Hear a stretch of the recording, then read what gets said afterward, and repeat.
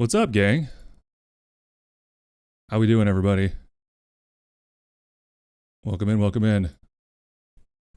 Starting off with a little Pratoman today. That's all right. Ha ha. My father worked the mines till the day it took his life.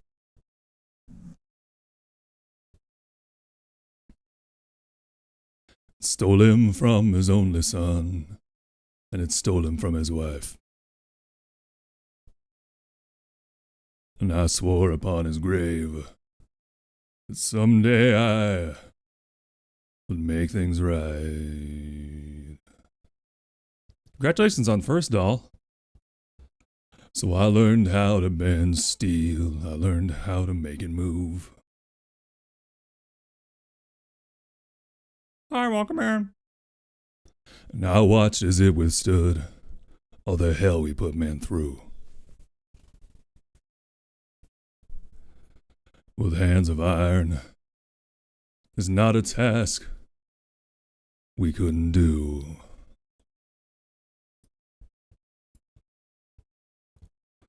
They've waited so long for this day, someone to take the death away. No son would ever have to say, my father worked into his grave.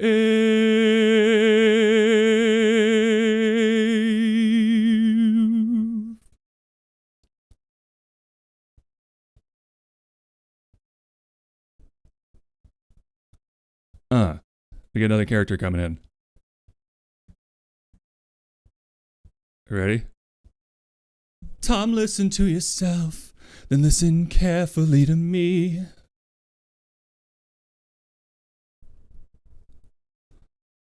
If you replace the working parts, you get a different machine.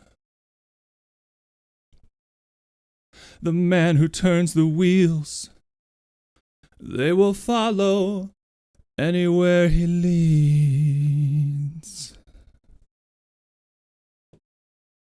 We've spent our whole lives searching for a way to make a better world.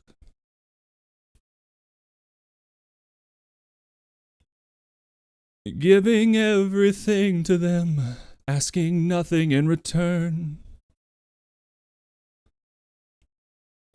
Well, here it is, a chance to take back everything we've earned.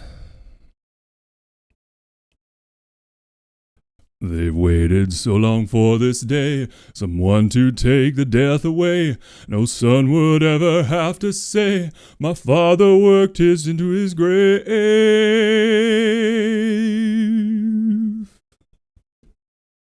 Congratulations on second, Travis T. Thank you so much. Welcome in, y'all. Who's on third? Esu Nariru. Hanadal with 31 prayers. Travis T with 79. Bonnie Moon with 135. God damn, these numbers are crazy. Cryptivo, speaking of crazy, unprecedented 211 times. Oh, wait, that sounded like I was calling you crazy. I meant the number was crazy. Esu with 174 crazy times. Zumi 17 with 30 freaking 5. Hello, Princess, and a 25 stream streak. Oh, fuck. With the things I would create. I never said the man should bow. I never said the man should break. And I only want what's best. The one I love, she works so hard. She works her fingers till they bleed. Some of the pain that she endures will bring a strong man to his knees. And I only want to help. You underestimate the character of man. You think that they'll surrender if you bind their working hands, but they are strong. Just wait and see. We will build cities in a day. Man would cower. We will build towers to the heavens. We will be heroes.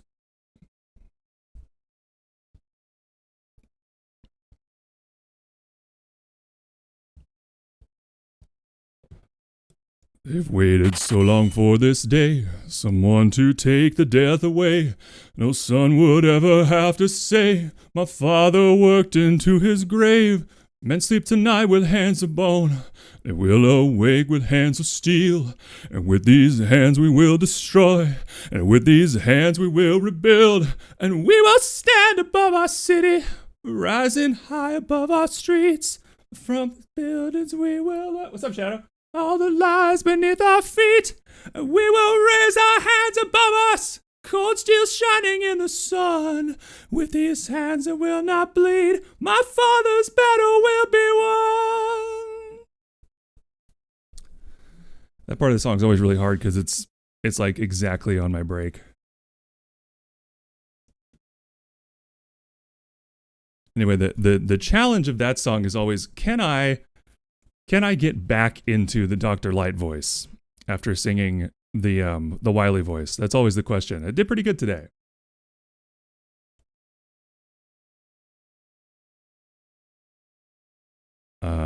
But hey, Abel Ryan, welcome in. Azriel's hand on a 150 stream motherfucking streak. Princess Buns, my morning's going pretty well. As you can tell, my voice is actually in a decent place today, which is fun.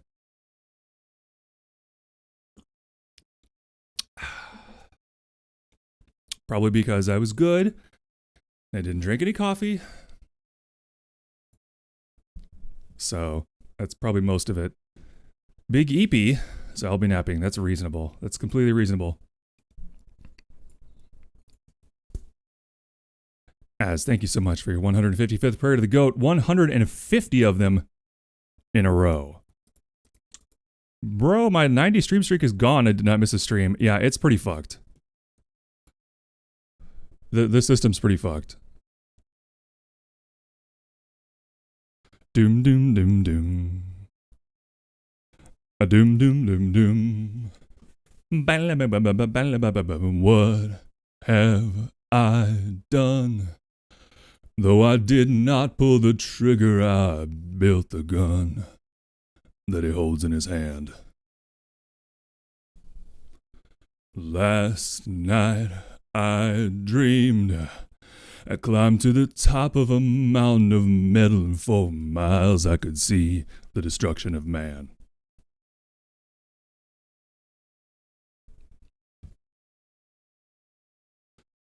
I will not be the father of death. Shadows on my lap. Darling Emily, everything that I have done for you. Oh, hey. But it turned out all wrong. Let's see if I can do this back. Official happiness life Can just followed. I My hat take is like a shark's back? fin. Can I turn off this machine before it destroys everything that I've loved? What do you think, Shadow? Can I do it, baby? I will find a way to make things right. I will find a way, Emily. I will not be the father of death. Sorry, I'm wrestling a cat. Hi, my hat is like a shark's fin. Thank you so much for the follow. Official Happiness Live. Well, that's crazy. What a official happiness. Damn. That's pretty big. I feel like we're being graced by a celebrity. The official channel of happiness. Let me take you away. He will be nothing when this runs its course. Bah. Doom, doom, doom, doom, doom. There will be light. Doom, doom, doom, doom, doom, doom. There will be light. Doom, doom, doom, doom, doom, doom. There will be light. Duh. There will be. Doom, doom, doom, doom, doom, doom, doom, doom, doom, doom, doom, doom, boom, boom, boom, boom. Doom, da, da, boom, da, ba, da, boom, bum, bum, bum. Da, da, da, da, boom, da, boom, doom, doom, doom. All right. I'm gonna have to kick it off of the Proto Men because I'll just do that all day because I could listen to and sing this album over and over and over and over and over and over and over and over and over and over and over, but I won't do that to you. I simply won't do that to you. You know? That would be crazy.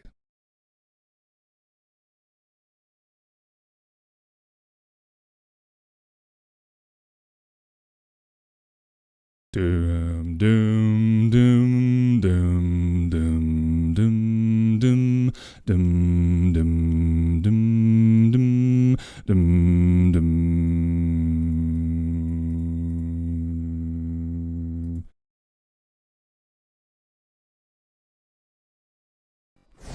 Oh yeah.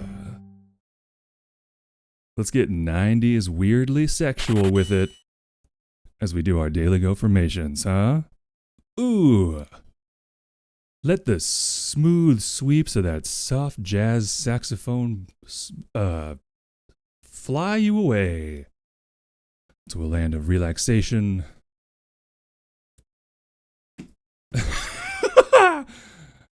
For our daily go formations. Hey Scarlett, what's up? Welcome in. Thank you for your 87th prayer to the goat. Grace you all with flowers. Oh, that's sweet. You're all amazing and awesome, and I hope your day has been amazing so far. It's been a day so far.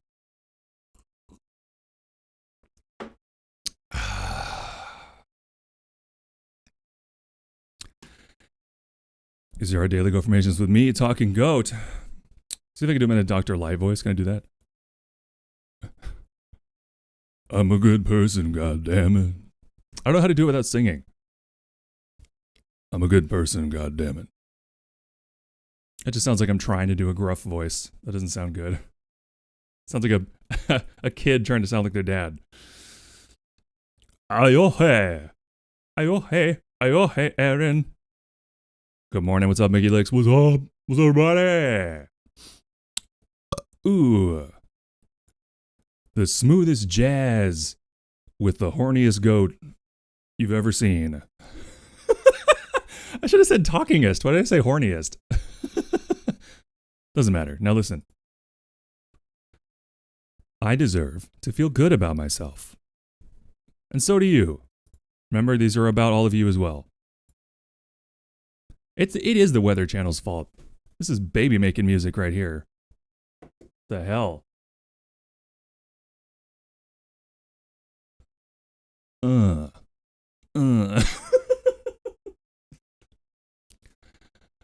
No, well, I don't know if no one's mad at me for what I'm doing right now, but if they are mad at me, fuck them.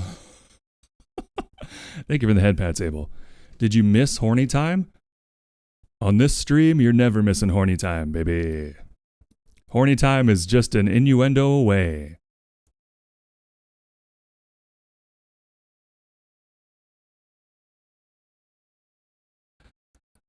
I will not allow capitalism to define my worth as my net worth. I simply will not allow it.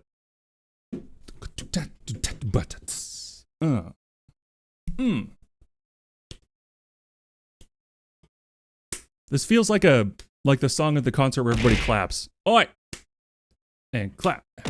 Ow, clap. And clap. And clap. Oi! I will survive. If for no other reason than out of spite for those who wish me dead. And that is more people than, frankly, is reasonable. I think it's pretty unreasonable how many people want me dead.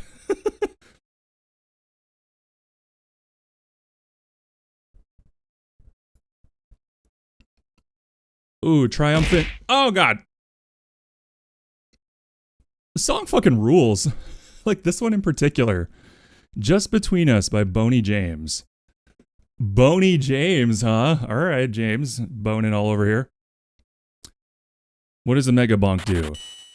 It's many bonks for the price of one, but they're in rapid succession. Thank you for the lurk, Miss Monet. Miss Monet, another lovely streamer, plays a lot of DBD. Oh God. Oh God. Ah, no. No. No. Get these hammers off my tits. Get them off my tits. Unbelievable. I can't believe you would hit me with hammers like that because I'm a beautiful person. And I'm worthy of love and support. Oh!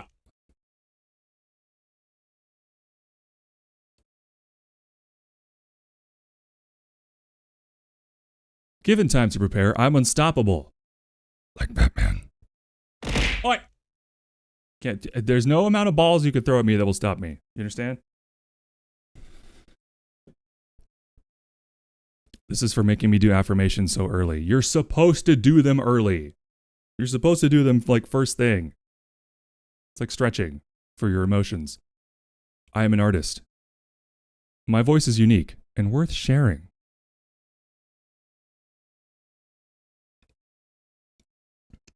We're just bullying the goat this morning. Doll, that's every morning. What are you talking about?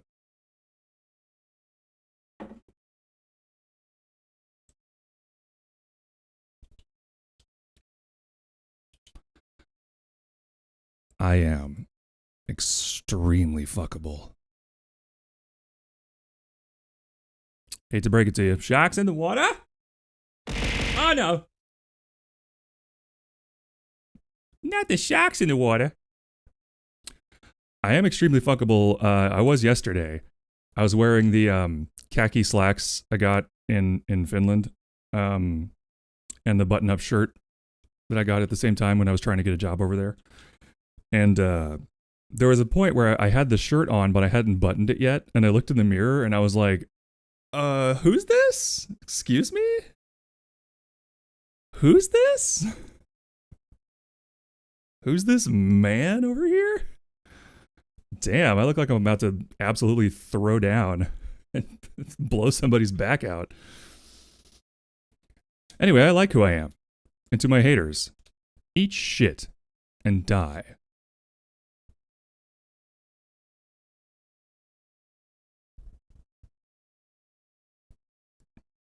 Thank you.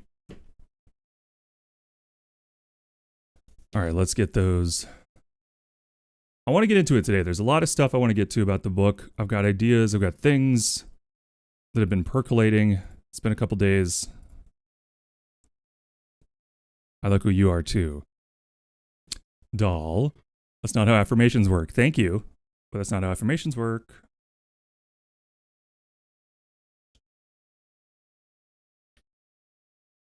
You like who you is. You're supposed to say that. You like who you is.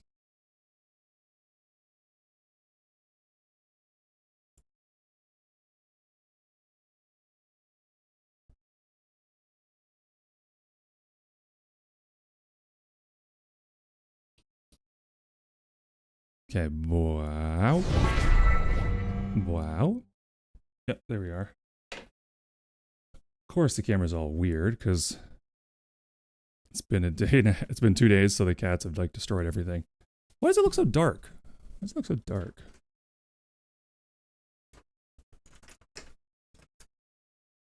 There we go. That's better. I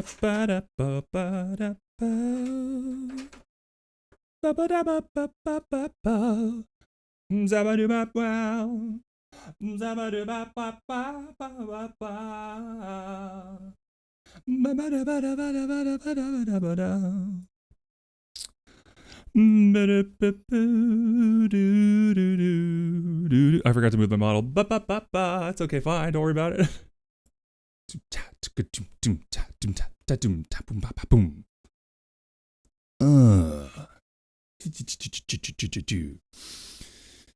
Goat's a masochist confirmed. Now, where did you get that? I don't recall saying that. Can't hear you because I can't read. That makes sense. Ghost butt licking emoji. Got time to body double. I got hella art to finish. Fuck yeah.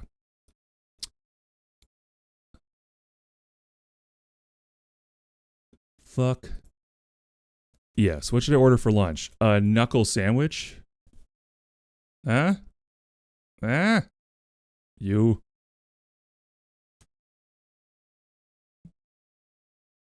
Oh, by the way, Crypt, we are technically behind on the body writing. I mean, handwriting. Because, let's see. Haunted Doll gave bits. Scarlet subbed and Dr. Verm subbed on Wednesday. So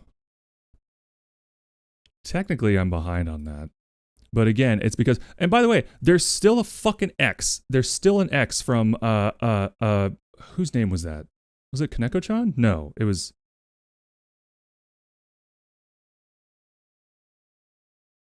I can't remember. But the point is, there's still a fucking X on my knuckle that was there during the interview that I didn't realize until afterwards. So I went to my job interview marked by chat.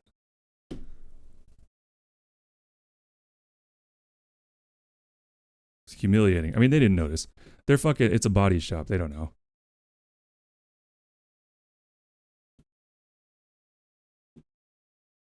They don't know shit from dick.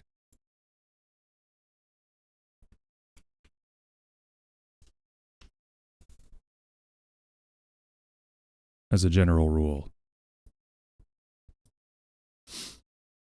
All right. I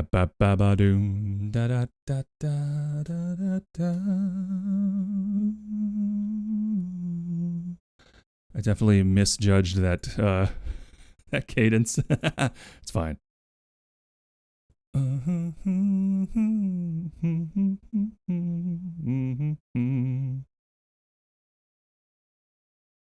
Yeah.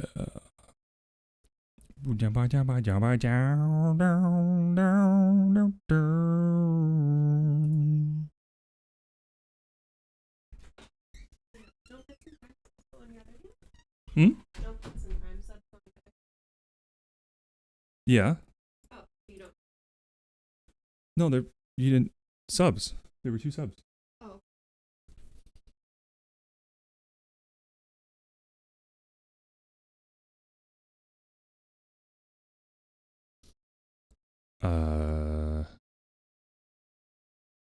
Yeah, Scarlet and Verm. Speaking of which, hi Verm. Hello. Scarlet is Others. here. I don't know if they're still here. Also, Bondi subscribed off stream. What? You'd have to check on it. I don't see that in my. Really? It was. I thought it was a couple days ago, but.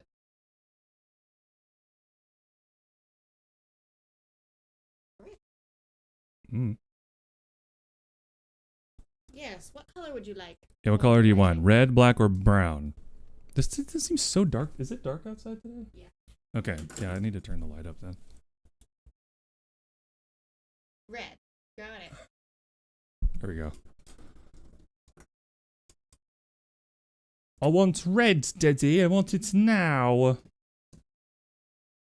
Said Dr. Veruca Salt. Vermruca.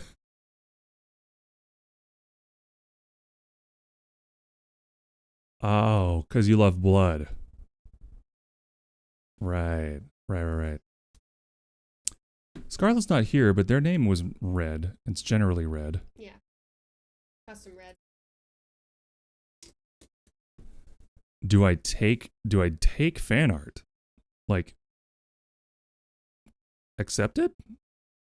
Yeah? Of course I do. Love fan art.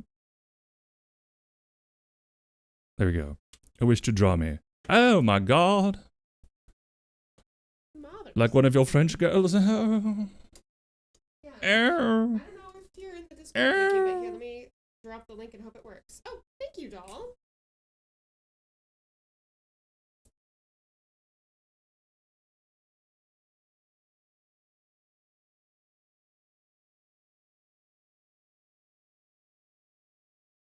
It's great. We do movie nights on Monday.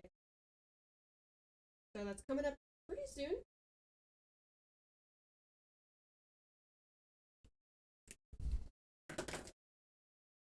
There you go, doll. There you go. I'm not in it. Let me scooch in. Hell yeah. But yeah, why is my name on your hand now? Verm, to answer that question, that's what we do when we're doing writing streams. If people support the channel, I write their name on my hands because you can see my hands. It's good old fashioned family fun, and it's nothing weird. Even though I got the idea from lewd tubers. who write people's names on their various body parts for vast sums of wealth.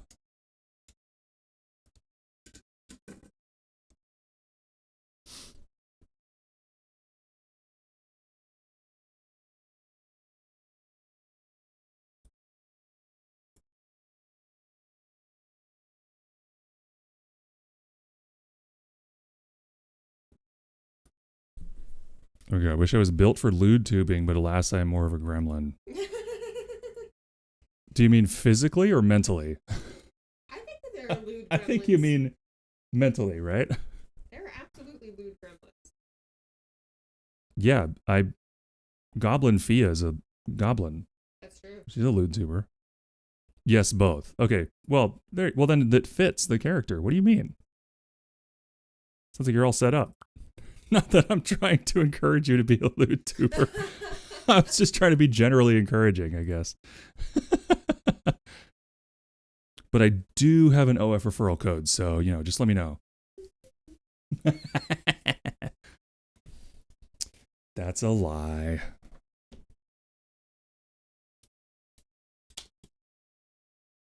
Isn't that fucked that OnlyFans has referral codes? That should not be legal. So does VGen. Well, VGen's very different from OnlyFans, honey. True. Like, I am fully... I've known for a while, especially at the beginning when it was first getting huge, people would make little, like, MLM empires of sort of, using their position as a figure online to give their referral code to, like, everybody who might start one, and encourage, like, really unethically encouraging very young girls to start one, like, right away when they turn 18 and stuff. Like, other women doing this. There was a spate of that. It was not cool.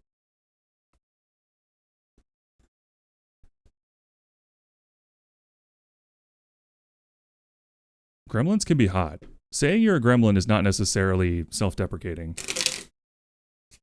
Yeah. I mean, I'm pretty gremlin-y. You are not. I'm gremlin. You are in personality. See? Yeah. Yeah. I bite you and steal your model. Hot gremlin doll. Hot gremlin arc when? What the fuck is happening with the fucking model? I don't know. Use my face, stupid ass program. A fabulous ghoul. I'm just a ghoul. Very good call, Mickey Licks. And yeah, every time I've received fan art so far, it's made me cry. If that tells you, I am back. How dare you do this? How dare you do this? Crip's trying to blow up my spot. Can you close the window? I think it's like sticky outside. Isn't it? It's sticky? Is it cooler outside? Yes, it is. Okay, can you lower it then? Yeah. And raise the bottom one. Fresh air for shadow. Yeah, because he's not a flight risk, so it's fine. If you never post it now, you'll never build a presence. I need to show the people the growth. I'm sorry? No, it's me. You're showing people your growth? Okay. I don't think you can do that online unless it's on certain websites. Can't wait to get confident enough and good enough to post my art. 5'8" and built like a Greek goddess, so I'm more of a gremlin in spirit. Cryptus, is there something about that? What? Like, sort of statuesque women being fucking gremlins? I don't know. Because I would say you're built in sort of the Greek style to an extent. Statuesque usually means tall. Yeah, I know. As soon as I said it, I was like, ugh. Like, I was like, ugh. No, it was an eye roll of, I know what I'm saying, but I also know that word is not used that way. So language is stupid. But you mean why are hot girls gremlins? Not hot girls necessarily, but like.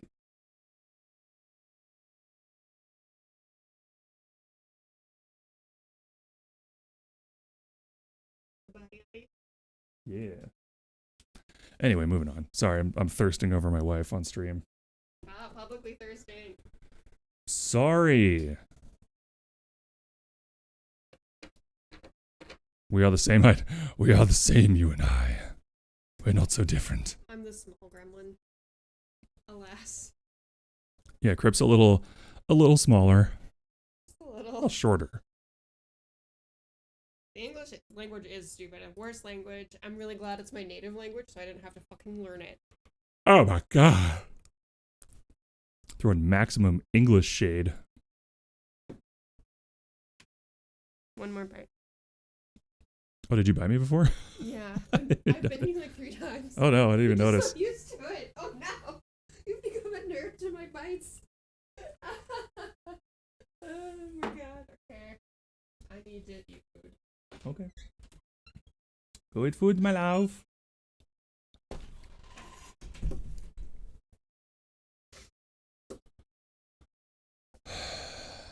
If you don't thirst over your wife, then are you even married? Yeah, a lot of people are married and they don't thirst over their partner. It's really sad. Okay, I think that's enough Weather Channel music. I'm starting to go nuts.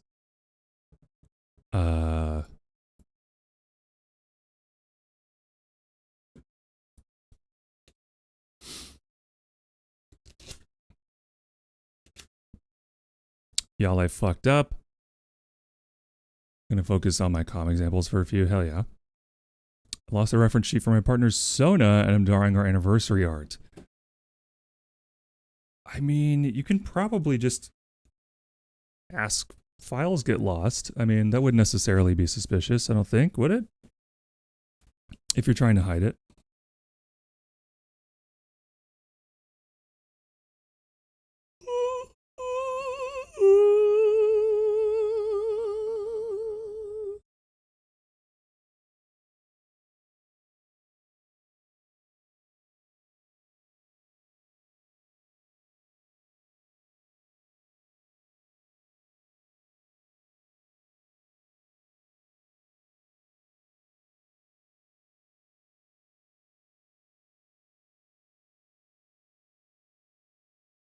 No, I can't. They will know.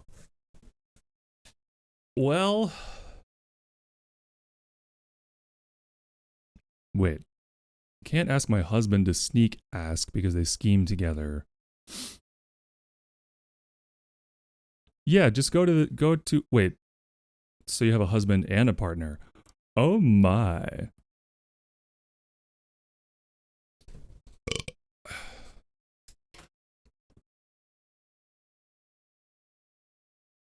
Polybean.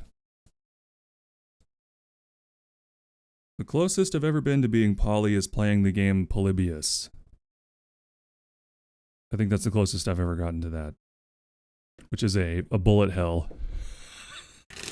arcade game, so not exactly the same thing. The kiddies, good morning. How you doing, buddy? 950 burps, fuck yeah. Polybius. Am I thinking of the wrong game?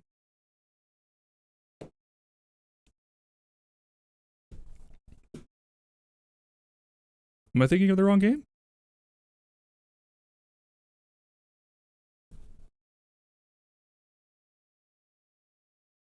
Polybius isn't real.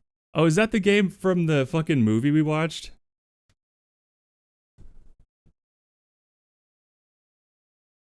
Ah.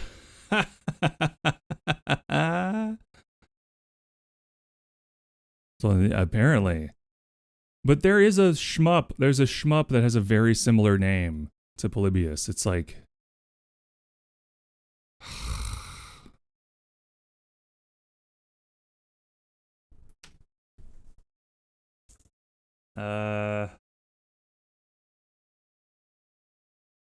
That's gonna bother me now. It's an old school one. It's like similar to Ikaruga.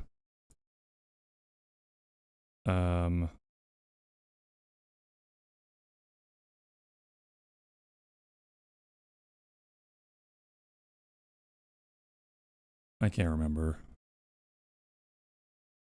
They took inspo from it, for sure.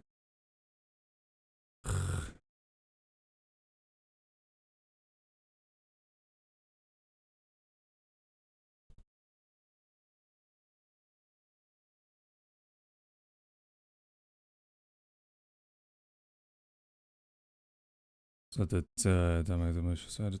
it was a left. It's a left. The one I'm thinking of is left to right. Bullet hells or bullet hell game.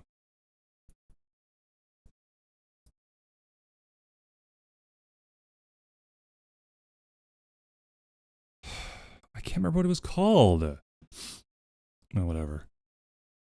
Doing a right, had to re-render the video I was recording because I didn't check if there were spaces between sections I was putting together, but it's rendered now. So you check it then upload. Hell yeah. Love me a shmup. Get shmupped up, brah. Jamestown. It's the only one I can think of. Yeah, well, because I don't play them very much. Historically, like, I've liked them, especially as a kid. But Jamestown was the only one I really put any time into, and that was only 3 hours of time, and that was like a decade ago. Actually, literally, it was a decade ago. Last played January 6th, 2016.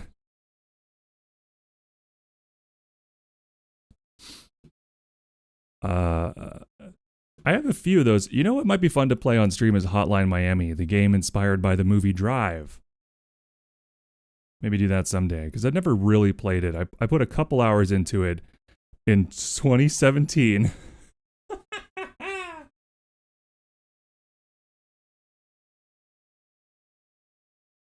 So remember Luftrausers. That was a good one. Yeah, shmup. Okay, I'm looking at shmups. None of these are shmups. It's also, they're not, the thing I'm looking for specifically is not a shmup. It's a bullet hell. They're different. Are you doing well? Yeah, I'm doing well. The interview went exceedingly well. You know, again, I don't want to do the job really in the first place, but the reality is, like, you know, we need money. So, you know, but if I get this specific job, the one I interviewed for yesterday, in theory, it will be more money than I've ever made in my life by a significant, well, what I would consider to be a significant margin.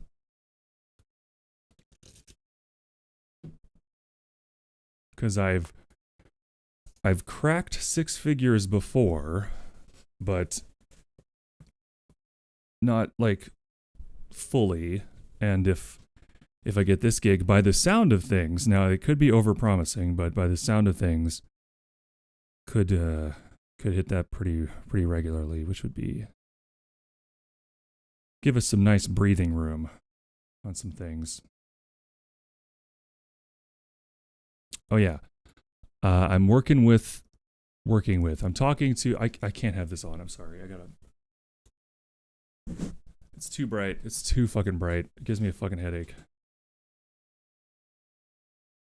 I don't think I've heard of any of these games. Well, I don't know why I'm having. Do they not have like bullet hells on Steam anymore? Because this is a problem. When you click on a store tag now, it doesn't just take you to a list of games. It takes you to this weird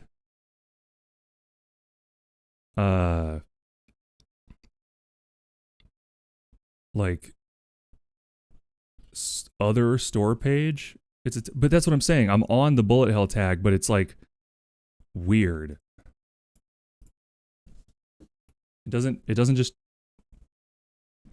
like when I go down to the filters, I have to manually add bullet hell, even though that's what I fucking clicked to get here.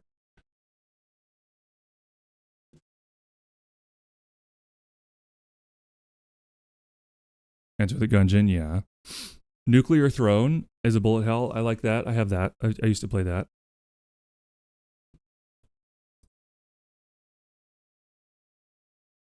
I don't even know if the game I'm thinking of is on Steam. This is such a waste of time. I shouldn't do this right now. I should get into the fucking... Ah! Oh, Ikaruga is on Steam, though. That's nice.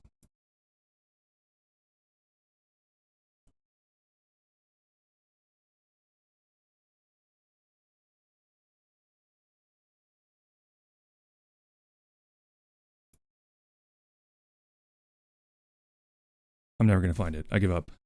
I'm moving on. moving on, moving onwards and upwards. Is the stream too dark now? Be honest with me.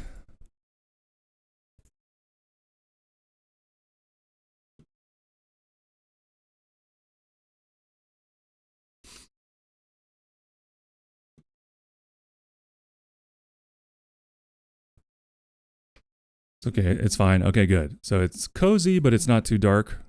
Because it's very dark in here, which I like, but, you know. Lighting or vibes? Always too dark. The vibes are always too dark. I meant the lighting, yeah.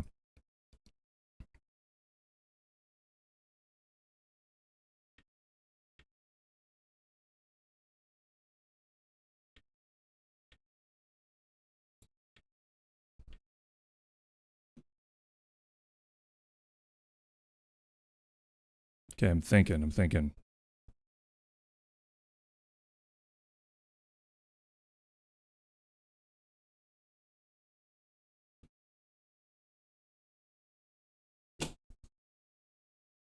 Okay.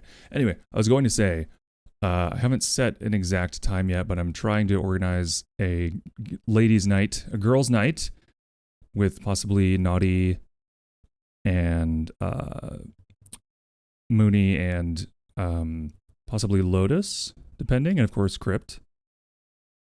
So get excited for that. So what I would do, that would start in tomorrow afternoon. So I would probably start stream a little later in the day and do like 3 hours of writing and then jump into that. Okay, so that sounds fun. Yeah, well, I'm actually like really fucking good at Dead by Daylight now. I'm not pro, but I'm good enough that I generally survive pretty late. I can make the chases longer. I don't always escape, but like, you know, I'm pretty good at it. I'm better at Killer than I am at Survivor. For sure.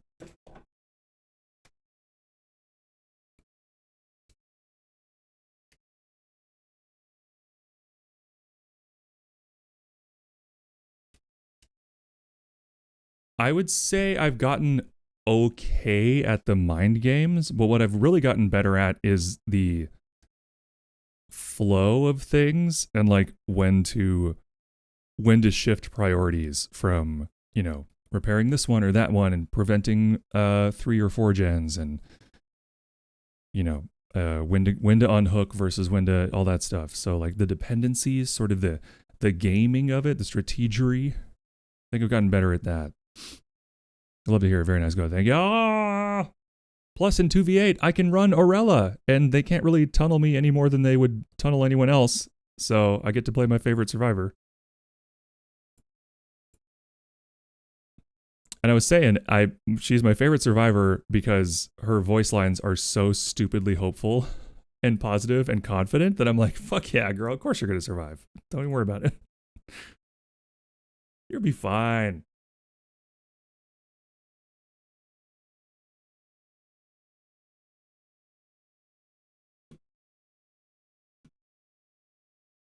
Throw down some lurks. Okay. So let's get to writing. I did really well the other day with a bit of a deadline. So let's experiment with some deadlines here. I've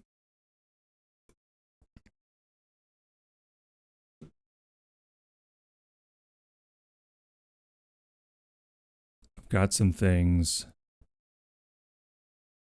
Space.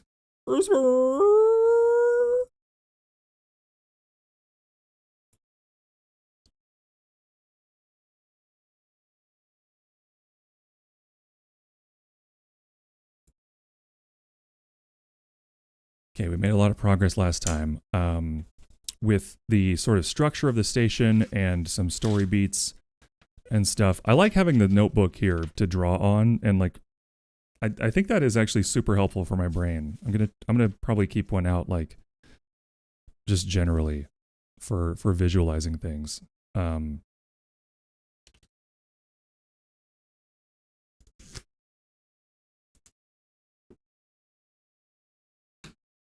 know what also would be good is some graph paper. Graph paper is super useful.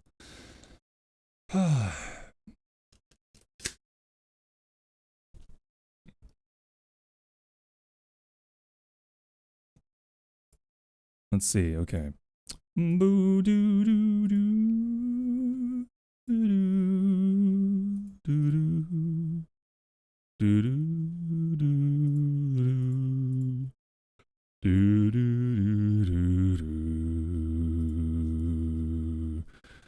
I haven't used giraffe paper in years. Well, that's because it's illegal. Because they can't poach the giraffes anymore, man. Don't say that online. You're gonna get flamed by the woke mob. They're gonna come after you, the kid is.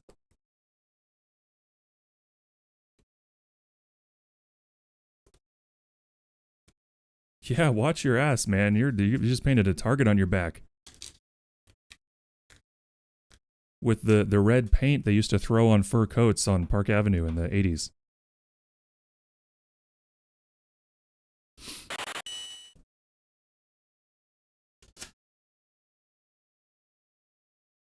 Suki Suki Daisuki Kudai. Thank you for your 65th prayer to the goat.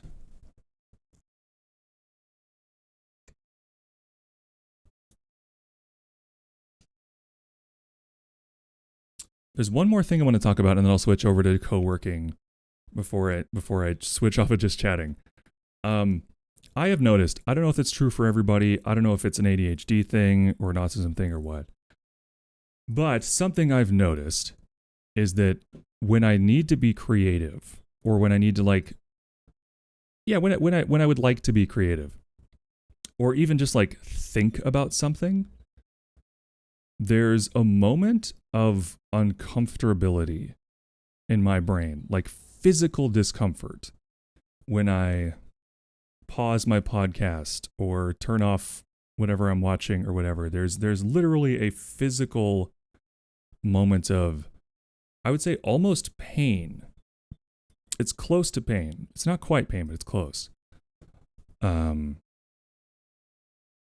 it's the transition between like something that gives you dopamine and having to just use your own brain and actually think of stuff. And what I have found is the more comfortable you get with that pain, the more you can anticipate it and know it and be familiar with it, the easier it is to make that switch. To go, okay, I'm going to pause whatever this is, and I'm going to get back to thinking about the story I want to write, or whatever, you know. And it's a moment of pain. And it also happens, like, even for me on stream. What's up, Cybot VT? Thank you for your second bird of the goat. Let it go and I see it. You know it is.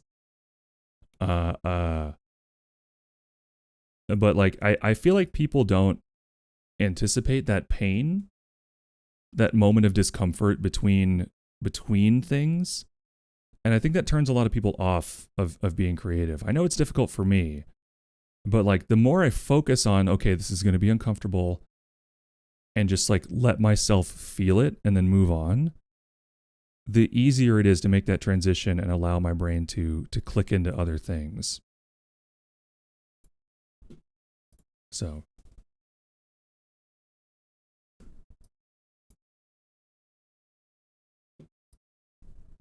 I can't stay long. I better get groceries. I'm doing well. I'm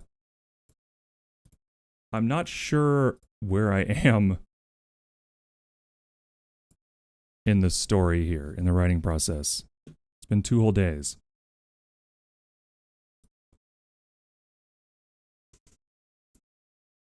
I think when we last left off, we were trying to name oh, that's right. We were trying to come up with names for the Nadras, and it was really throwing me for a loop. So we can stick to that for a second. I haven't been doing shoutouts today. God damn it. Sorry. Usually better about that. My apologies to you and yours. What book are you writing? The working title is Remnants of Levere, an Extant Worlds novel.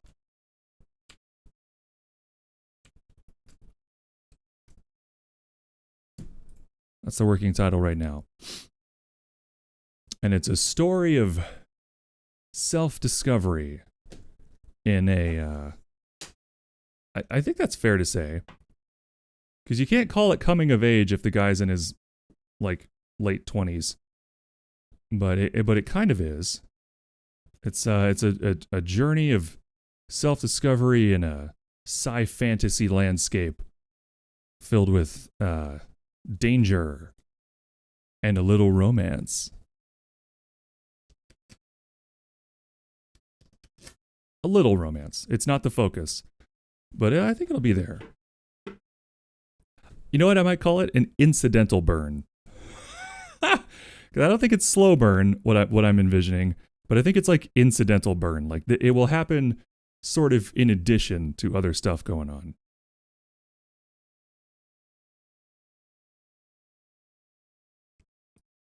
It's functioning Bildungsroman still. Wait, why do I know that? What is that?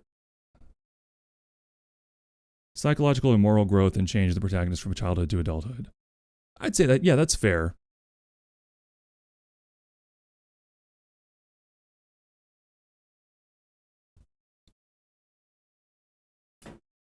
I've ranted about it before. Well, I do love your rants, so that's probably where I learned the term. I saw Bildungsroman and I was like, that racetrack that kills people? Wait, no, that's the Nürburgring. Okay. So, we were trying to come up with a naming convention for the Nadras, and I think I can get back in the headspace. We were deep in the logic of it. I was looking at Swadesh lists. We were looking at the Skeksis naming convention, where it's like a shared syllable, and then additional pseudo nonsense syllables after that. And I'm wondering, like,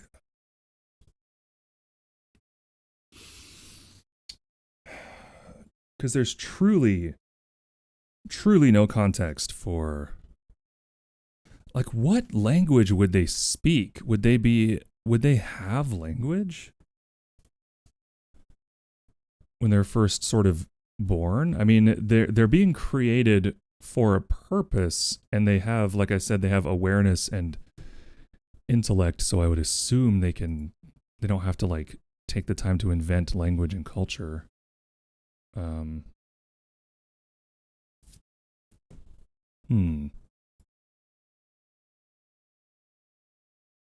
But yeah, this is what I ran into last time. I was just like, gee whiz, I don't know what this group of immortal, very recently born energy vampires would do.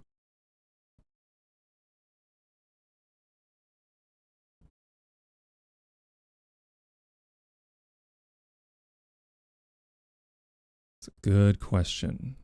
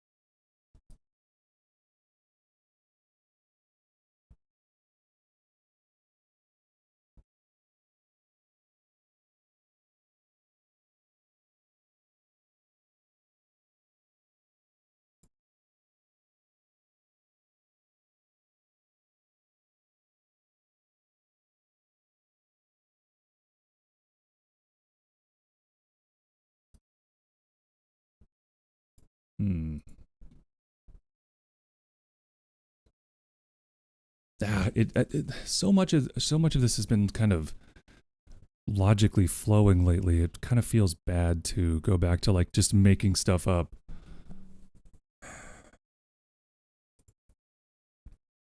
looked up a list of the names of Skeksis.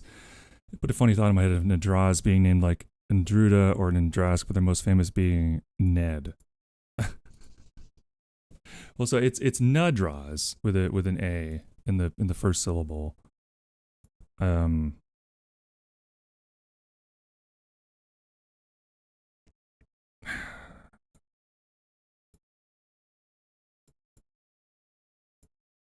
The problem is there's no logic to attribute to this. Whatever it is, it's going to be entirely arbitrary. Like whatever I come up with, it's going to be totally arbitrary. So I just need to be comfortable with the fact that it's arbitrary. Got a lurk. Okay, Google groceries. No worries, Saibot. Thank you for the lurk.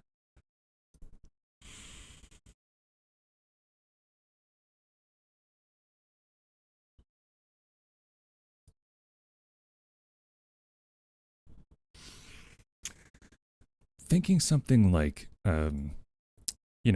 preferably kind of old sounding, but hold on.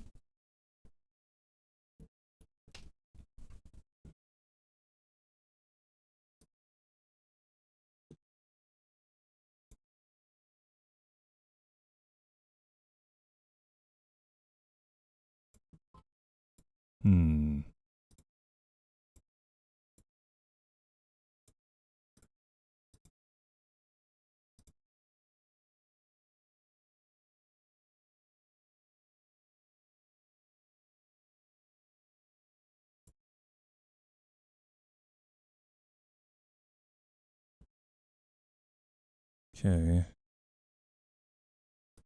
Just looking at stuff here.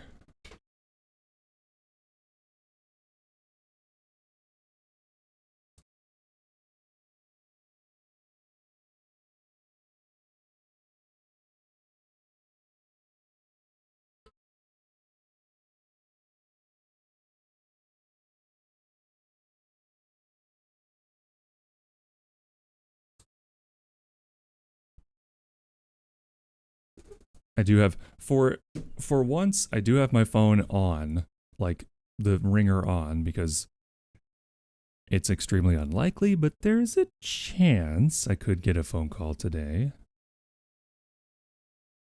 It could be beneficial to answer.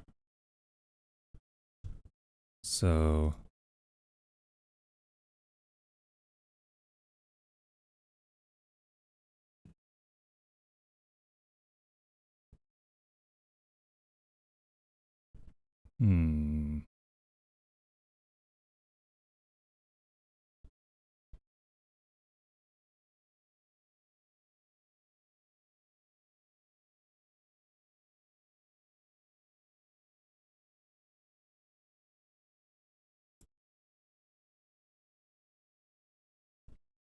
I just on a whim, I just searched up like Mesopotamian deities just to, I don't know, throw a dart in the dark, and I forgot that D&D directly took a lot of names from specifically Mesopotamian and Sumerian, like Tiamat, Abzu, Lamashtu, what else? I think there's an Enkidu in D&D lore somewhere. Pazuzu stuff. There's a lot of these names that are just directly in D&D.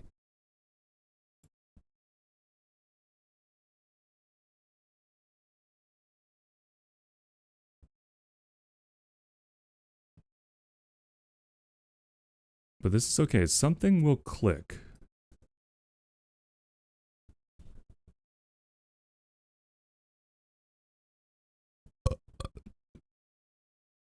Tell me their name again. Oh, sorry. I didn't. Yeah, there's nothing to apologize for. Thank you, Crypt, for saying that, because I meant to say that and then just never said it. Yeah, no reason to apologize. You're totally fine. List of deities by cultural sphere. Well, we can check out African deities. That'd be cool. Well, hold on. I don't know if I want to name the evil evil imperialist white lizard people after African deities. Maybe not so much. Let's move on. That might not be the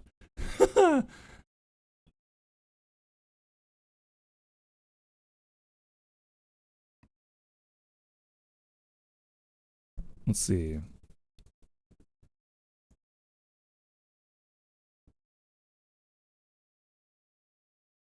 Oh my god, wait a minute.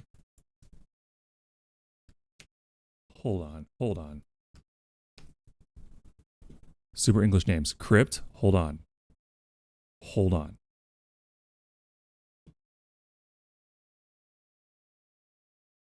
Because I had a bit of a brainwave. Because I just thought, like, I'm looking at these ancient religions. Why can't, like, the modern religions be interesting? They're so fucking boring. It's just one dude. It's all it ever is. Like Christianity. Wait, hold on. There's one flavor of Christianity that is polytheistic. Catholicism. Catholicism is polytheistic. Because the saints are minor deities.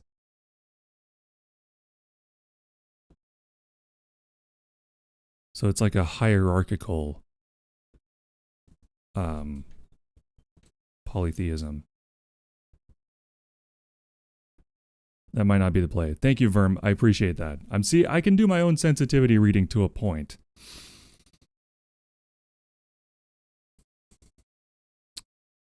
My God. No pun intended. There are so many Catholic saints. Whoa, dude.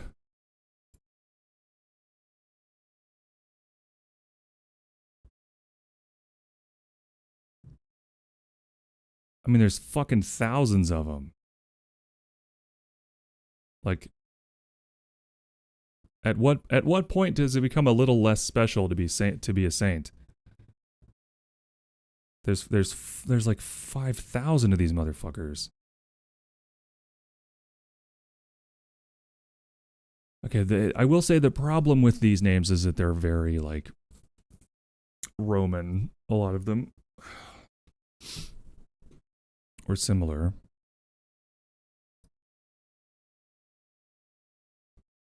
I don't know what name them like Valentine means.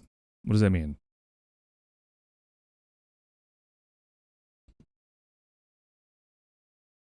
I'm also, like, whatever I find for inspiration here won't be literally one-to-one. I'm just like, I'm looking for something to kick off of, you know. Yes, but I don't know if you meant, you know, you just say Valentine. I'm like the guy, like Valentine's Day?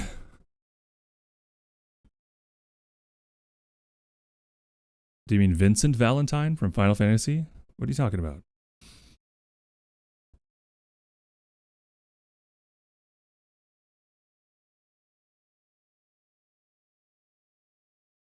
Name one Valentine. I don't think I want to do that.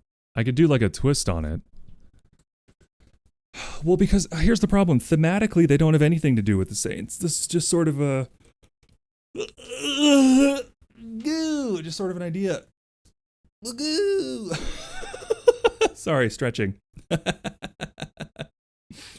Normal stretching noises.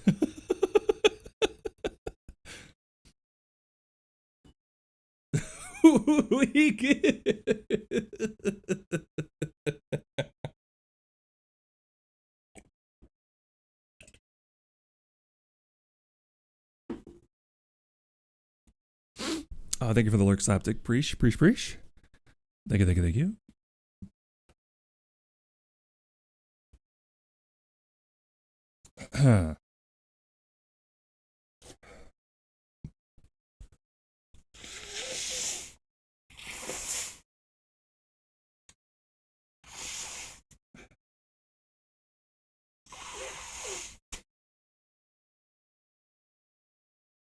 Hi.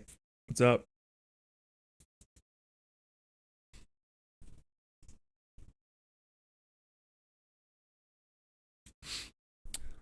Sorry, I just had to clear out my nostrils.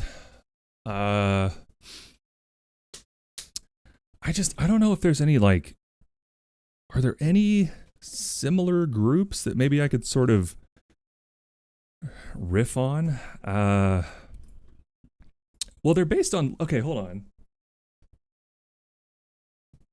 I wonder if the lizard people conspiracy has any, like, specific like fun names. Now I know that these conspiracies are rooted in anti-Semitism and racism, but maybe we can find something to riff on here. Snotty. You're snotty. You're a snotty little gerblin. I didn't mean that.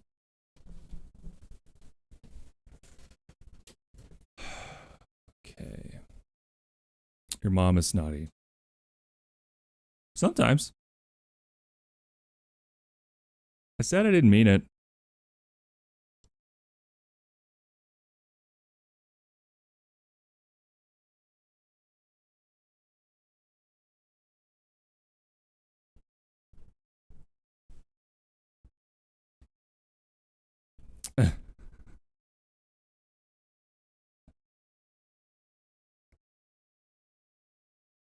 What is that? What is LLY? Lee?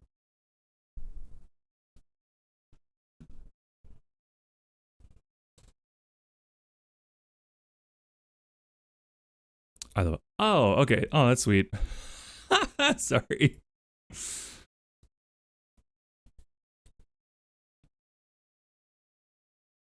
It's I love you. Okay, I got it. Sorry, I was like, oh, what? Love you too, doll. Sorry. Thank you, Mickey Licks. Thank you. Okay, so I'm looking at the Wikipedia page for David Icke, or Icky, who is apparently the main progenitor of the shape-shifting reptilian aliens conspiracy theory. I'm wondering if there's anything here.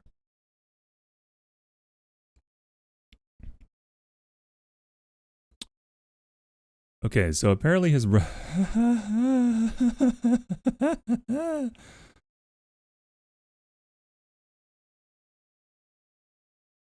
Ick believes that an interdimensional race of reptilian beings called the Archons have hijacked the Earth and are stopping humanity from realizing its true potential. He claims they are the same beings as the Anunnaki, deities from Babylonian creation myth, Enuma Elish. Okay.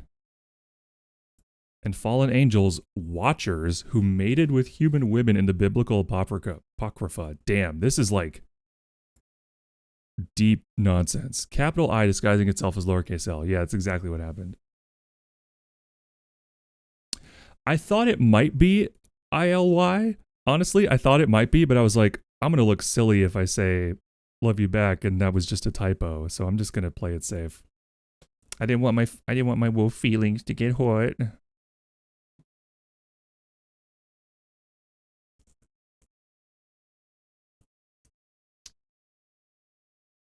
Wait, so a watcher is a type of biblical angel. This is like a thing? Hold on. Occurs in both plural and singular forms in the book of Daniel. Oh, this is like in the Bible. Okay.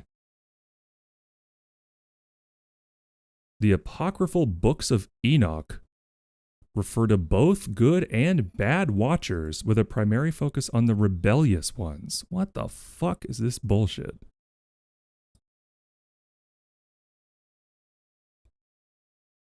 This sounds like supernatural fanfic. Like, this doesn't... Oh my god.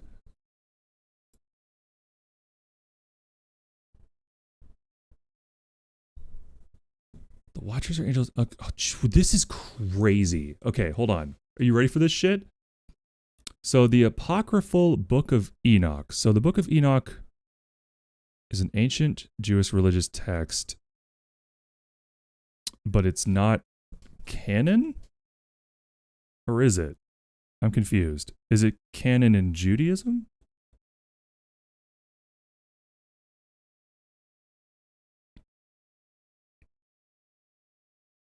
Animal apocalypse? What is that?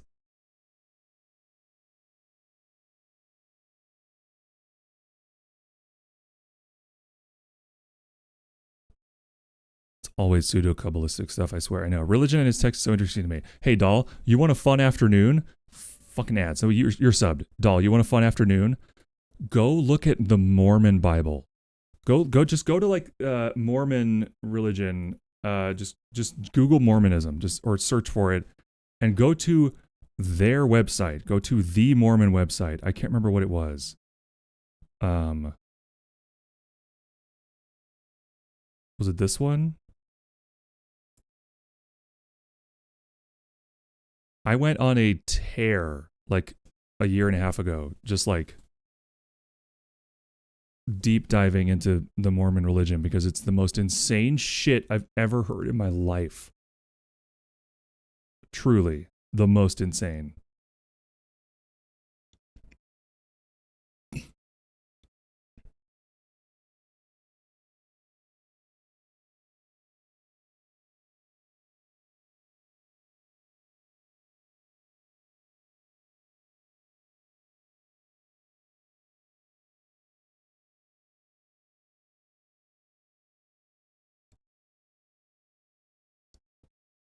There it is.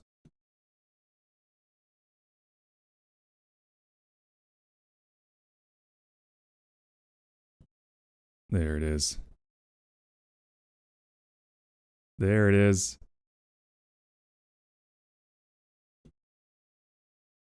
Yeah, the actual Book of Mormon is so fucking crazy balls. Crazy balls ass nuts.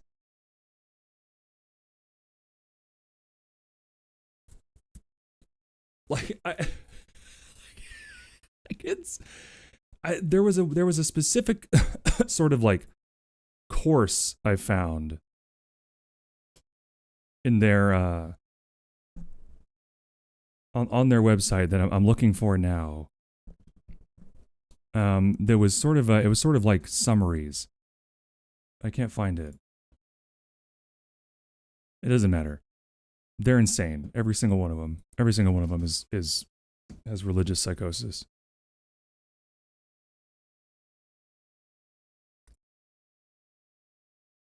Okay. We're getting pretty far from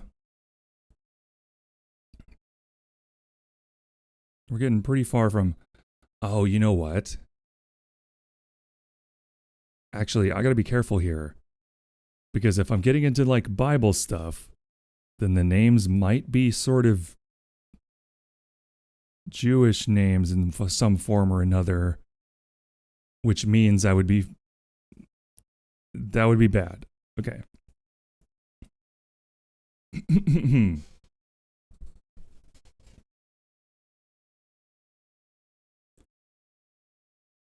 Okay, so I'm rethinking this. Maybe I shouldn't go down this road because that would end up with one way or another problematic stuff.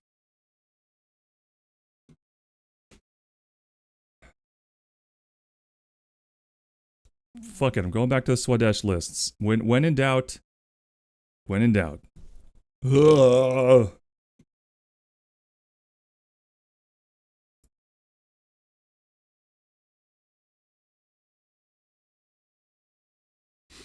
Thank you for the burp.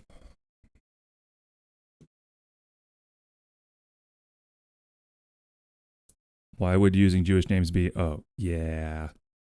Yeah, well, like I realized if we're getting into Old Testament stuff and Apocrypha and all that stuff, it would be very difficult to avoid feeding into that. Like, you know what I mean? I don't want to give the villains Jewish names. That just doesn't seem good.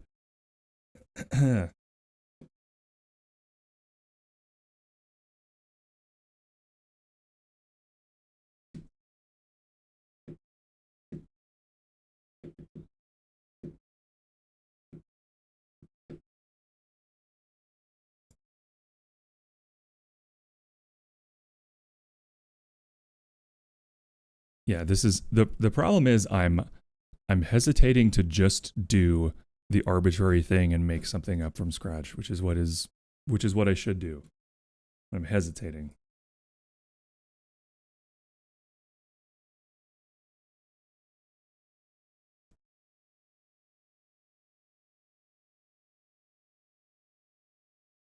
Let's give them white boy names like Carl. You are the second person to suggest that now. Crypt said the same thing.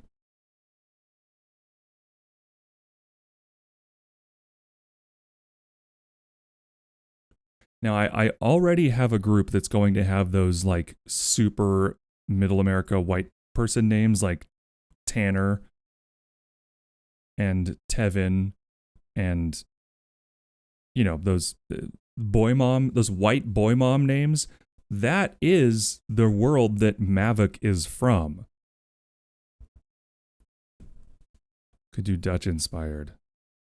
Names inspired by names of Yuan Ti.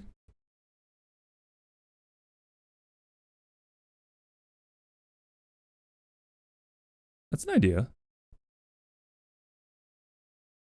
That is an idea. That it's some real evil. Every power that has owned colonies has done some real evil. Every single one. Really simple names have to be obsessed with titles based off their achievements like old kings did. Damn, Verm. Okay. You know, I was thinking of something similar to that, and someone suggested it last time of like start with something insanely simple and then maybe their names sort of expand over time. I want to give credit to whoever suggested that, but I'm blanking. I'd have to go back to the VOD. Was it you, Decky?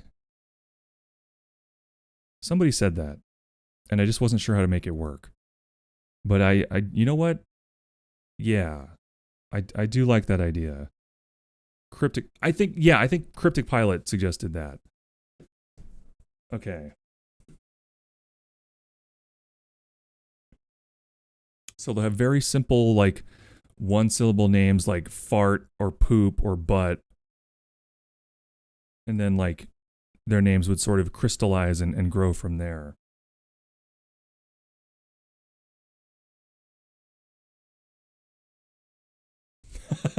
Why would you clip that? Fuck you.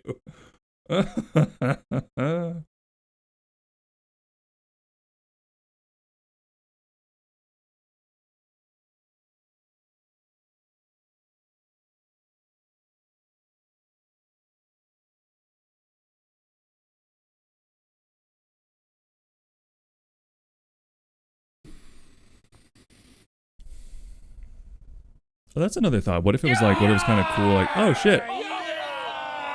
Yeah. What's up, pirates? They're shivering my timbers. I hate Yuki. I just raided with 1 viewers. My timbers are shivering. What's up? Welcome in. Looks like you're playing some Minecraft. Right on. Demon Raid. Hell yeah. Welcome in. What's up? How you doing? What's wrong with Yuki? Why you hate Yuki so much? Oh, you're Yuki. Aw. Don't hate Yuki. I'm sure you're lovely. Oh. Deep as blue as my hat is like a shark's fin, man-made terror. I hate Yuki. I just followed. My hat is like a shark's fin. My hat is like a shark's fin. Thanks so much for the follow. I hate Yuki. Welcome in. Somehow I wasn't following already. Totally fair. I get it. What's up, Tam? Ah, Tam, did you bring us here? What's up? Thanks for the twerking emotes. You know I love those. But yes, hi, welcome in.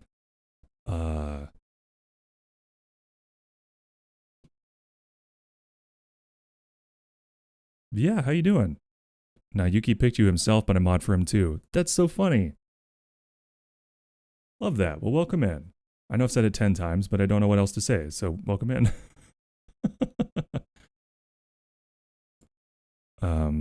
We're writing a book, and we're struggling with naming something right now. And some very generous chatters have provided me with an idea to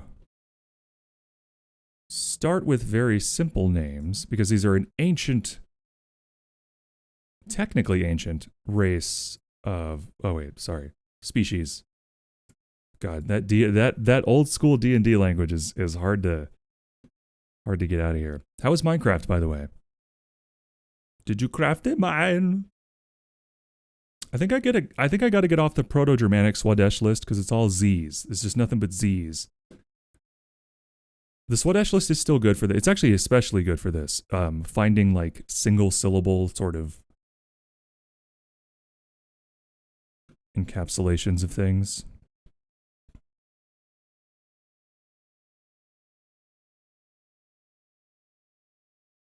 But thank you for the raid. That's very sweet.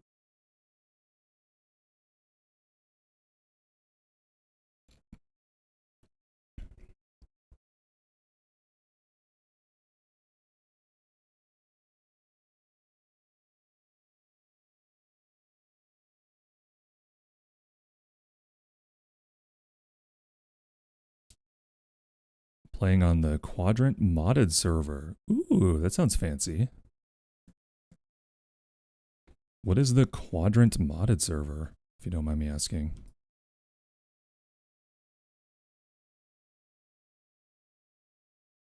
Also, don't worry, this isn't a cyanide capsule, it's just my omeprazole.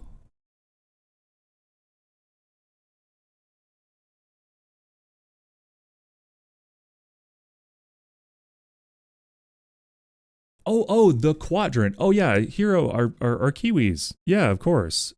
That's awesome.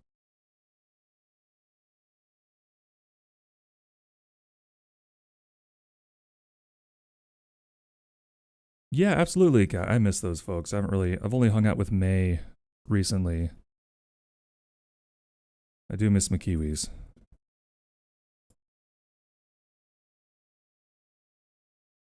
It's very difficult. It's been very difficult for me to lurk in the evenings because I've been running out of spoons. For some reason that takes spoons for me. Trying to get more people to play on the server. Oh, so this is an ad. I see. Well, get out of here. No self promo. I'm kidding. Joking.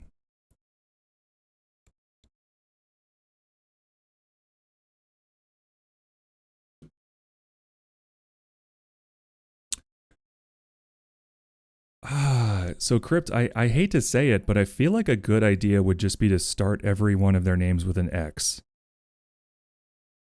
I hate to say that because of the conversation we had about giving villains stereotypically like foreign or Eastern European sounding names.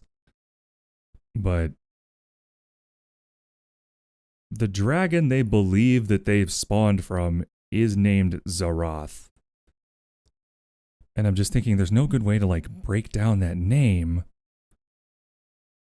unless it's just every name starting with an X maybe.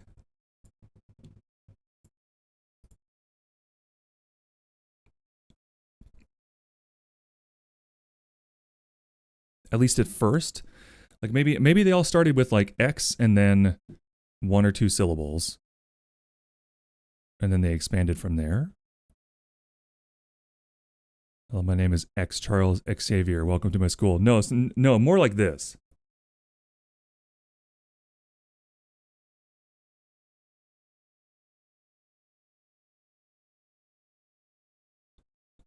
More like that.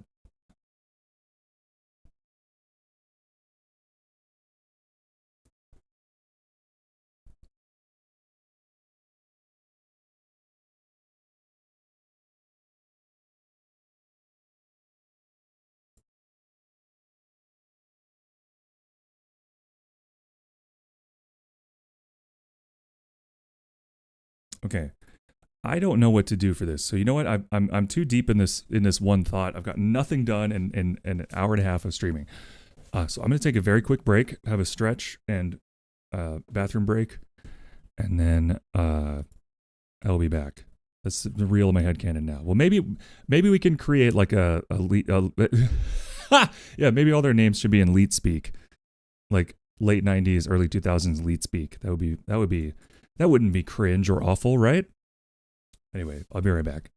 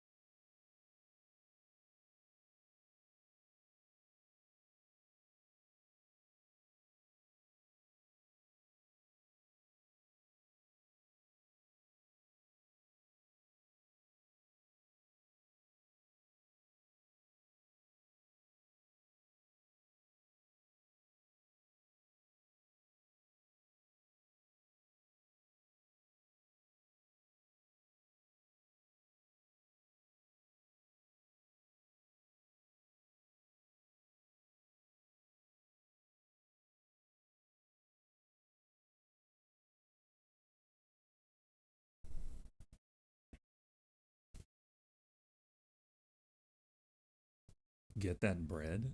I don't know. Where did it come from? I'm stretching. Hold on.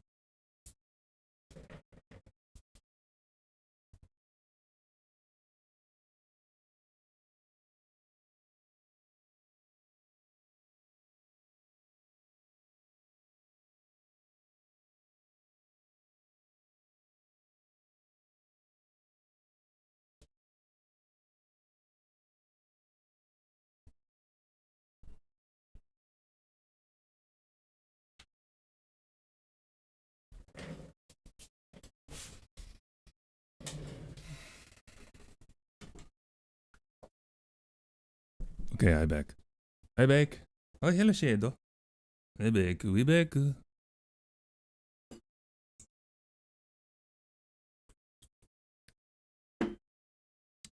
I have to say one thing.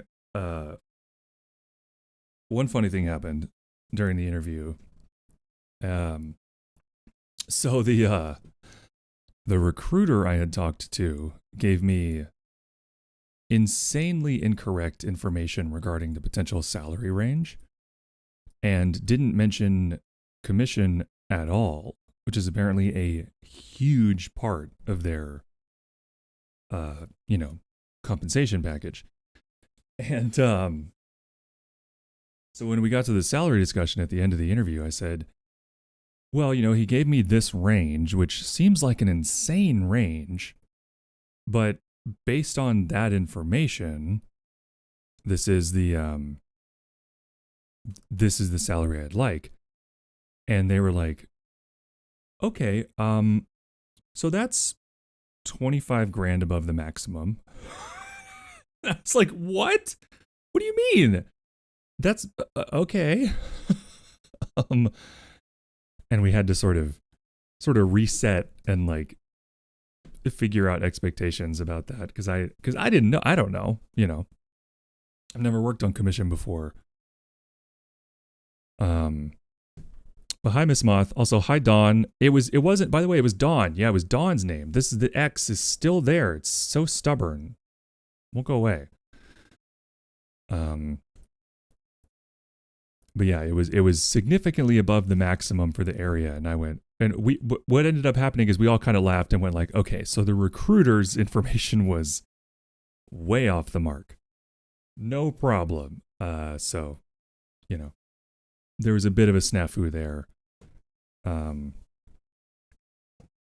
don't think it's going to hurt my chances of getting the job. I think that they knew I was going to ask for the maximum, but the numbers I had were way off. Now, hilariously, based on what the guy told me, I would be making significantly more than I was asking for based on the commission. So we kind of laughed about the recruiter and said like, okay, so this recruiter has no idea what they're talking about. This is the range. And I said, well, that actually, and then he honestly, he took the time to fully explain their like compensation package and said, so that's kind of how it works. And I said, okay, well, based on that, what you're saying sounds completely reasonable and fine. And we're in the same ballpark. So I'm sure that'll be fine. And he was like, yeah, okay. So, basically we educated on the actual situation. The fact that you and the employer laughed over the issue shows a nice environment to hospital. Well, so that's the thing is like, I went in really having no idea what to expect, but it turns out that it sounds like I would essentially be an insurance adjuster minus the responsibility with like double the salary. So yeah, it sounds like a pretty sweet gig. Lady Helly, the Maid Hellhound, thank you so much for your 113th prayer to the goat. Got coffee and such. God, that sounds good. I want coffee, but it'll destroy my sinuses. I hate it. All I want right now is a big steaming cup of joe. Can't have it. Simply can't have it.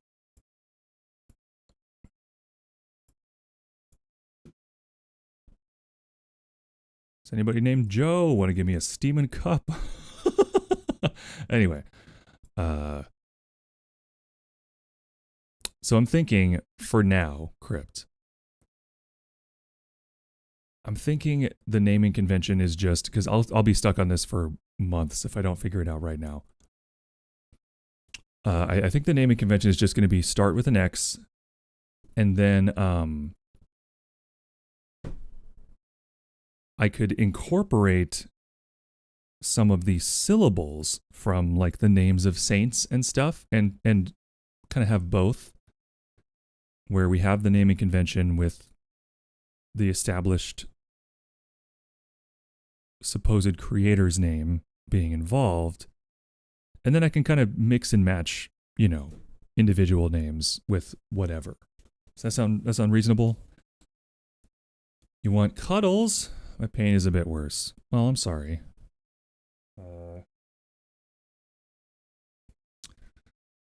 I send you internet hugs.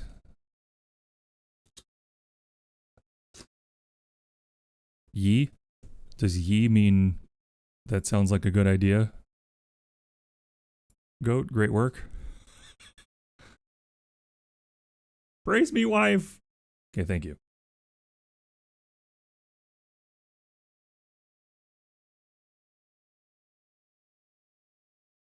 Okay, then it draws. Origins. So I need another. I'm just gonna put culture. Kultur. And we'll start with naming conventions.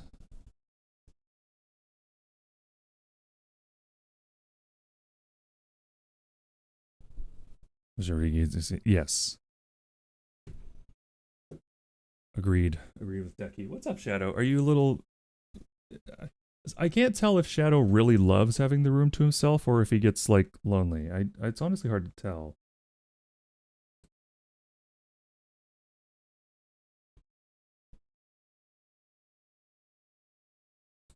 What is it, sweetheart?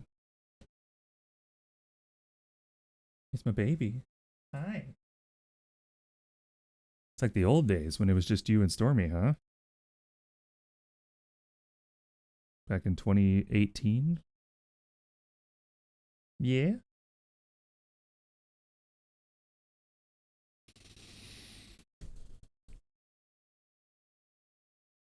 Told me nothing about how normal pain is and how pain is bad. Go doctor, so I'm in guessing territory.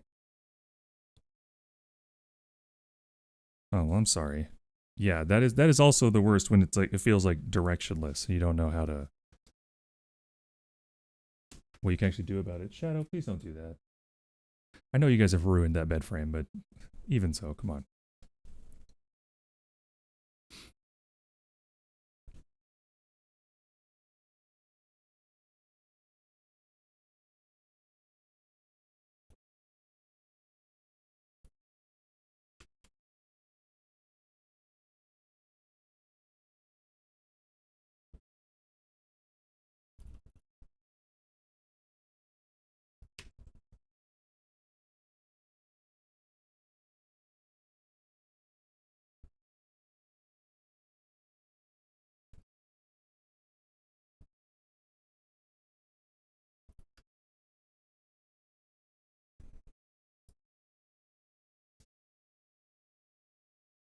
Okay, all the draws names start with an X. There can be any number of syllables in the beginning. Names were 1 or 2 syllables. Maximum. But over time, some have embellished their names with additional syllables. With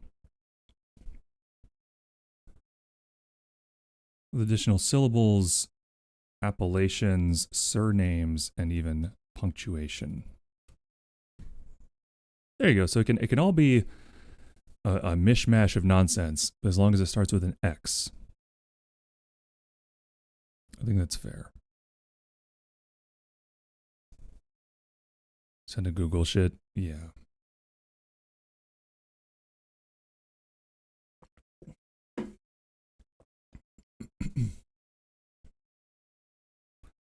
Well, it also seems like doctors like this weird culture of being terrified of being sued came out of the like 90s, like fear mongering about doctors getting sued out of the 90s and 2000s has led to this sort of this thing where unless they are 1,000,000% sure, they won't diagnose you with something or even put it in your chart because they don't want to get sued.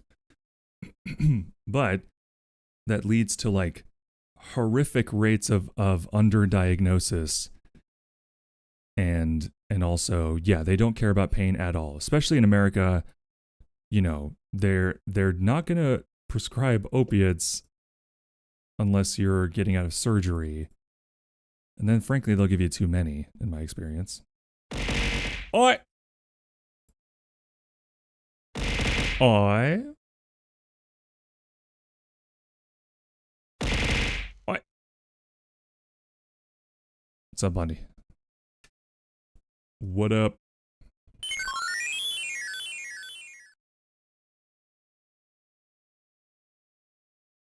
Hydrate. Okay. Guess.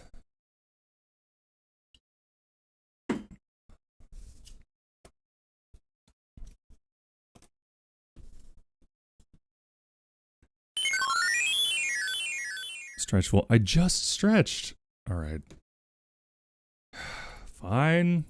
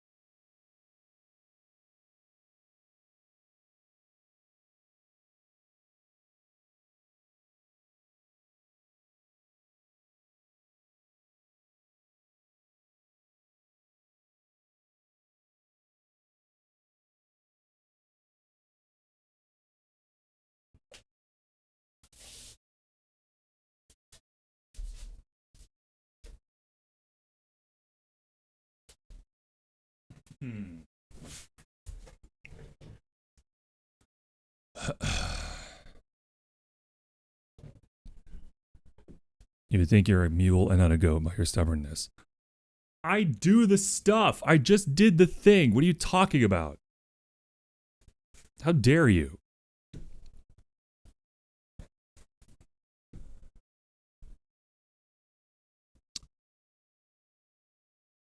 Suffer, stretch again. Okay. Chaos Biblical, what's up? Welcome in. Thank you for your seventh prayer to the goat.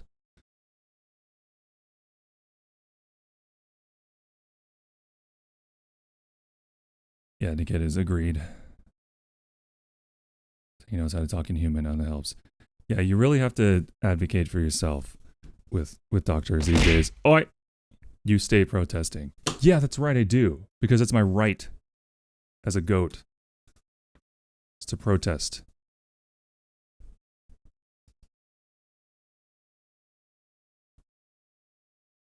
Oh, guys, I did it first try. Did you see that?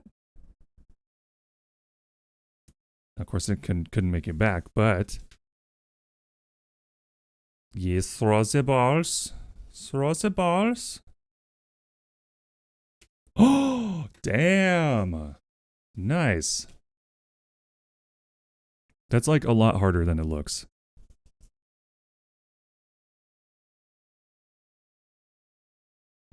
See? That one should have gone. It's just not going to work. Oi.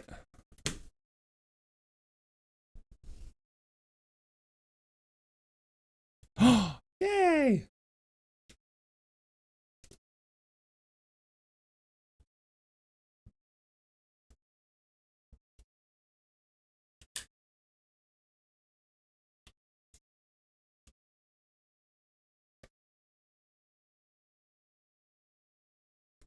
Oh, thank you for the clip.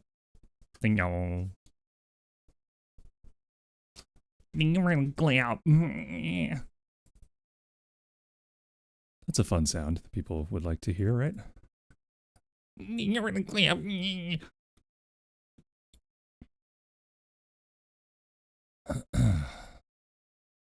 3 goat coins. Well, don't spend them all in one place.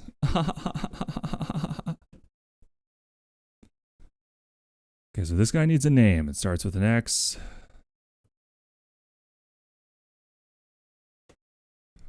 Fuck, man. I don't know. Why am I having a hard time getting into this today? Come on.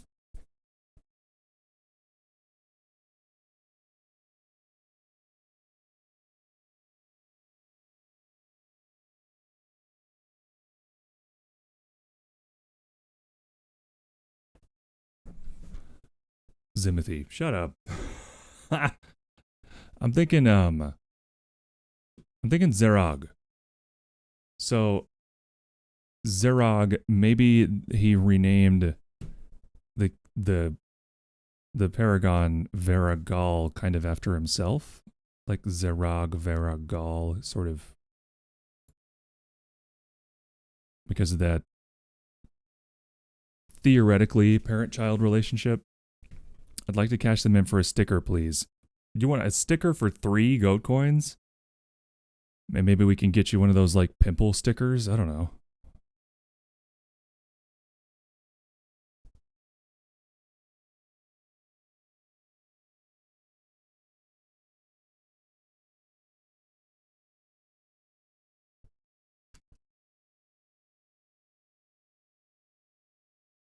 Saying I have pimples. I was just trying to think of the smallest sticker I could think of that's like relevant, because I don't think people buy tiny stickers to put in their notebooks anymore, which is sad actually now that I think about it.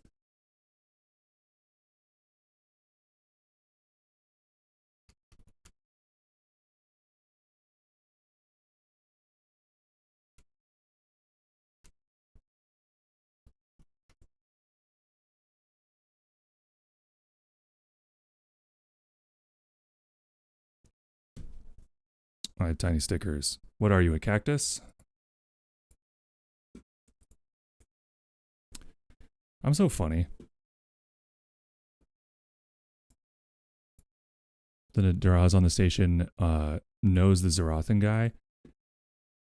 Yeah, so, okay. I know the names are confusing because I've sort of doubled up on them. But... so... A wrinkle I've sort of added to this is, so the Nadraz created the Paragons, and then the Paragons fucked off of their planet, never to be seen again, except they did find them again in the grid. And when Zerag, the Nadraz, who raised Veragal to be a god, hears that he's back and he's at this station, the Nadraz goes personally to try to reconnect with him and, like, for selfish, sort of self-aggrandizing reasons, reclaim the position of, like, father figure to this demigod. Like, if you put it on paper, it sounds like he's trying to reconnect with his child. And that's what he thinks it is. But sort of in context and, contextually, it's more like someone trying to reclaim their property. Like when a true narcissist is trying to get custody of a child. You know what I mean? Happy Friday. Happy freaking Friday, Wheatsy. Happy freaking Friday, Wheatsy. Happy freaking Friday, Wheatsy.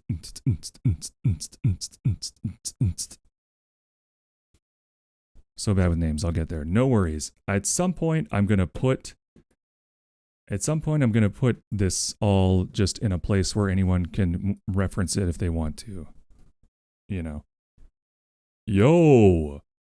What's up, Snowbella Visual? Heyo. God, I was just gonna say I need to do shout outs. So let's just do it, huh? Let's catch up. There's a million. There's a shout out for Huitsivite. Lovely streamer. We haven't hung out yet. We should fix that, Huitsi. Sometime. What do you think? And then also my lovely, not to put you on the spot or anything. My first German friend, my lovely friend, Snowball Official. How are you? Taking a dinner break. How's my sexy goat? Sexy goat is good. Schnitzel. Exactly. Farfignugan. We're gonna hang out on Sunday, right? Trying to do it up this weekend with collabs. Yes. Yeah. Queen. Yes, Queen. It's good. It's funny.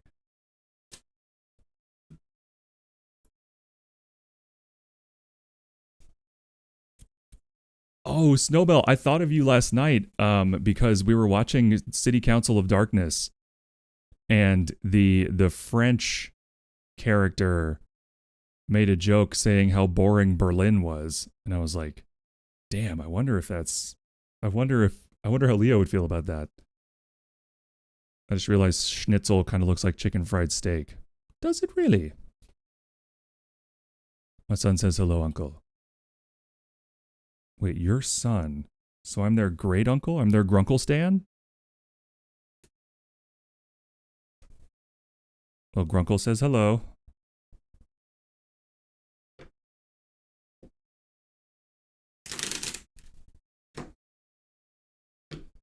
Yeah, Shaban said, this is the most boring town in the world, and I've been to Berlin. I was like, that's a brutal burn. Brutal Berlin burn, bro.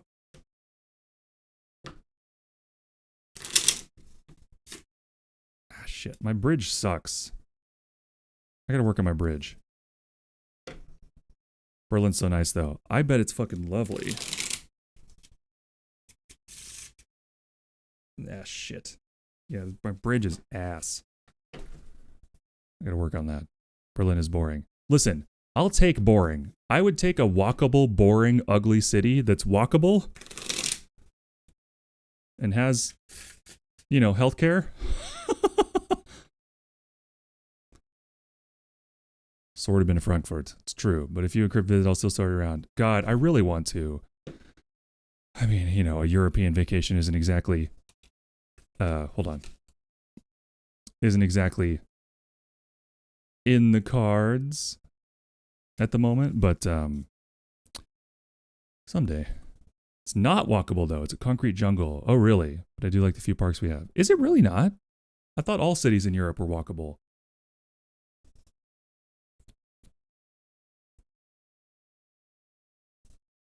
Everywhere in Finland was insanely walkable. It was fucking awesome. We traveled like great distances by public transport pretty efficiently.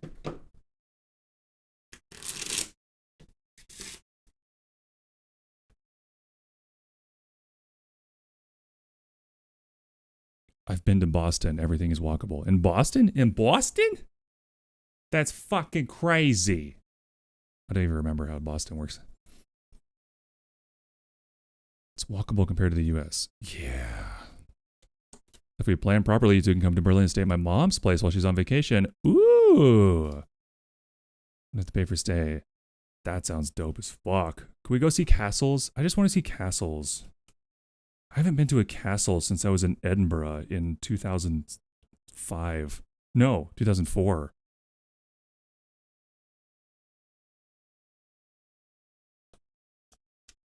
I just want to go to the castle.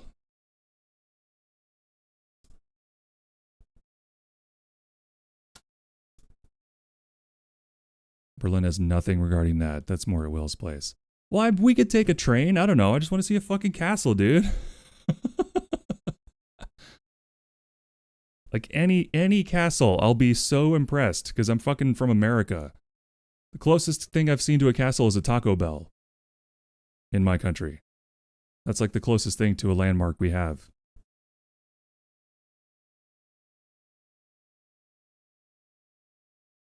thing that surprised me most about visiting Berlin was the trash and recycling. Take you to a castle. I believe you will, my love. I'll take you to the candy shop. Whoa. Gonna eat so good in Berlin, though. Ayo. What are we eating? What's up? Ayo. Anyway. What was I doing? I was writing a story, right? I forgot.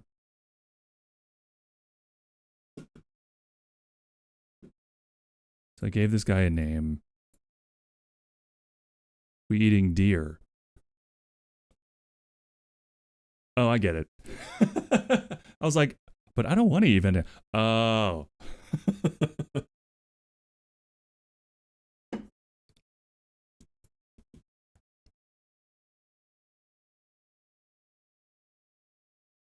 That's you can to meet Queenie. That would be great.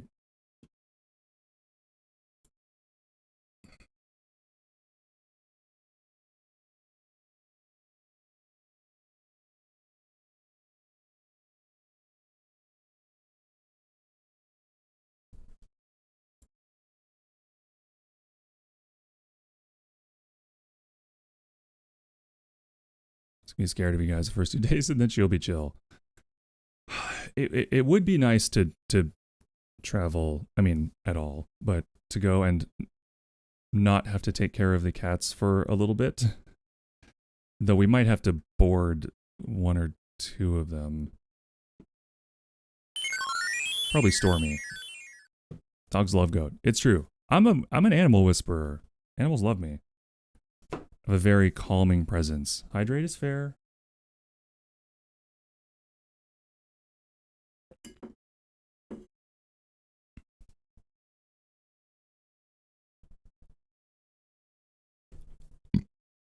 This travel still appealed to me as fun. Now it feels like a chore because I travel every few months for work. Excuse me. Yeah, but it's very different. Like, I've traveled for work before, and it's the fucking worst. It's like, I don't know, it's boring. I get that. And you go to places that suck. But if you're going somewhere cool, you know, it's not so bad. You can bring a cat to swim to the... No. I mean, like, it would be, I think, better for the cats and a lot cheaper to just have someone take care of them, or Stormy at least, because she needs her medications. Everyone else can handle a little time with us away, because she's on a special dry food and needs her medications. Yeah, it's like $300. It was more than that, Crypt. I think they cut us a deal because we were doing so many of them so quickly, but yeah, it's a lot. Well, that's just to get the paperwork. That's just the paperwork. Then you also have to pay like extra fees for the airline and, you know, all that stuff. It's a whole thing. It's a big part of the reason why we ran out of money while we were trying to flee to the EU, was because the cats made everything so expensive.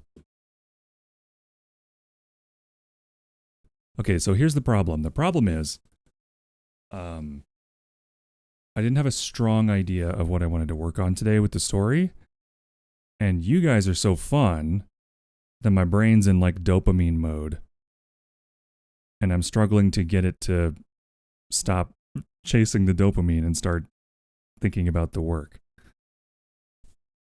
That's what's happening. Now, that is all my issue. I go look at, oh God! I'm getting too much money. Hewitt's Oh my God. who just cheered 1,000 bits. Getting too much money. God, it's so many. Oh God. Oh God.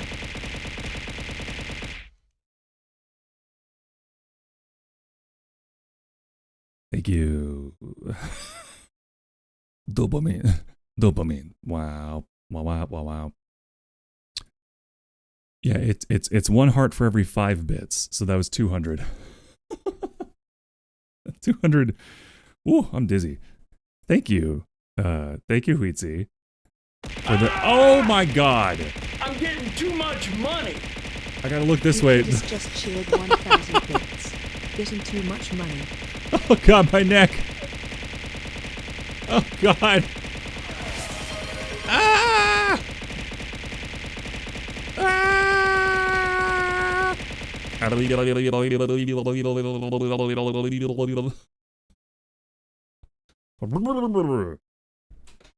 Gotta shake that off. God damn.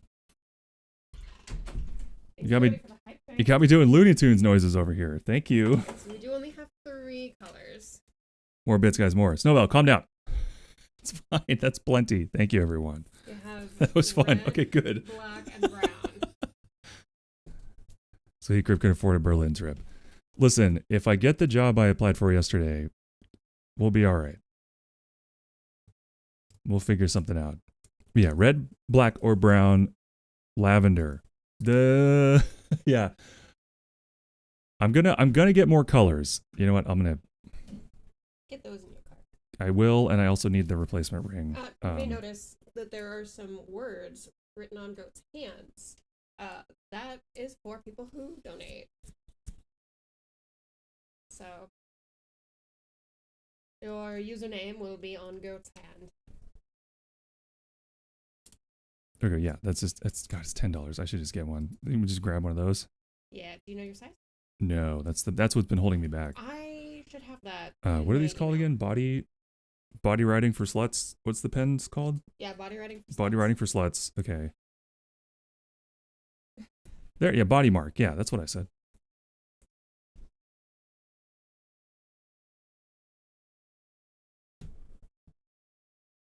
Brown. A brown. A taker of brown. That's the first one, I think. Second, sorry. Oh, I got such a static shock. It went through the headphones. Oh wow.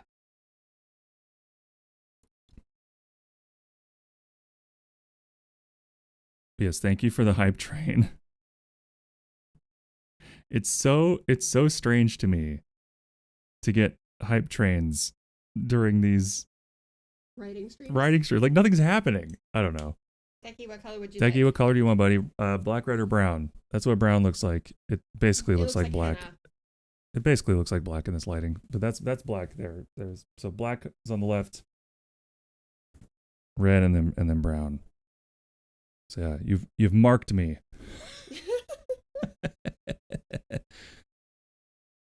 That's kind of the joke. Brown is good. Okay, another Brown is good. You got it, Techie. Give me a hand. I'm gonna. I need it. Give me your hand. So that's the more like. So there's 2 different versions of the of that voice. There's that one, which is more like. No, not Batman. This is more like a Oh, like the demon girl from the TikToks. Demon girl. She does Wait, a the thing, comedian who does the awkward videos? She has like the angel who has like a razor that's her little headset. She's like chewing gum and she's like, "Hi, welcome to heaven." I have no idea who that is. And then she also does a demon that has that voice. Oh no, I don't know who that is. So funny. But there's this version of the voice, and then there's the stars.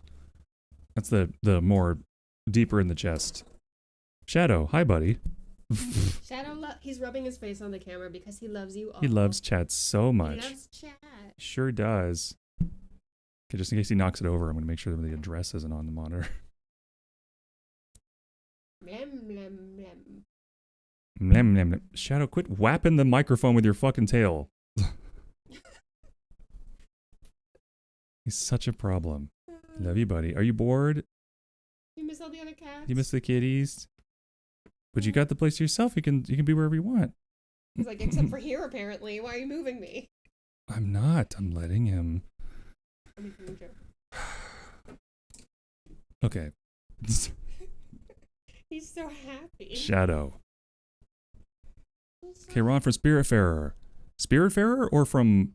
Oh, yeah, I don't remember that particular... Because I did play Spiritfarer. I thought you meant Hades at first, and he's just like... I have Spiritfarer installed, and I have not been brave enough to play it yet. It made me cry pretty hard, and I didn't even finish it. Thank you for the hype train, guys. Thank you for 2,000 bits. Split evenly between... Shadow smushed the microphone into my mouth. And also, that drawer does not want to hold his weight. Well, it's not supposed to. It's supposed to be here, but he keeps kicking the door closed and then standing on it. Shadow, So if that's there, it's not so bad. Shadow, don't damage. This is all supposed to be under that. They keep moving it. Okay. But thank you, you Shadow, guys. do you I want to be suplex? genuinely appreciate it. Let me fix the camera.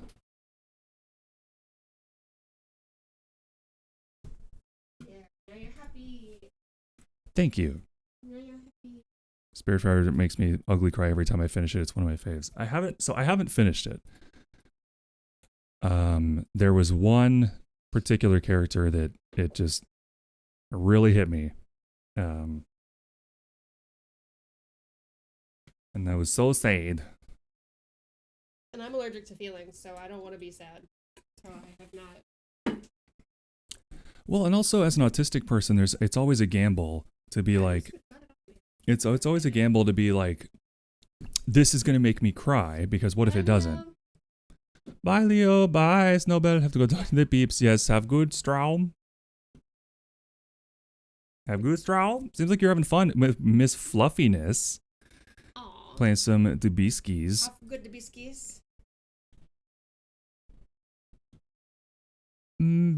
Yeah, I play a bunch of horror games, but I'm afraid of playing Spiritfarer.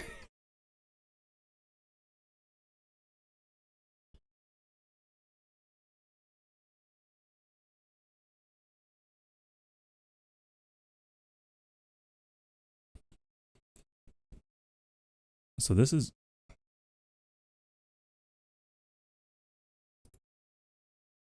So this color set has brown again for some reason, and red, so that would be redundant. But this set That's black, but then gold. has black, brown, and red. I guess that is brown. I thought that was more like a gold. But it has dark blue, light blue, green, pink, and purple, so we'd basically be good doing it for that.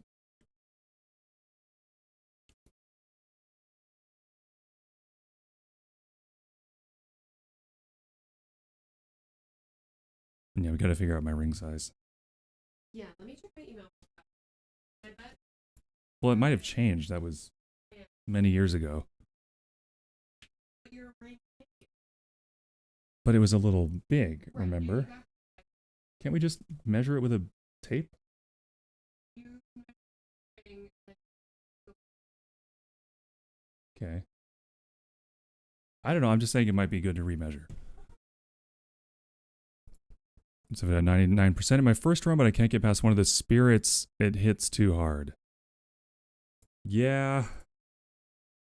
And there's not like a way around it.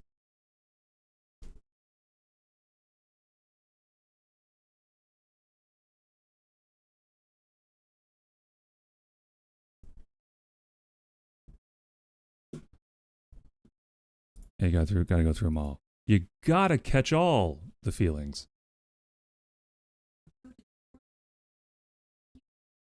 I did.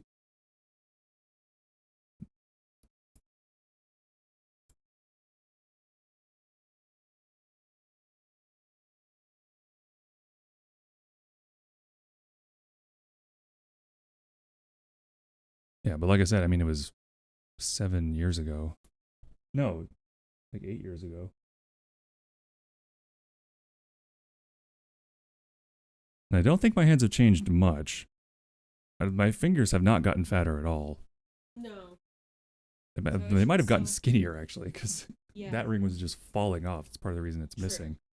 Well, and you ordered half size up from what I measured your size to be. So if you go a half size down, it should still be. I don't know. I don't know where that is. In your email, maybe. Well, I don't know.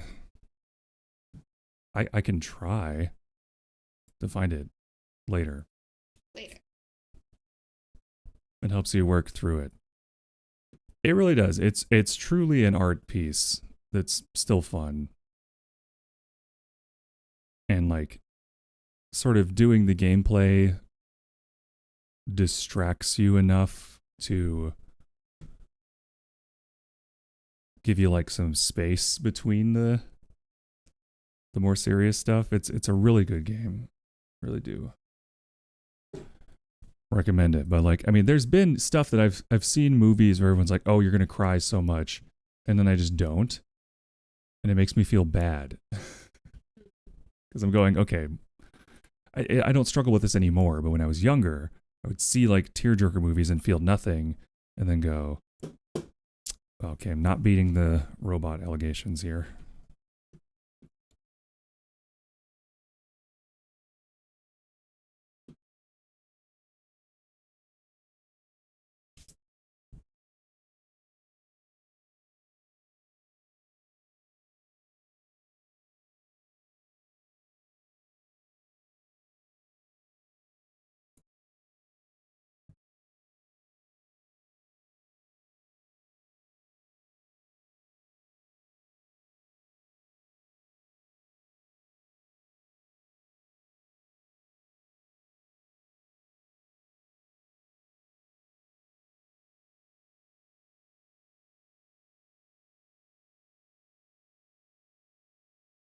Okay, so let's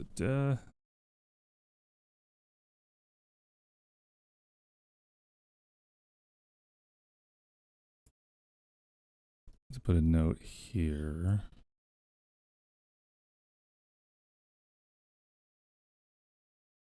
I don't love that the comments and notes little windows are inherently separated in Scrivener. And you have to kind of click back and forth. Yeah, that's fair. Because what I would like is just to have comments also here. So I can just have it all right there, but I don't think there's a way to do that.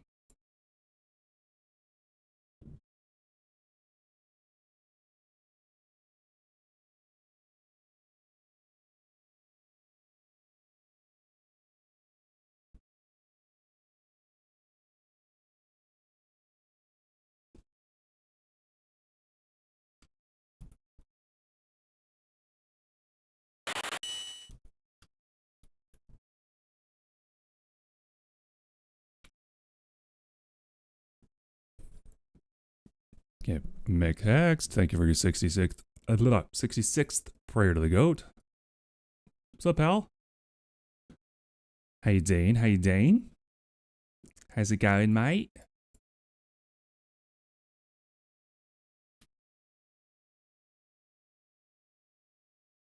Did he bite you? No, he threatened. Shadow. I think he is feeling insecure. I'm gonna give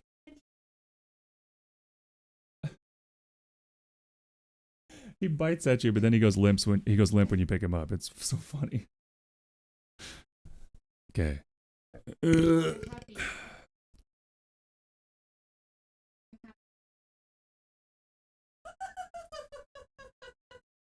I said you're happy now. I love you. Thank you for the burp. There's been a lot of those today, huh? Okay.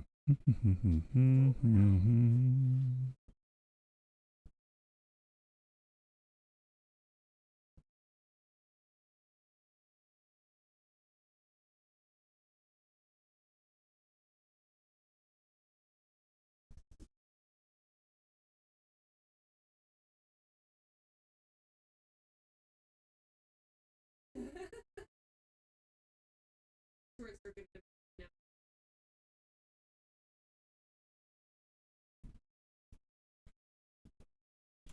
He just kind of went.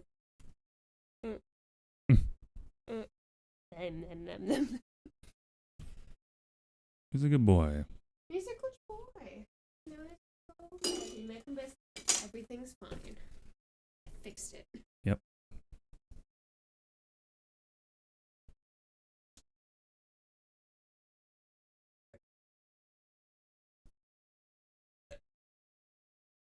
That one was mine. Go ahead. Okay.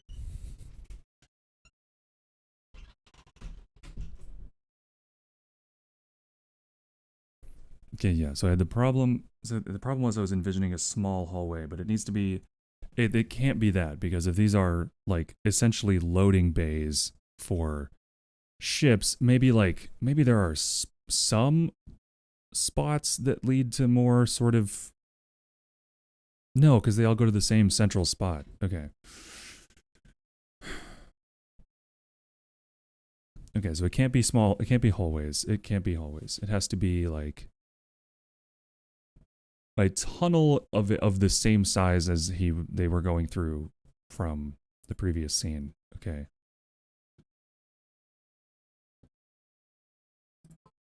Okay, so there's a whole section where he's going through.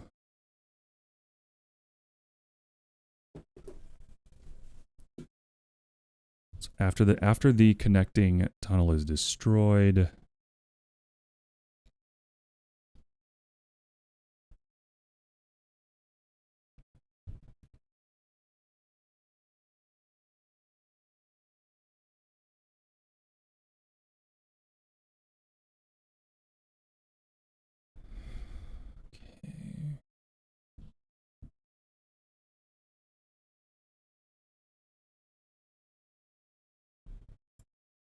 yeah, it's not a full mile anymore. Which honestly, scaling that down makes the running from the ship destroying the tunnel more plausible and easier to pace. So,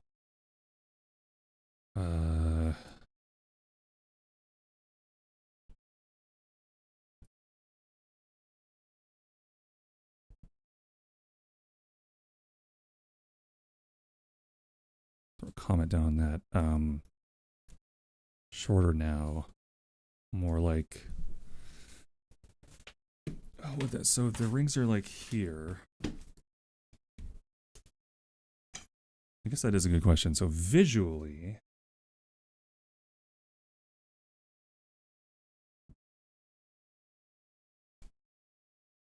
they're stopping there.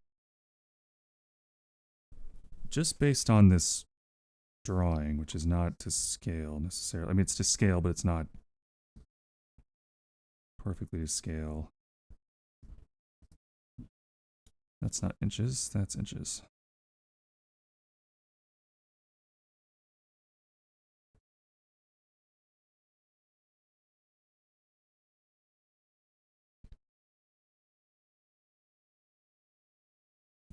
Okay, so I must have eyeballed that pretty well. It's about half an inch. That does look pretty close to what I think I want the ratio to be right here. So I think I want the ratio to be, like, I don't know how visible that is, but in the space of the larger, which is now 9 miles tall instead of 27, if you remember. So it's only 3 miles wide. So if an inch is a mile, it could still be half a mile, which is still pretty far, and would give, I mean, it would be, so we just could approximate it to like a couple thousand feet. That would end up with this ratio of ring. Now, the rings look very thin because this is just a diagram, and in context, they are very thin because they're only really tall and wide enough to accommodate the landing of ships and the transporting of troops, goods, cargo, equipment, that sort of thing. So they're only about like maybe 100 feet tall at most, and maybe 50 to 100 feet wide, or deep, I mean. More rectangular than that, so like maybe, whatever. Anyway, it doesn't have to be rectangular. It could be more of a square, like a curved, continuous ring of square shape. So then we have that should be if it's like 100 feet deep and 100 feet tall. That's plenty of room to accommodate any size of ship that would be cleared for transport of goods. Generally, because you wouldn't want a bigger ship than that docking on this. I don't think. Now that's a question. Oh, maybe that's why the tunnel explodes. Okay. Okay, maybe that's why the fucking tunnel explodes. Okay, hold on. Because I'm thinking, like, how do they get dust to the landing spots? They'd have to, like, bring it manually, which can be dangerous. So if it's like, maybe it's piped. Because this station is the only one that runs on void juice, but then, no, why would they have infrastructure for dust if they haven't really, or sorry, not dust, arc. I'm calling it dust. Arc dust. Why would they have planned infrastructure ahead of time to deal with something that they don't even have? They wouldn't. Okay. So they wouldn't have it incorporated in the tunnels, so that idea is kind of fucked.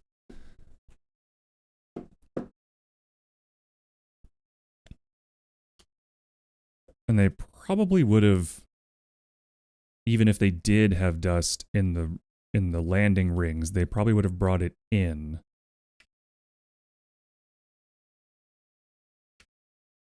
When everything went to shit. But they simply wouldn't have had any, is the problem. They like... So does he have his own ships?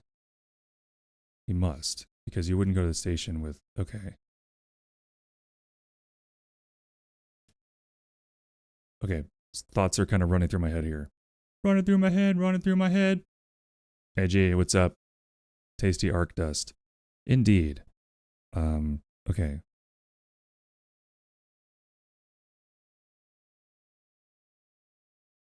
So maybe Varigal does have like a fleet of ships sort of parked in those stalls, but they would run on void juice, presumably. Not dust. So they'd be grounded, more or less.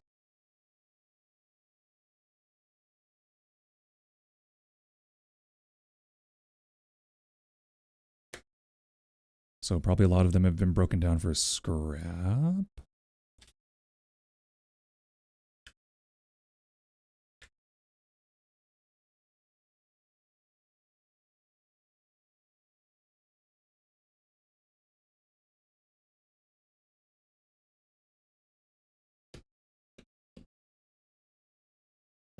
Yeah, there might be like they might find like the bones of a ship that's in the process of being scavenged when they land. I could add some texture and a little bit of foreboding to it. Like, it's almost like finding a corpse. Okay, so that's an idea.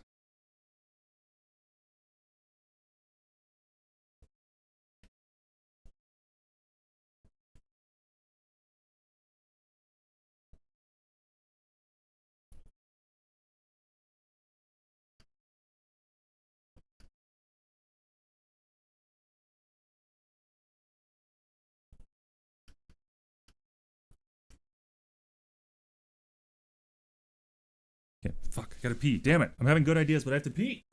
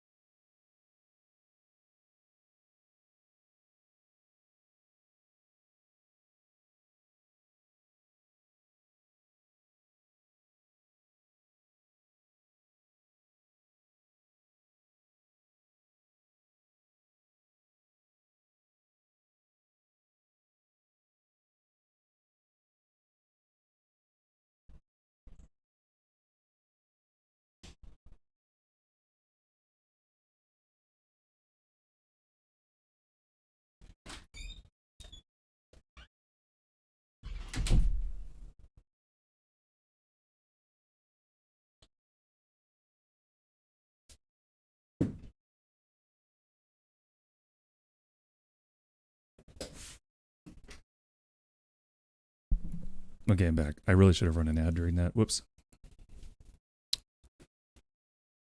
Okay, what was I saying? Virgo would have had some smaller ships on the station for combat as well as supplies transfer.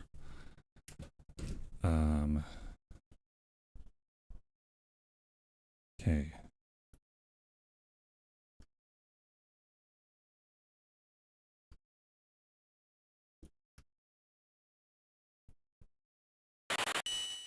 These ships would have run on void juice, so they're just sitting in the docking bays, collecting dust. Many have been stripped for parts and materials by scavengers.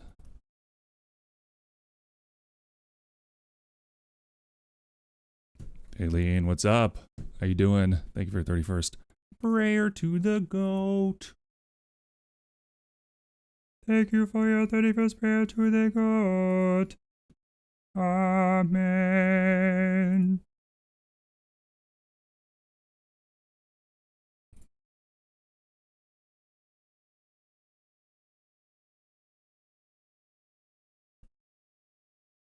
Okay. They're kind of dead. Well, I'm sorry to hear that. I hope someone casts Revivify on you. Whenever possible.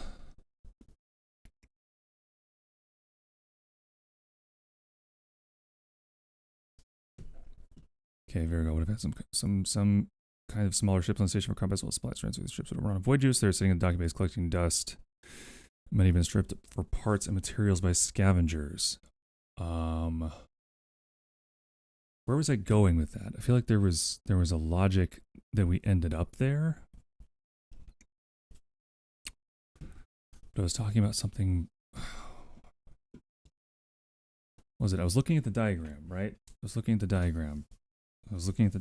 So I was thinking half a mile, roughly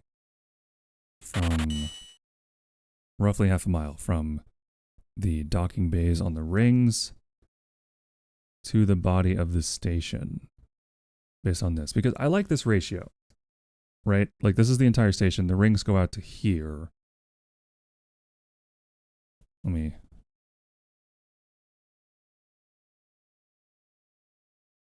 make those a little more visible.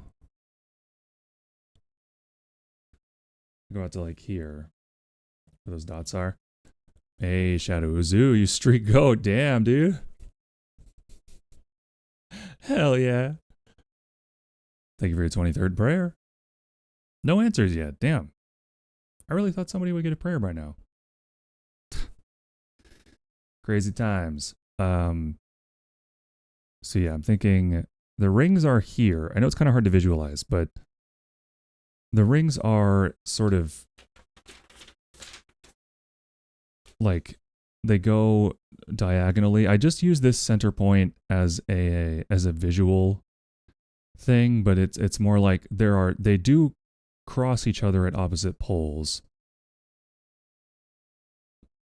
23rd prayer, number of a goat. The number of the goat. And they're connected. There's not this many, but there are tunnels connecting to the ship or to the station. They're angled like this. This is an extreme sort of version of it, just for visual clarity. But yeah, so half a mile, and then I went on that rant about Ark. But they wouldn't have any, or if they do, they certainly wouldn't be like building technologies around it.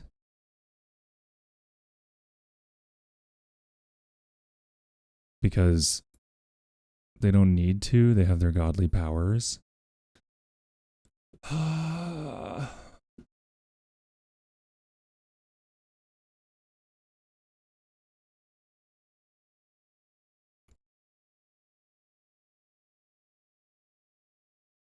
So if he's void juice, would it then stand to reason that the others also have their own juices as well? I mean, it would. Because if I'm saying that they're basing all of their, like, energy needs off of the juice, then it's interesting that there's a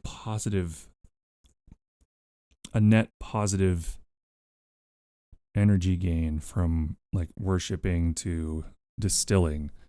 I mean, that we can just chalk up to magic. At that point, I think you just say, hey, that's magic, folks, don't worry about it.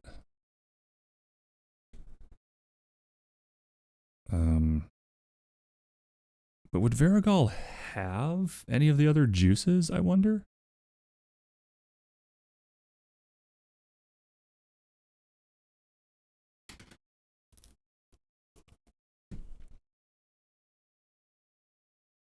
Like, I wonder if they share infrastructure or if they all kind of claimed their own individual worlds.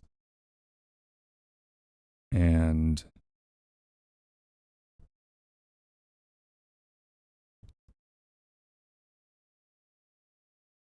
or at least parts of those worlds. Maybe not, automatic world domination. That'd be pretty tough in a reality where magic exists, but say they got enough of a foothold to then strike out into the grid.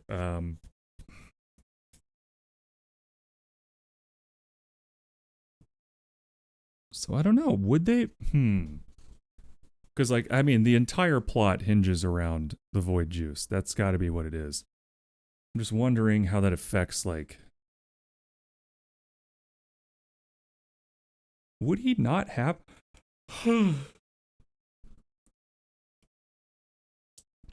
Because they're all, megalomaniacs who believe themselves to be gods. So, what? Also, sorry, I saw your comment about Greater Restoration, Haley, and I'm sorry to hear that. I hope. Revivify is it Revivify a lower spell than Greater Restoration? I don't know, but I hope you feel better soon. So would they all have their own void juices? What is this? I have to show you in chat what I made. Oh no. What have you done? Oh no, is that your cereal? Yeah. What is that? Yeah, I made a Rice Krispie treat, but I didn't use Rice Krispies. I used Fruity Pebbles with marshmallows. Oh my god. In the microwave. That's crazy. Just microwaved a marshmallow on top of some cereal? No, just microwaved some marshmallows and then add a little tiny bit of butter and mixed it with the cereal. When it melted. That's awesome. Genius. Fuck, that does kind of smell good. Actually, it makes me upset how good that smells.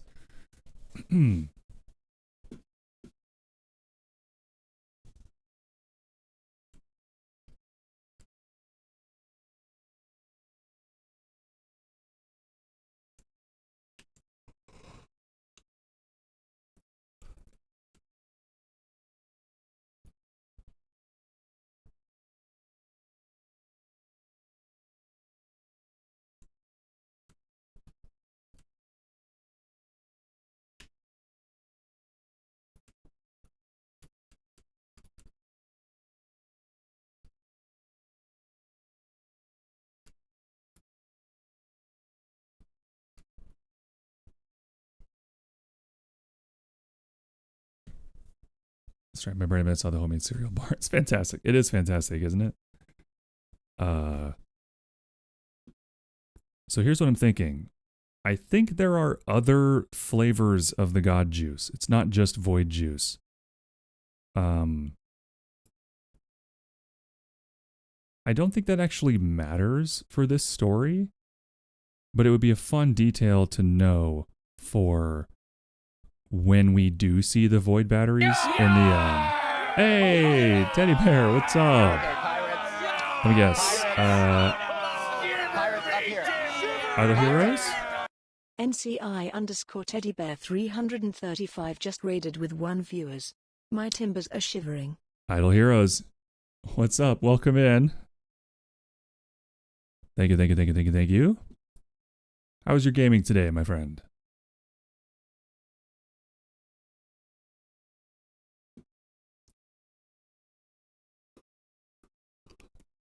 Oi, I'm back.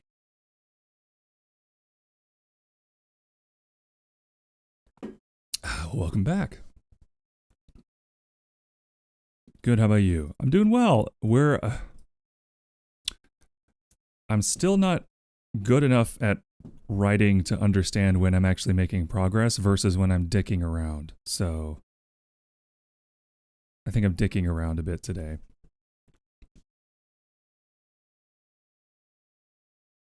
I hope your stream was good. Hope you had fun.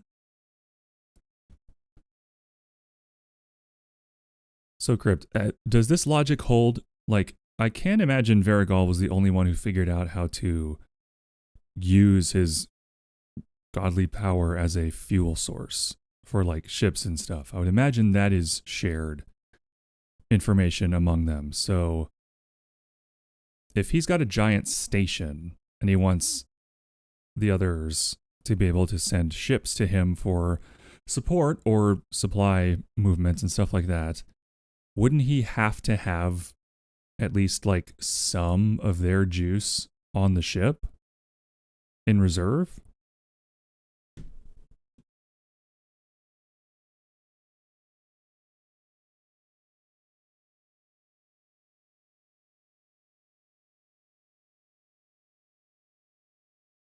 I'm also suddenly thinking I'm gonna scale it down. They didn't take over a bunch of worlds. They took over one world. They took over one world, right? So they went to one world and took it over, and they each have a different like part of that world. That makes a lot more sense than multiple worlds. Makes it a lot easier as well. When there reasonably possibly a liquid form of each air type, barring maybe some exception based on properties of specific air type, also perhaps higher concoction multiple liquidizer there forms of air types.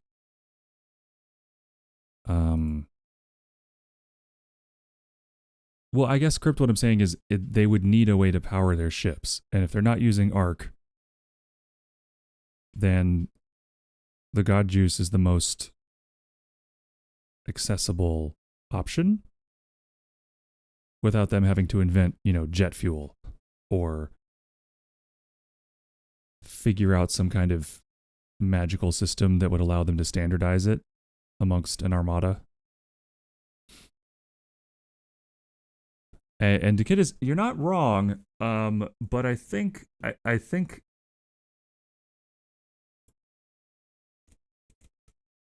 if that like technique of distilling the energy down, of distilling the energy down were widely available, it would devalue Arc, which is kind of I want to keep Arc valuable.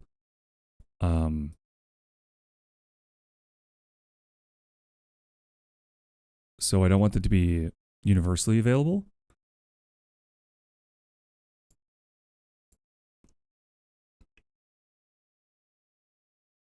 Yeah, I think there might be an audio in here somewhere.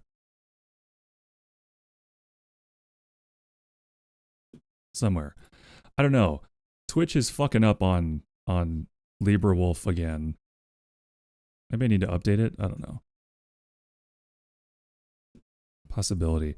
I think I want to keep it unique to the Paragons because they're a unique sort of artifice of manipulating the way like energy transfer works. I don't, at least in my canon currently, there aren't any other manufactured gods or godlings.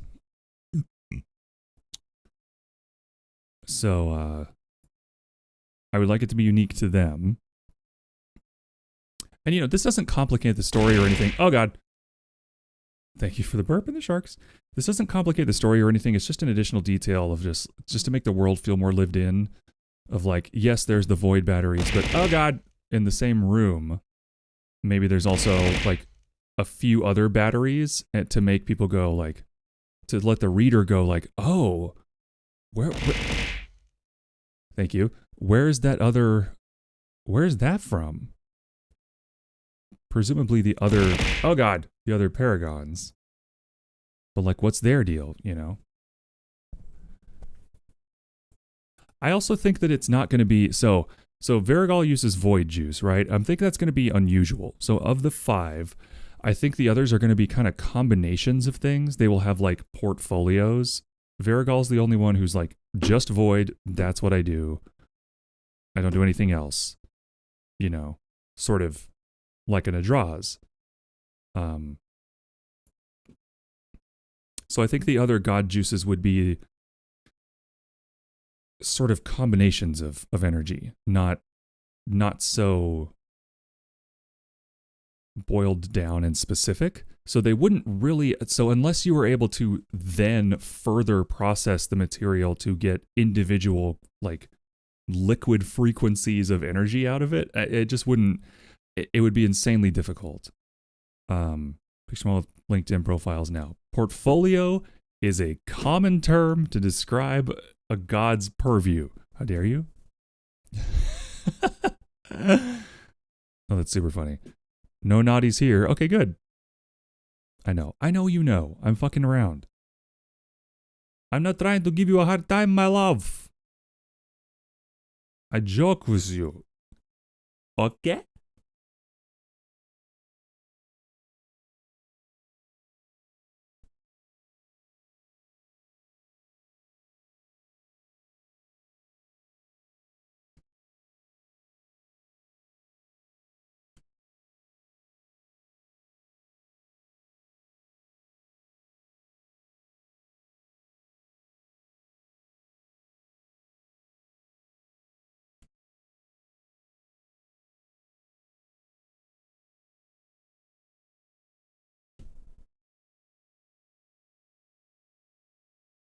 Okay, so just gonna basically just add a few more tanks of differently colored god juice in the battery area. That's really all it boils down to. All that long way to walk just for that. It doesn't really do anything. Just a little window dressing.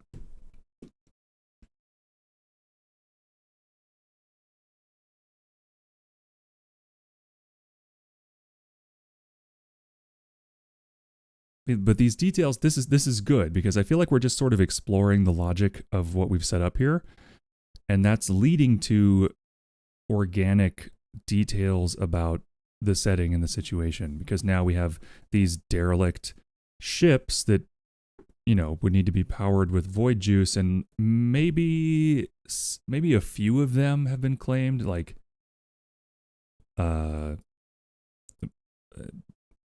if someone's hoarding the void juice, maybe they, you know, maybe Adrena keeps one fueled as like a getaway vehicle in case things truly go to shit. I don't know.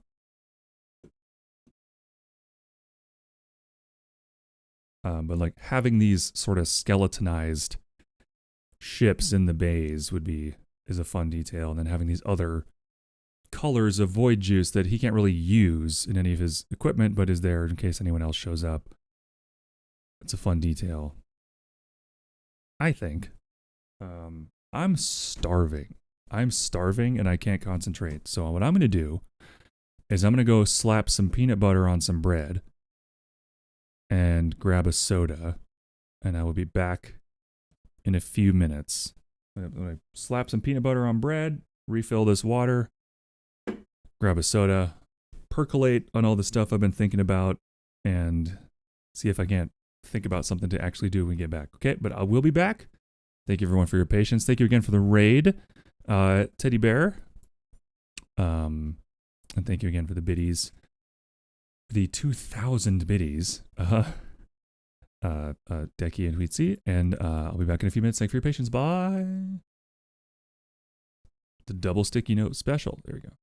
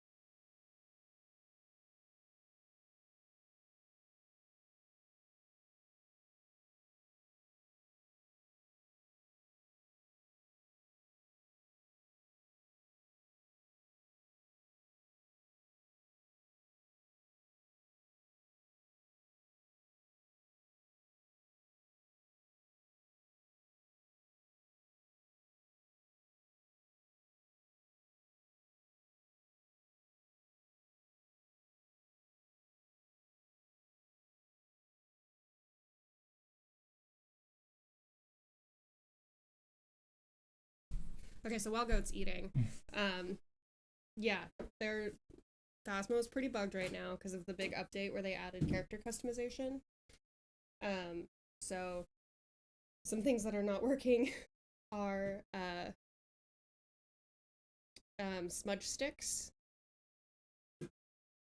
The photo camera can be a little bugged too.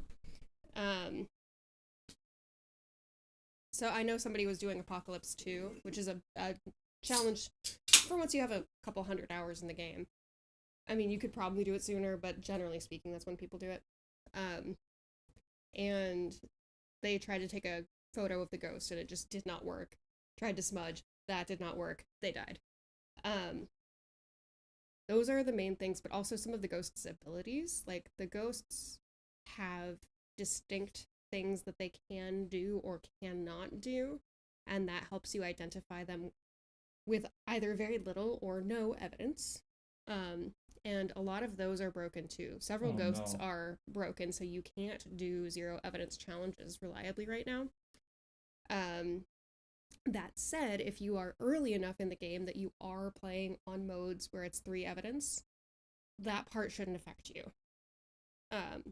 So I would just say watch out if you're trying to smudge a ghost during a hunt, because that might not work, and you might have some frustration with the ghost photos.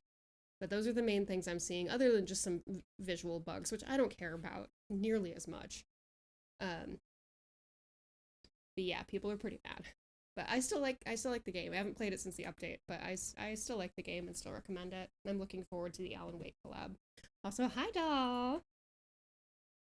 But yeah, I had to come down here and get clothes, so I figured I would just hop on mic to explain what was broken. From what I've gleaned, because the community has been so vocally upset about it that they're talking much more about being upset than about what's actually broken. So you should have seen how fast chat was moving in their Discord. I've never seen it like Why is everyone so angry? I hate this game. That's the first. Unplayable. Hold on. The first result when I searched Phasmophobia in Reddit is a post from the subreddit saying, "Why is everyone so angry?" with negative karma and 29 comments. Or 0 karma.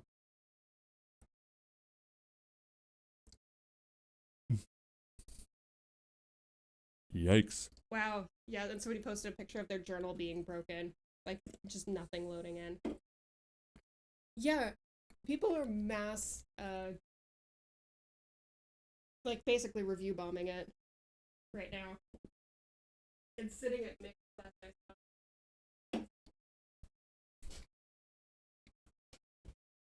You don't think they resorted to vibe coding in a panic, do you?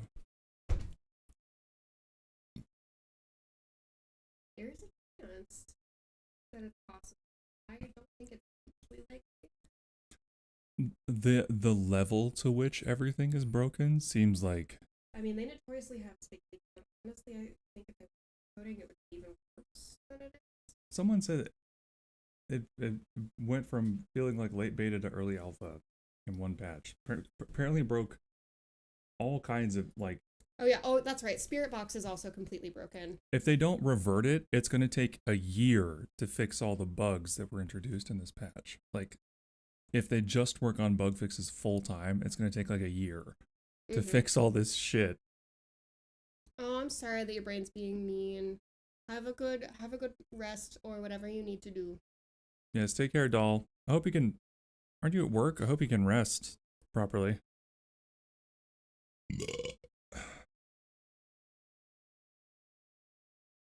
But yeah, that's the other thing that's. Oh, and I guess Dots is also bugged so that it doesn't work on video camera. But yeah, I forgot. Spirit Box is broken, so there's an entire evidence you cannot get right now. Which is a little rough, considering that the ghost abilities are also bugged.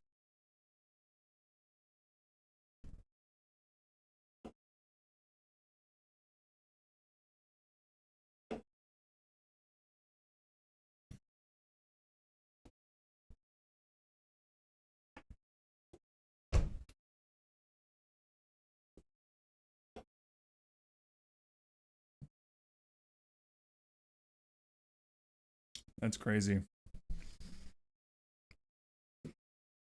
I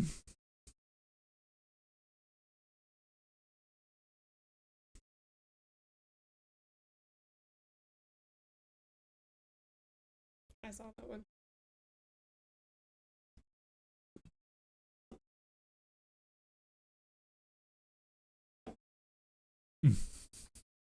Now that is sometimes a weekly challenge, That's funny where though. it's no electronics allowed or electronics required.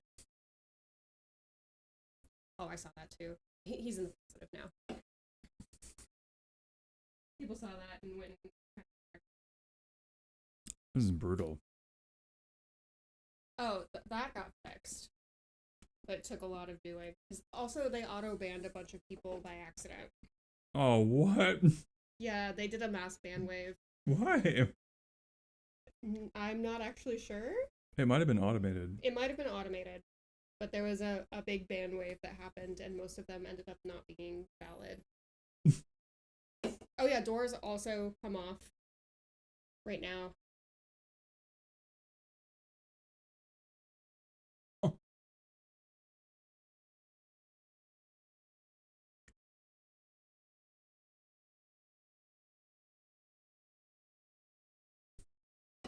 Wow. Yeah, also you do need to use things like the video camera in order to see ghost orbs. You do need you don't need the UV light at tier 1, it's the glow stick, so that's fine. But there are some evidence types you can't get without electronics. This is a heads up. Can't get ghost orbs or or dots or spirit box. Am I forgetting any? I don't know. But those are the big ones.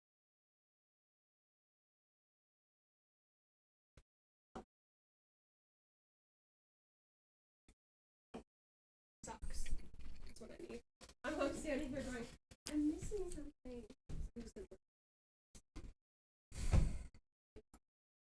This feels like a leadership problem. Yeah. It feels like management was really pushing for, what was it? The Alan Wake. For the Alan Wake collab next week. Yeah, marketing and management seems like they were pushing for stuff they were not ready to do. They basically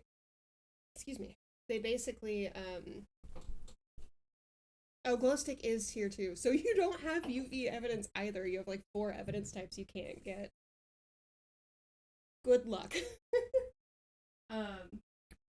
But they basically said that they pushed it out because they needed to be in place for the Alan Wake update to work somehow. I don't know a lot about game dev, but it is strange to me that destroying most parts of the game is what makes the new update work. Also, I don't even understand what the collab is. I also don't know for sure, but the big I guess as you could glean from especially Dead by Daylight, big mechanic with Alan Wake is flashlights, so I'm guessing it's going to have something to do with that. Still need to play too. I finally got it.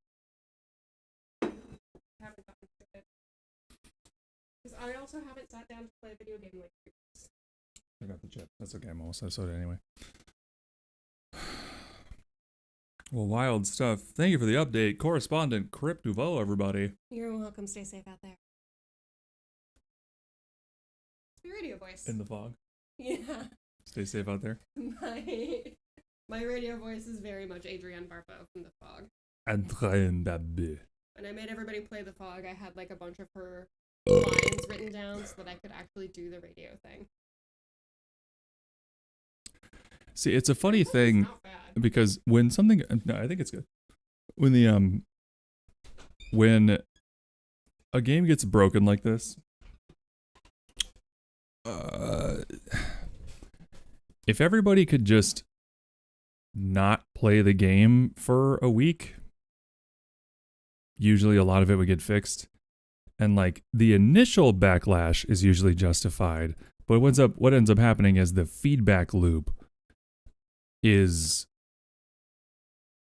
sort of ramping up the intensity of the anger, because streamers can't not play the game, and people watch streamers. So you have like, let's see here. Yeah, people are streaming it. It's got almost 6,000 viewers. In terms of Twitch categories, that's not bad. But let's see, high to low. What are we looking at? And that's actually a pretty decent spread among the top like 20 channels of viewers.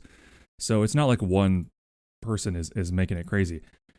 So what happens is you get this feedback loop where something happens in a game, everybody streams and plays it anyway while it's broken, after the dev team has already been made very aware that everyone's mad. And it just keeps going and going and going and going and going. So like until things get fixed, it's just going to like get more and more like, vehement, this anger, which is silly. Now, that only really applies to people who are chronically online. I don't think people who see like, oh, the game's kind of broken, I just won't play it for a bit. I don't think those people are getting on Reddit and making like really emotional, I'm so angry posts,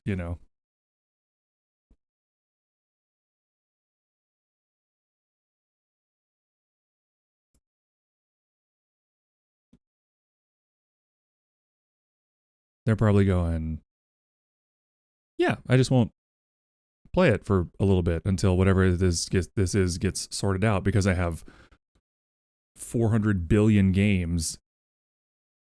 It's not like you're me when I was 8 sitting in my bedroom with my 12-inch CRT TV with VCR built in, playing original Nintendo Castlevania 2, because you only have 6 total games available to you in your whole world. And, one of them doesn't work. It's not like that. You have a bajillion games. A bajillion games. Just play something else. Like, make your voice heard. Sure, like, voice your displeasure. But then let it go. Go do something else. And the problem is, streamers can't. If that's their main game, generally, they can't. They gotta do it. So it's like a forced feedback loop. Even if they don't actually personally care that much, playing the game for 5 hours while it's broken will make anybody upset.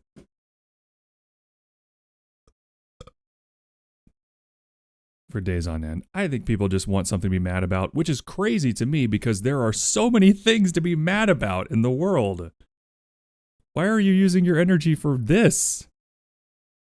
Be mad about what's still happening in Palestine and the Congo. Be mad about police brutality. Be mad about voters' rights being stripped away at like Mach 5. Be mad about the fact that the Supreme Court just gutted the crowning jewel of the civil rights movement. Be mad about AI butt fucking its way into every aspect of our lives, even though no one wants it. Be mad about nobody having any jobs.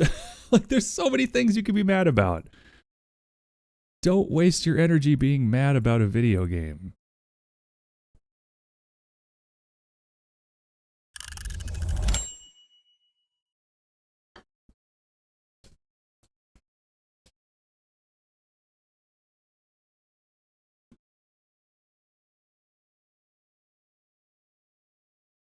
I think that definitely counts. Cryptic Pilot's not here, but I mean, got to call it what it is. Even though I have over 150 games. How many games do I have? Isn't it inventory or something? Where do you see the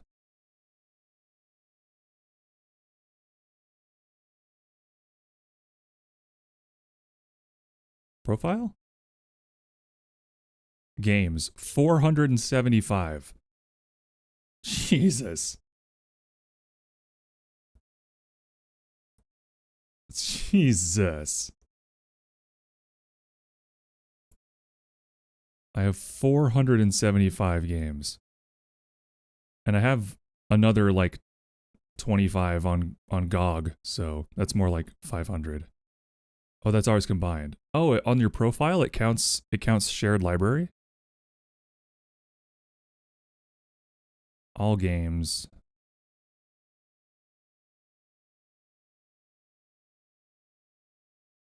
Are you sure? Because it also shows 475 on yours.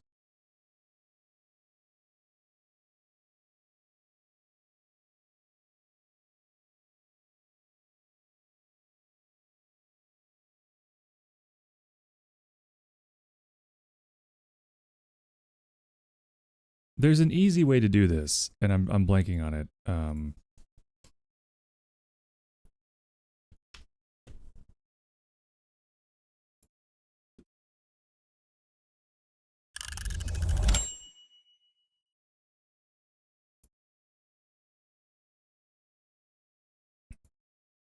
Okay. What the fuck is this? There's a ranking of who owns the most games on Steam.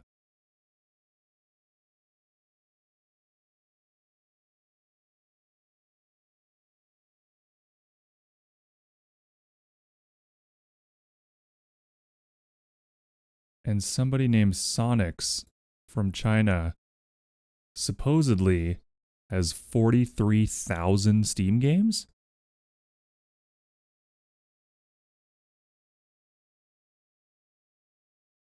How is that possible?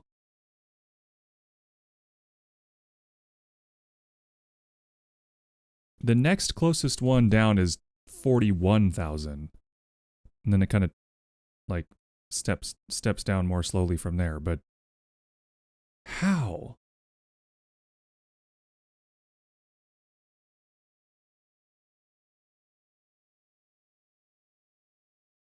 How's that possible? That can't be right.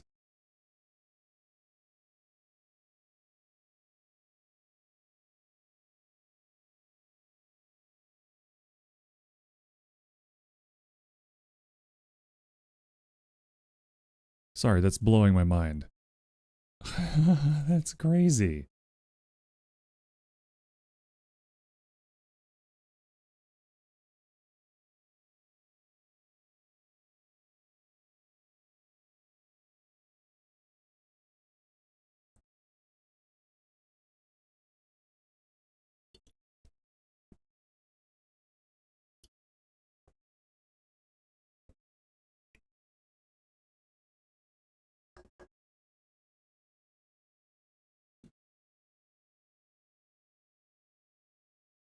I just don't see how that's possible. I don't understand how that's possible. 43,000. I mean, how many... I guess there are a lot of slop games going up now, so maybe they just buy all of those. But like, why? To what end? To have the most? To be number one? So they must be rich as fuck and crazy and have time on their hands?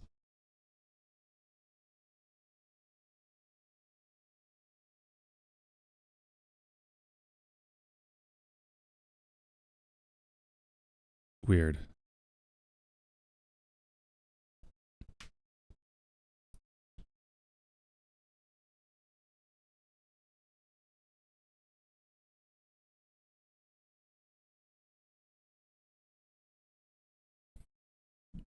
Snag every free game. But that wouldn't even come vaguely close, would it?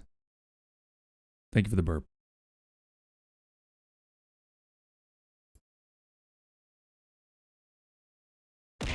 Oh God!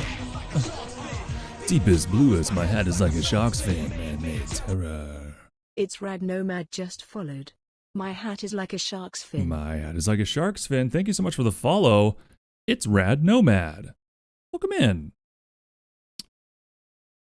it always seems to be these days I get follows when I'm like so quiet and nothing's happening, and then someone follows and I instantly feel guilty that I haven't been entertaining at all.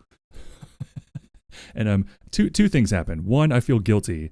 Two, I'm so curious why they followed like right then, because I wasn't doing anything interesting. I don't know. So it's Rad Nomad. Thanks for coming in. Welcome in. All good? Okay, good. We were just talking about apparently the highest number of games owned on Steam, which is apparently someone in China who has 43,000 Steam games. Now, I am looking at, I clicked on the free to play tag, and it's telling me there's 14,750 matches. So I guess theoretically, if you took the time to go through and like manually add 14,000 free to play games to your library, I guess that would be like a leg up, but it's still nowhere close to 43,000 games. That's not even, even if all of these are free to play, which some of them aren't. Some of them do cost money, so I'm not sure how that works. That's only like a third of the total number. Popped up on my B-Sky feed, and your model is dope. Thank you. On B-Sky of all places.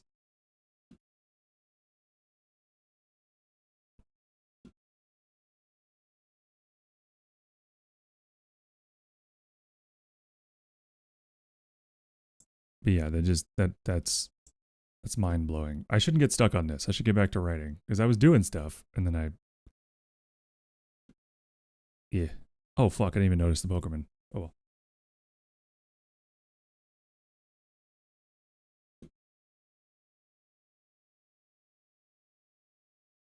Okay.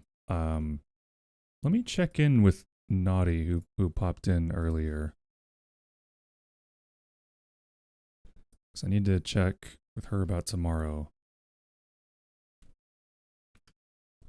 What is wrong with my mouse? Cut it out.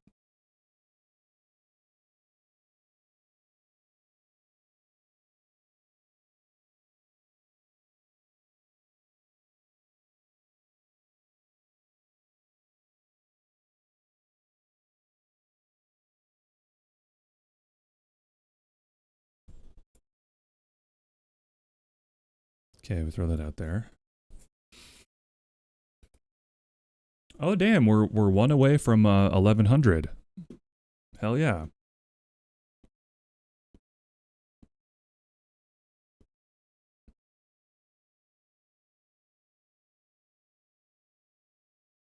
But yeah, this is the problem. This is why I used to like writing on my little what I called the typewriter, which was a very old like Lenovo laptop that I installed Linux on, and it literally couldn't do anything other than open like the OneNote web interface, and that's like all it could do.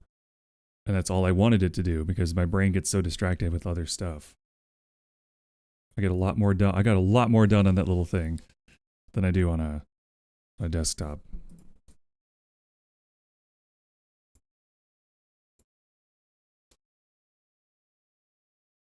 Okay. I think what happened was about an hour ago, I was starting to actually click into the prose section of the Scrivener file.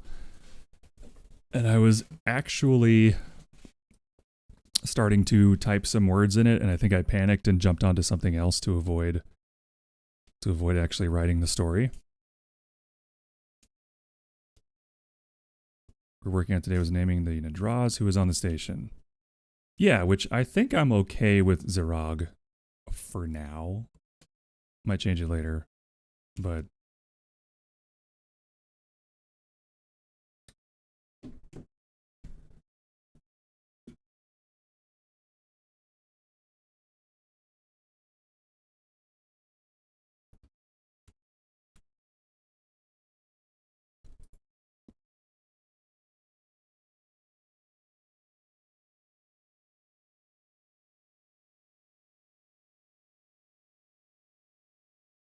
Okay, so the only thing was, so I'm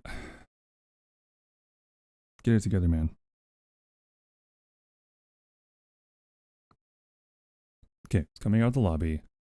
He has a bit of a flashback to learning how to walk quietly.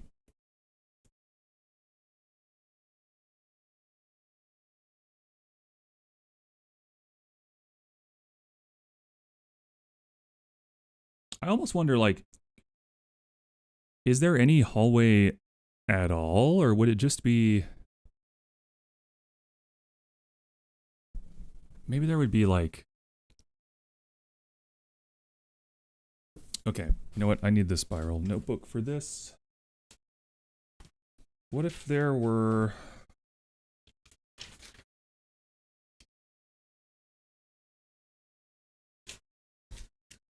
I could use the back of this. I'm just using the pencil.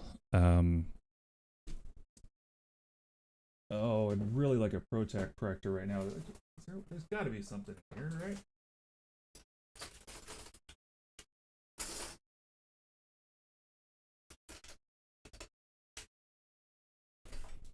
No. Okay, that's fine. Figure it out. It doesn't have to look amazing.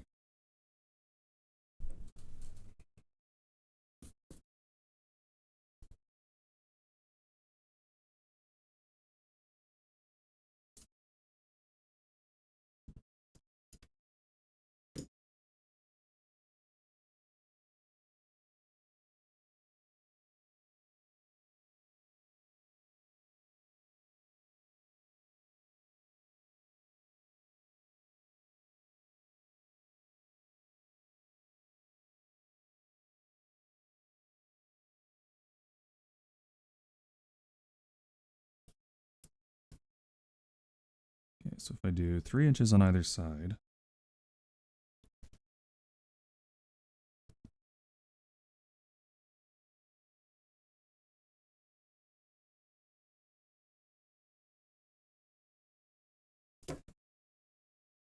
That should be enough for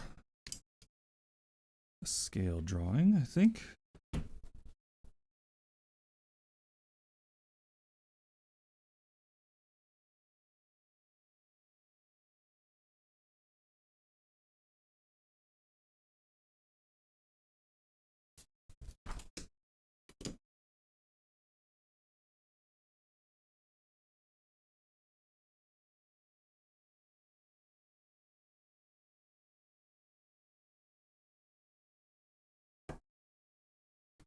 Yeah, I can do that.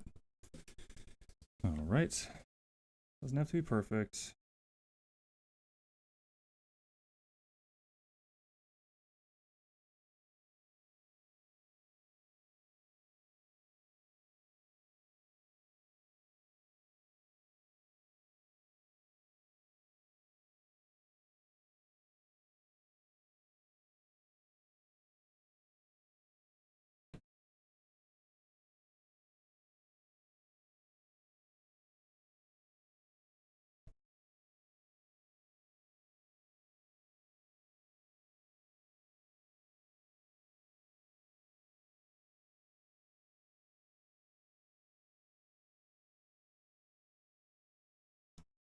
I was cut the angle too hard too early.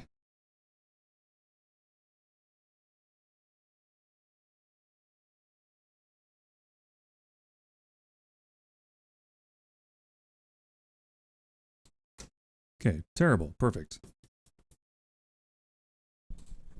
Whatever, I just need a circle.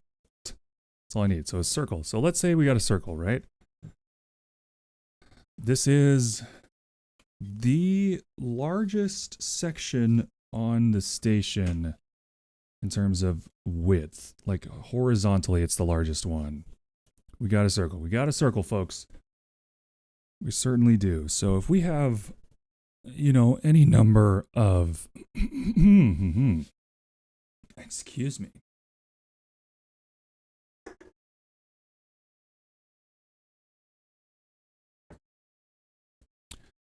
If we have any number of connections around here with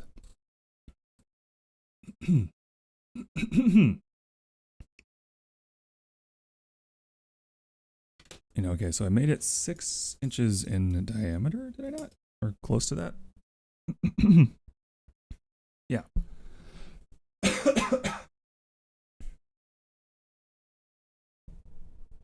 What's up? Yeah, so about a 6-inch diameter circle, so that makes sense because this is at its widest point, so it's 3 miles wide. So I guess I'm trying to work through logically, like where.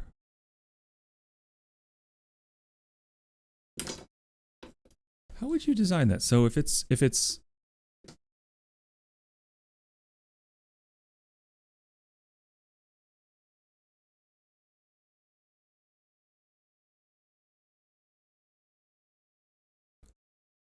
for general use,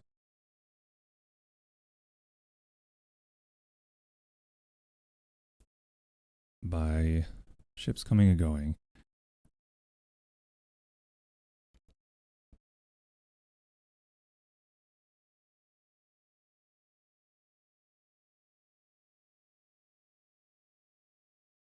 I'm wondering because okay, so he's gonna want to keep people like impressed, but it's also a cargo area.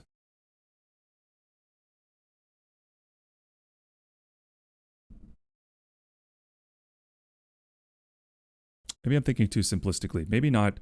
Maybe the whole thing isn't a cargo area. Oh, you know what I need to do? I need to account for the castle egg, which, if I remember correctly, is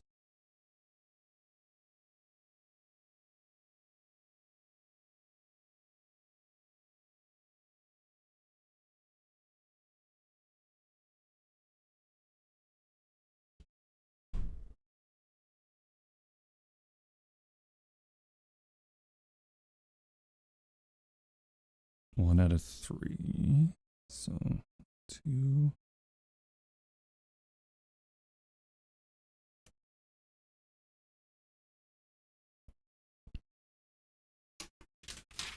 Okay, I can do fractions. So it'd be about 2 inches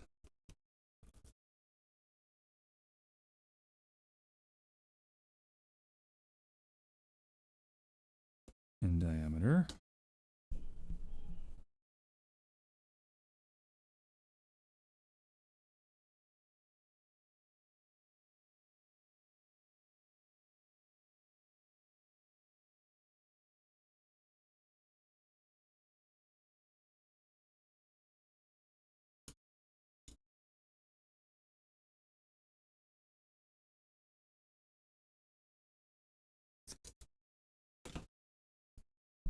Okay. Oh god, can I do an even smaller circle or will it be even worse? It'll be even worse. That's okay. We'll figure it out.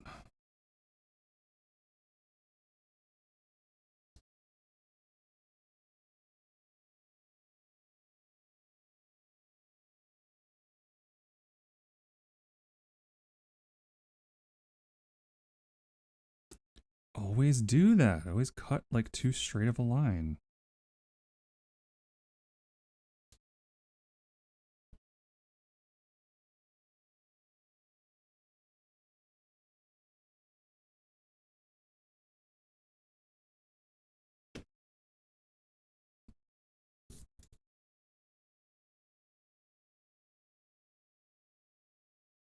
Okay, passable. Passable. Okay, so if this is the main entrance like floor of the station,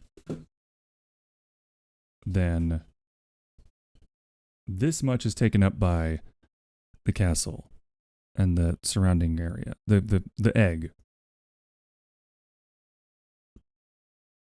So that's all gardener territory. So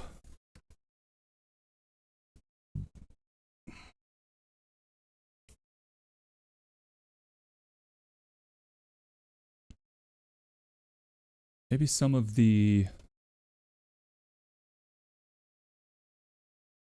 But yeah, but I was thinking my logic there was what if, or that I was following there was what if what if parts of this are, this whole fucking thing doesn't need to be storage and cargo because that's crazy.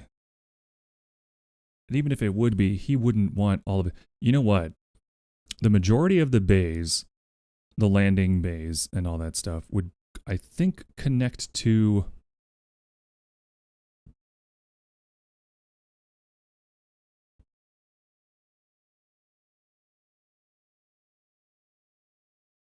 cargo and storage areas, but then maybe had designated ones then went to more like fancy, impressive facilities, but for what purpose?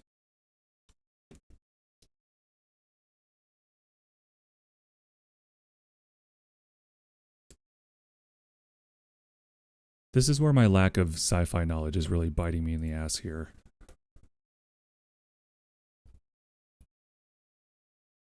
It's really chewing my cheeks, you know?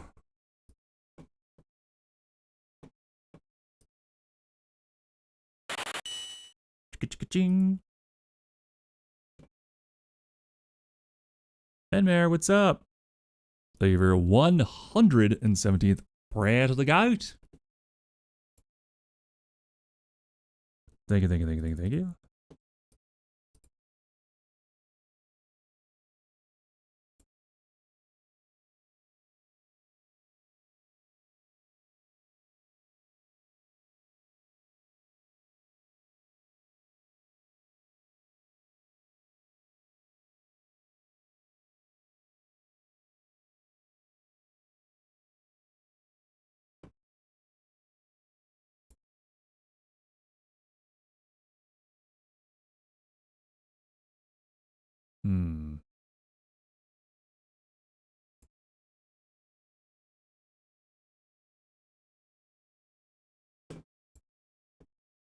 What's the question? The question is, if you have a station, this is I've exhausted myself with this concept. I made this so much more complicated than it had to be to tell the story that I want to tell. And even sizing things down as much as we are, it's still stupid. No cargo fast. Exactly. So, and these are easy decisions to make because I can just hand wave it like, I don't know, whatever. This is how it works. Who cares? It's not real. But I was just thinking, what if I designated some of these areas as sort of reception areas for fancier people, and then those could connect to the cargo area around, because I think the entire, but what would that be on the original, what would the purpose of that be on the original design plan is, I guess, what I'm.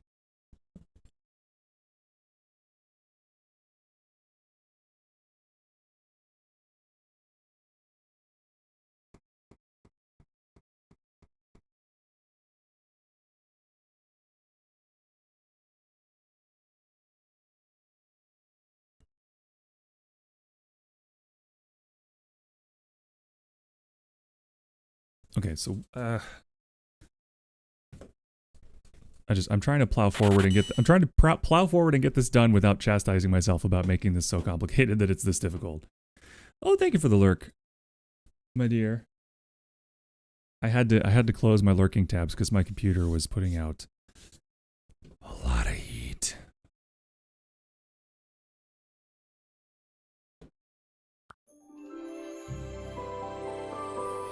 I'm Spiritographer rank 45. I can't believe it. My life's goals have been achieved, mate. Innit, bruv? Yeah, right? Yeah, bruv. Beans.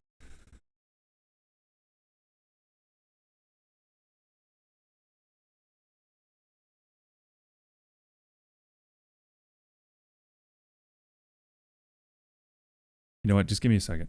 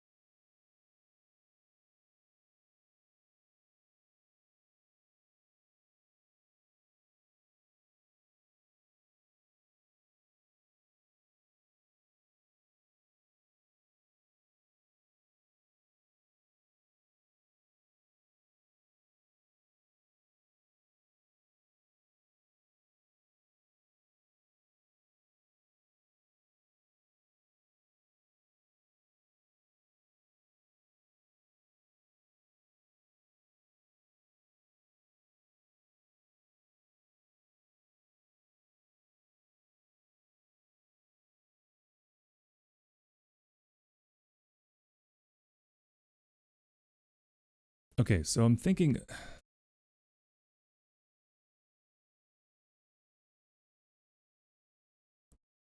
Conceptually, he made this thing so fucking big. And then maybe it didn't take like nearly as many people to run the fucking thing as he thought it would. Um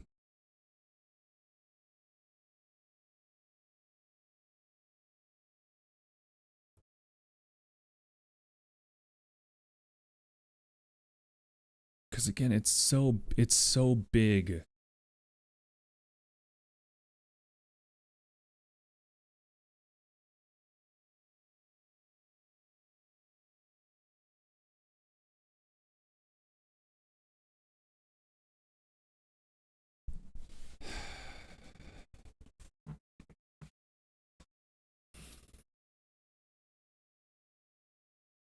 Yeah, Decky. Well, that's what I'm struggling with is like, because I never actually plotted out like where things are in the station, which is so stupid.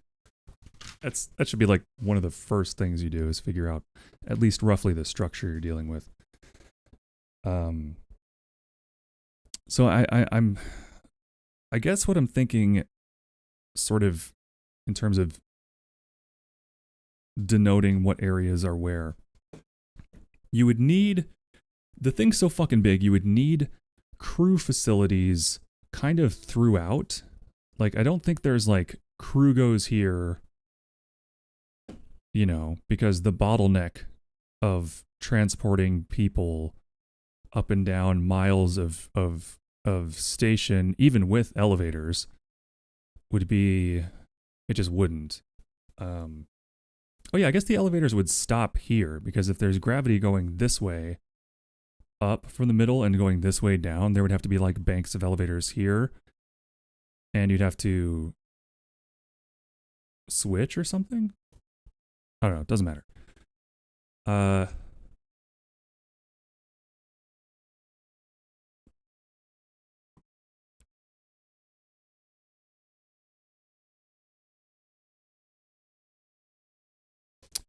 You know what? Let's get arbitrary. So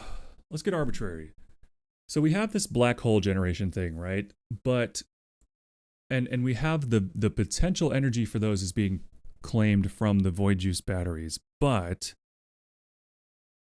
what is actually, because the people who are, because the navigator is like giving the commands, the pilots are interpreting and executing the commands, but what is the mechanism that's actually creating these black holes? We could sort of suppose some kind of actual engine, or maybe multiple engines. It would be funny to create multiple engines and therefore multiple potential failure points of failure in the system, because again, this is not supposed to be super efficient. Should be closer to docking port for nickel trade, but checks for staying crew and such, for largely away from those sections for any of the other people coming in, I think. Yeah, that's true. It's just that now I've sort of locked myself into all of the docking bays connecting to this one central level, and then like splitting off from there. So they all go to this level, but it's so big that I could easily designate like this section is for incoming, you know, trade partners or dignitaries or whatever the fuck they might think would be necessary.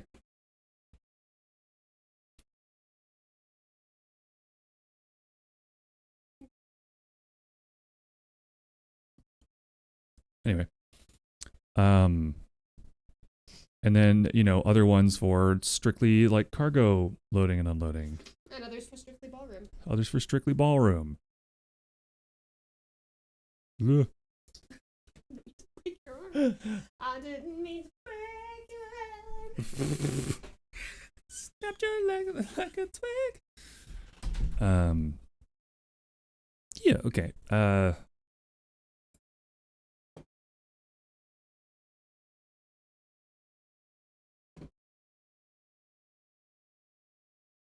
this is one of those things that it only feels this complicated and difficult because I want it to be logically and consistent internally.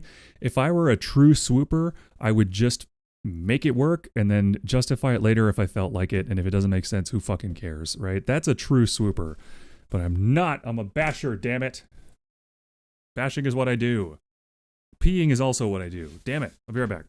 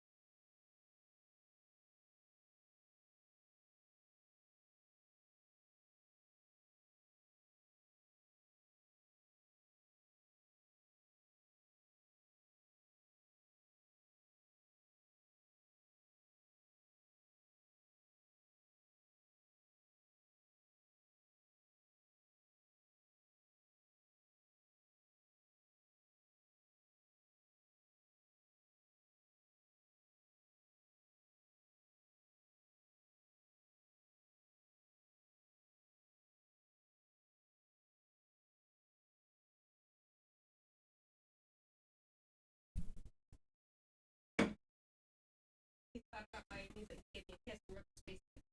Give you a kiss. Give me a kiss. I'm jealous. I want to give you a kiss. Yay. Okay. By the way, Decky, I don't know if I've suggested this to you before, but do you ever listen to podcasts? Because may I recommend, if you like detail, World Building for Masochists. It's a wonderful podcast by 3 authors who are professional, like that's their job. They're published authors. Well, 2 of them are. One of them is like a narrative director for a summer camp, which is so cool. But they write at least one of them writes historical fiction, largely based on Rome. And what they talk about is like, oh, you're, general sort of fantasy world building concepts, like using applied real world history and logic. I was listening to their podcasts, and it's funny because I was listening to their podcasts and I loved it. And I was like, this is so useful, but my brain just isn't clicking into any of this. And it took me about 10 episodes to realize, because I will never work this way. It will never be the way my brain goes to go, I'm going to learn everything I can about this and then start, and like keep learning and researching during and like all that stuff. That's just not who I am. Yes. So my brain is like, go, go, go. Ideas, whatever. Make it work after. Which is why I generally write short fiction, because it's like, yeah, you can just have an idea. You don't have to justify anything. It's whatever. So that being said, this dumbass station that I've designed,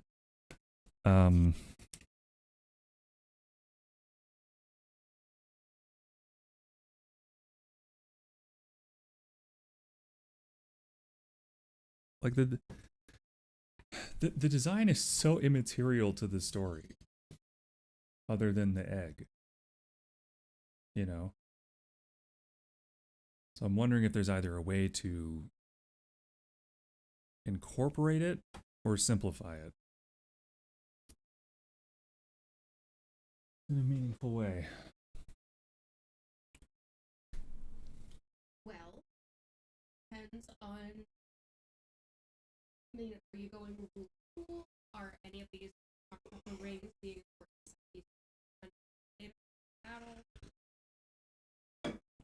Well, they think that it would make sense as they're approaching the ship, have a sense of awe, what they're doing. Yeah. I mean, I've been approaching every decision I've made about the station with the mindset of, this is a crazy person who, in a very Drumpfian sort of fashion, is just like, oh, I truly don't care. It could not even occur to him without someone else telling him, like, oh, that decision's going to have consequences that will hurt people. And even if they did tell him, he wouldn't care. He'd be like, oh, crazy, I'm their god. Do it anyway.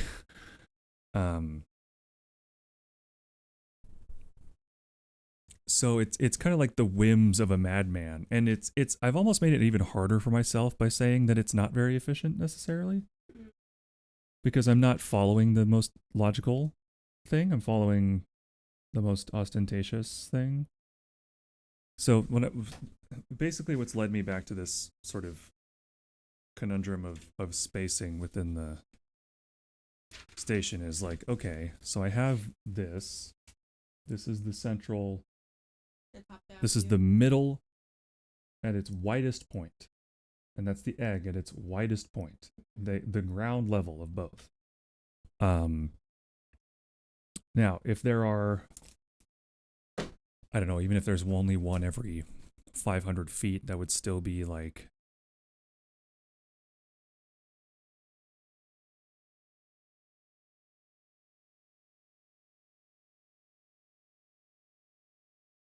at least 50 or more docking bays, each with a tunnel that goes to the station.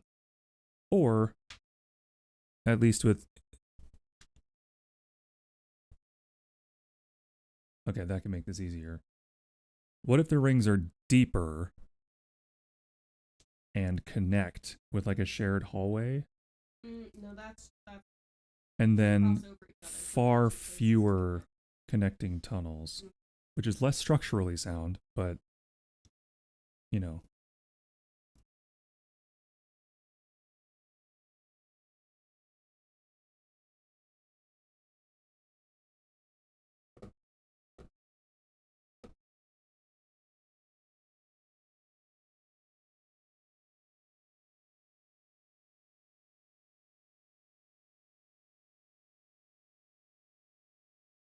Okay, so if there's that few, then I could, well, that kind of changes things, because that could be, now there could be ones that connect like up here, just go straight across to it, instead of all of them going to the central point, like so.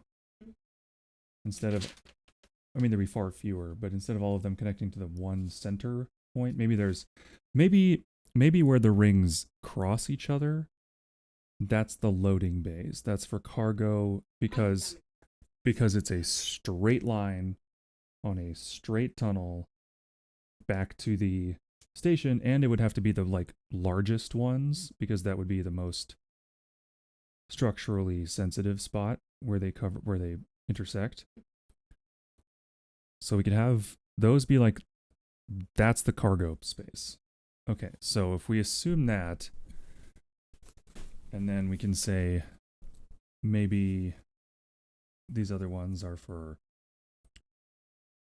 different purposes, like one of them could be for potentially fancy visitors, or like when other paragons are visiting, or and like one for troops, maybe, or that would probably just go in the cargo one. You need space. But yeah, have like a section that's for fighting ships, a section that's for cargo ships, a section that's for visitors, a section that's for, you know, that sort of thing. I was also thinking it wouldn't be crazy to suppose that there is some sort of engine device for converting the juice to black hole energy. Because we have the navigator, we have the pilots, quote unquote, and we have their interface, but not the mechanism by which any of that occurs. We just have the power source and the end result. I don't have anything else. So there could be an area for like, I mean, maybe it's insanely cumbersome. Maybe converting the magic is like super awkward. And there is some like Rube Goldberg ass fantasy, huge engineering section that, you know. comic or cartoon that has Hey, JC, what's up? Thank you for your 79th prayer to the goat. Sorry, we're in the weeds. I was just thinking, what's that cartoon where like a whole bunch of things, like, they think it's distilled and then it's like a single drop that comes out. It's a pretty common joke. I mean, it's been in Looney Tunes. It's been in yeah. I know examples. I'm not sure what you're thinking of, but I'm familiar. Could be. It's definitely been in a Disney movie of some kind. My gut is saying Anastasia for some reason. Did someone poison someone in that? I don't know. Doesn't matter. Is that it? I have not seen that movie since I was like 9. JC says hello, eternally breathtaking crypt, which I agree with.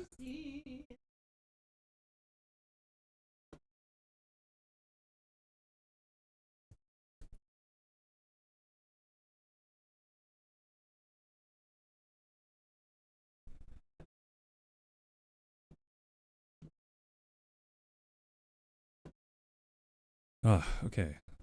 This is a lot of thoughts. Anyway, we're losing it. So, no, it's okay. I just don't want to forget. I don't want to pull a.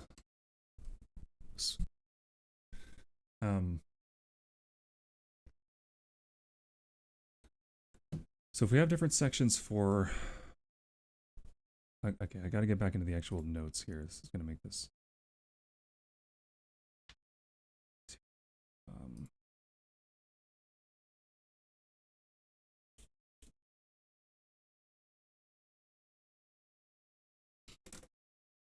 Because we'll go into layout. It's okay, go. You'll find it. Thank you to Kiddas. We're getting there. It's these are the like brain stretching moments where I go, okay, wait, this makes sense. Wait. It feels kind of like learning. You know? Like I think that satisfying thing people get from learning new information, I get from synthesizing new information. I don't get the same rush from memorizing things or kind of seeing how things come together, but more when it's like my own shit. Anastasia, I thought she was cursed. Could be. I don't know.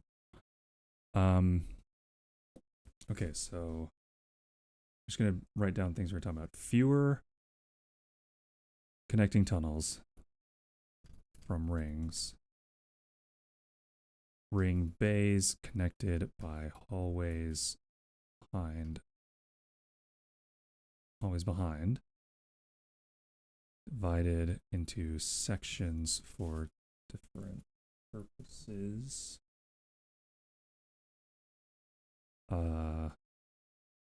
Bay groups.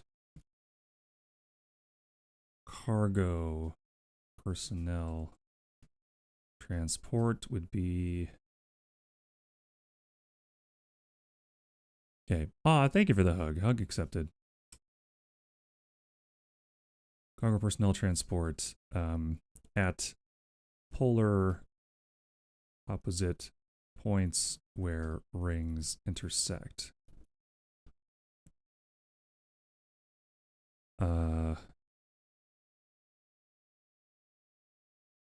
Visitor. Well, because he's not really anticipating visitors other than dignitaries or something. This isn't a tourist trap, so he wouldn't have like a general visitors section. Cargo / personnel. Maybe just for the sake of filling in the space, we could have cargo is at the points where they intersect, right? Then personnel transport could be just another place. Just doesn't matter, somewhere. Because I kind of do like the idea of having this central space egg, and then like this whole area around it is kind of back room, not back rooms, but shut up. Storage, like kind of ugly storage surrounding the egg. Yeah. So like when you're in the egg, you can't see the ugly like storage behind it, and when you're in the storage, you can't see in the egg. All you see is a big curved wall. So it's that sort of, you know, that Chinese main drag street we were on where you're at the Lego store, but then you look 4 degrees to your left and there's slum poverty in the alleyway. Everyone's dying of hunger and disease. Shanghai, yeah. That kind of feeling where it's like you can't have one without the other, and sometimes they're right next to each other.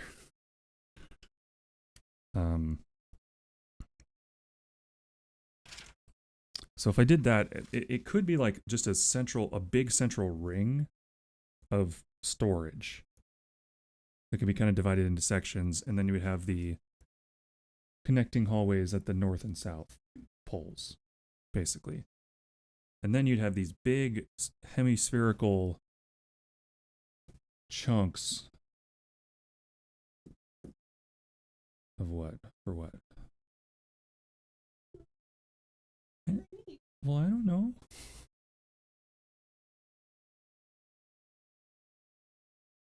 Stuff. I also kind of like the idea that a lot of it is empty. Like maybe it started empty. Like he was anticipating looting places to a certain extent. And maybe a lot of the storage space is empty, or maybe it did hold like food reserves and those are long gone. maybe the scavengers, have picked a lot of it clean, or at least shuffled it off to other areas to make it less accessible, so they could get, take it later and sell it or something. Because they hadn't really done much by the time this all goes down. So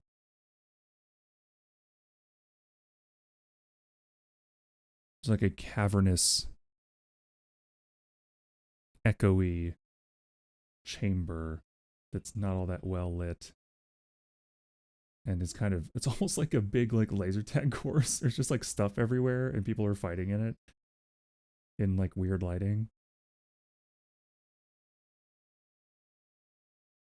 Because I got to the point where I'm picturing, okay, so Mavic is walking into this big central space from the like connecting lobby. So what does he see? What is this? What would make him afraid of this very, very sort of alien kind of concept? And I figured a big, spooky, empty, kind of semi-dark space.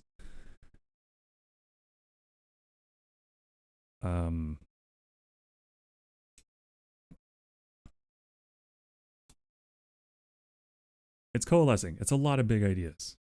It's getting there. The other thing I'm struggling with is, sure, I've sort of sketched out the territories, but what was the plan for all this space before that? Again, are there huge portions of the ship that are just empty? That's technically possible, but how many people were originally supposed to be on the ship? Well, you got to imagine he needs enough of a force to like command. So he's probably got, an army on the station. So a lot of it is probably for personnel. Yeah, like training facilities of various kinds.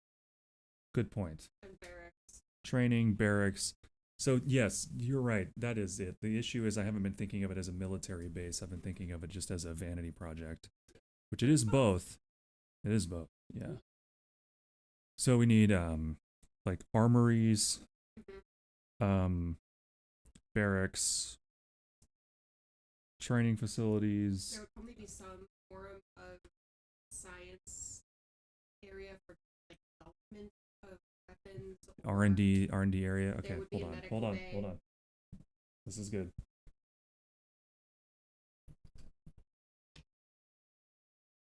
Okay.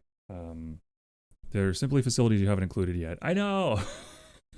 I don't know, man. That's what we're doing now. Okay, so what else? Let's see, military. Okay.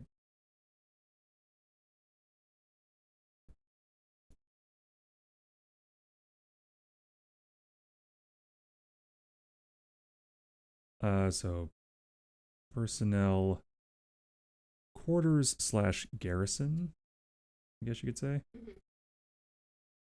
And then we need mess halls. Did you already say barracks? Not yet. Mess halls plus kitchens. Well, personnel quarters / garrison is kind of what I meant, but we can here, let's do this. Personnel quarters, non-military. Barracks for troops. Mess halls plus kitchens. Medical facilities.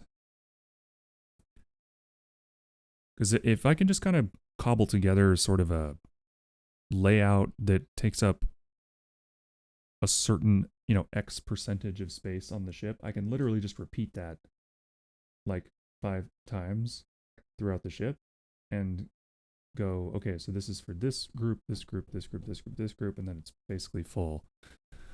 Medical facilities. What do we say, like R&D department? Yeah. R&D, medical. Well, that's 2 different things. I know. R&D department, parentheses, reverse engineering, question mark.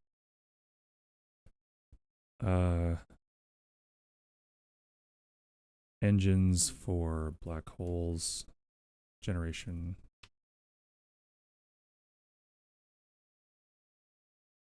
What did I say? Armory.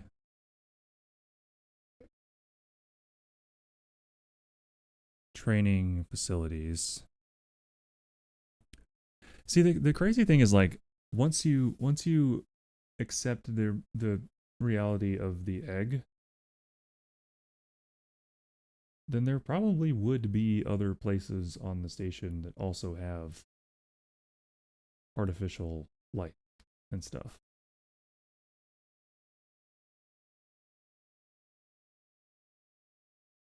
But to what extent? Because the temptation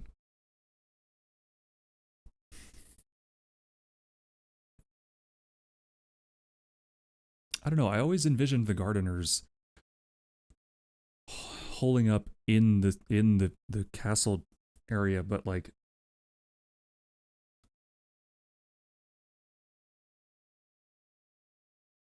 I don't know, what if they do have like if you have the capability to make artificial actual sunlight that actually grows plants and functions like that and there's programmable weather,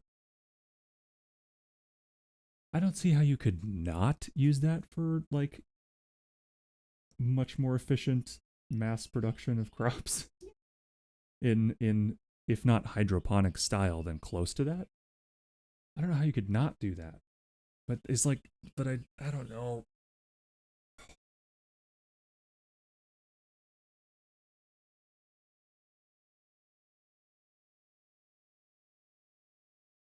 Seems like Discord is down. Huh? Like the whole thing? Or mine? What's going on? Discord in general. I could make a post on it. Oh. Lame.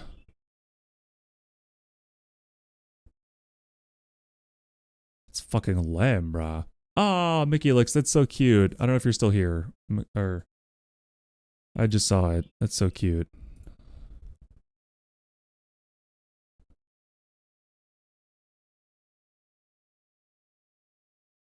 Discord's API is shot and so people can't open the application at all. That makes me suspicious. I wonder what they're doing.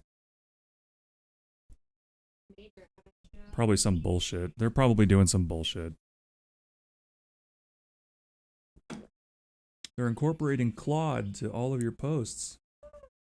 You saw that thing about Microsoft, right? The VS Code? And co-authored by Copilot or whatever? Insane.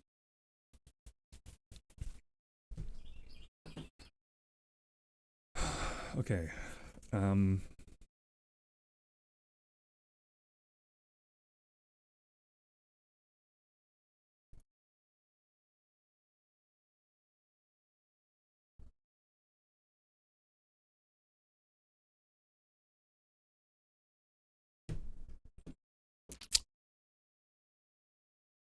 My brain is like buzzing.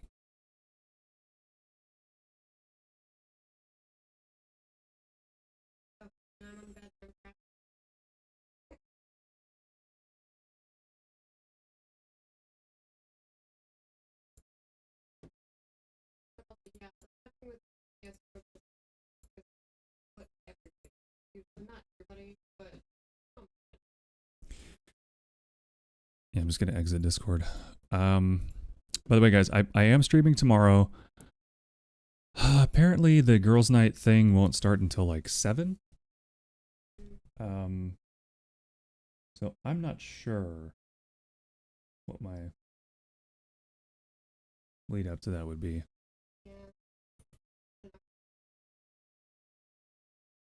Like, should I just start at my normal time of day?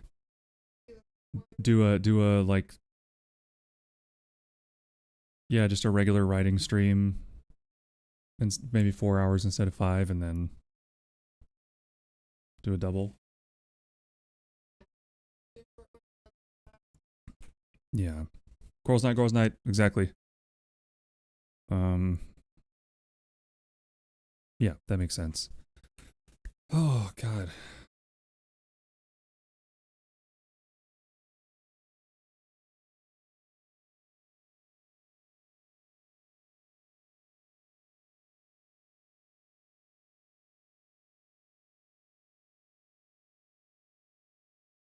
Uh,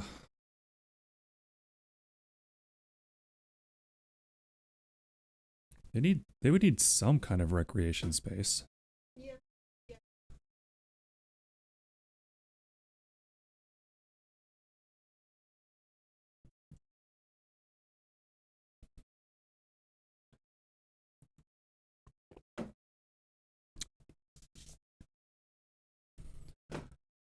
Okay. Da-da-da.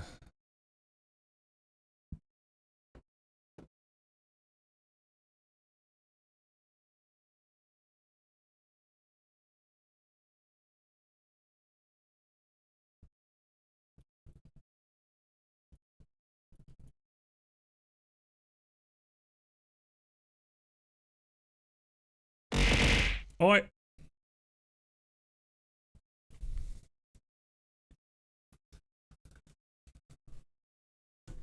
Hi, Nani. Hi, Naughty. What are you doing?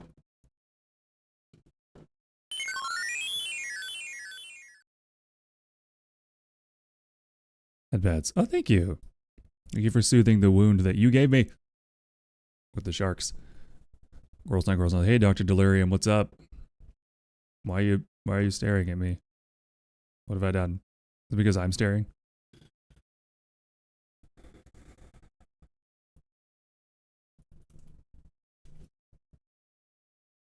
Cargo,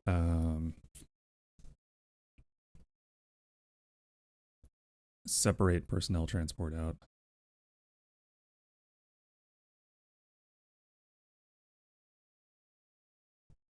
Cargo / equipment, that's what it was.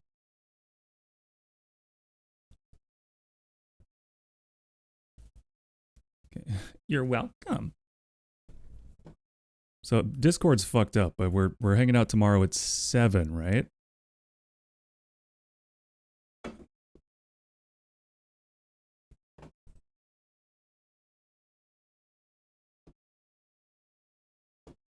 Yes. Okay, awesome. Yeah, ooh, it's fucked. I'm not gonna bother trying to load it up. So I'll just have to remember to send an alert to everybody about tomorrow's double header, double schedule. Meow, meow, meow, meow.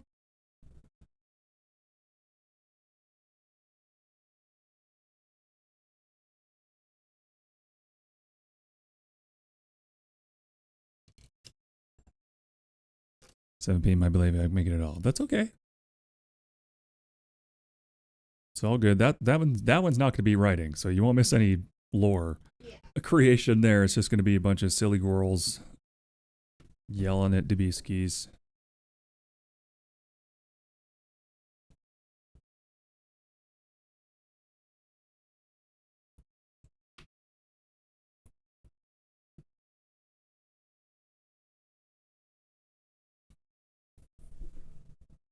Okay, so 4 different bay groups right now: cargo and equipment, visitor parking, personnel transport, and fighting ships.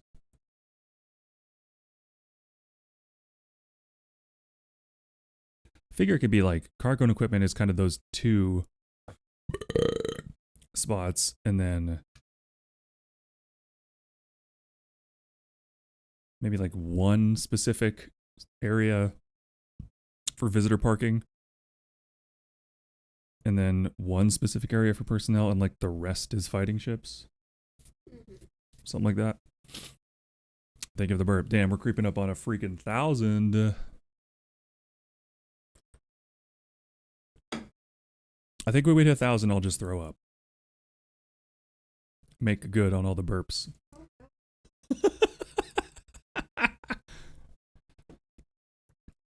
Okay, now please help me offhand if I'm missing anything here.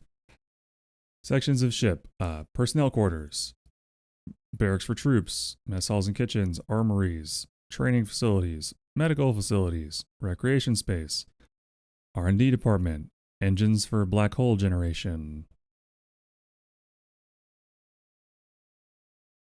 I mean, they would need to the piloting people would have to be somewhere. That's true. Those I was thinking were like relatively small. I would assume so, but But yeah, worth mentioning.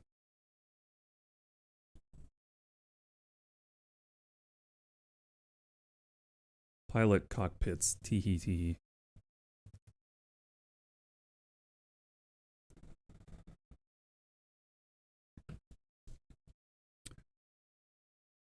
And of course, we have Viragal's apartments.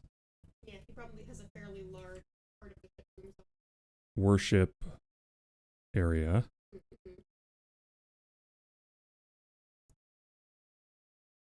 Didn't we talk about a greenhouse facility for sustenance? Yeah, but that's what I'm going back and forth on, because if we add that, it completely changes the nature of the gardener's role on the ship. It completely changes the geography of the entire story, because it decentralizes everything.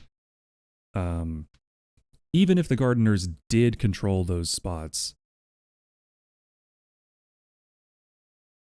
why would people go to the middle and go through the danger of the no man's land when they can just go? The gardeners aren't controlling percentage of the food supply, and they don't have the same political weight.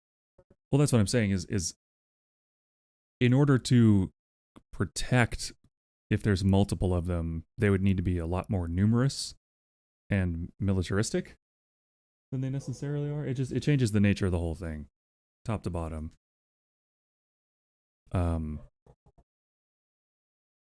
Now I wouldn't be against, like, maybe the ship was designed with those in mind, and maybe they did exist, but maybe in as part of their, like, rebellions, while Viragal and his people were gone, they sort of, in a prescient moment, they, like,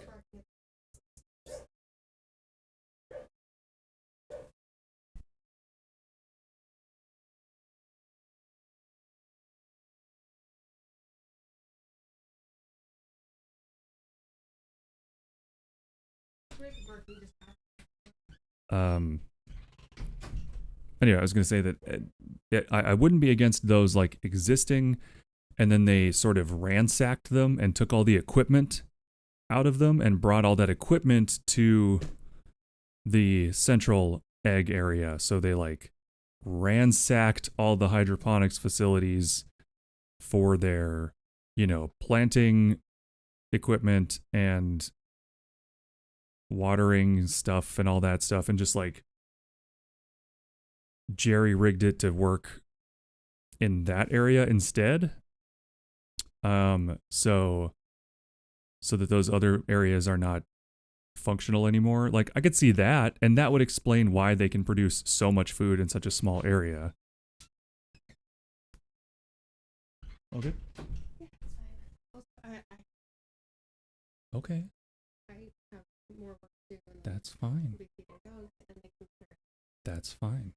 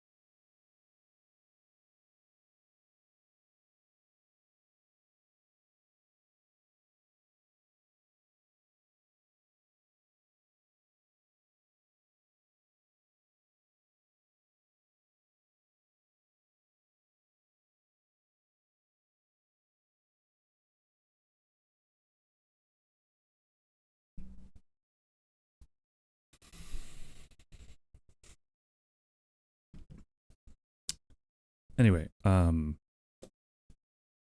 we're almost out of time for the day, but yeah. I'm thinking, wait, didn't I put, what did I, throne room / apartments. Yeah.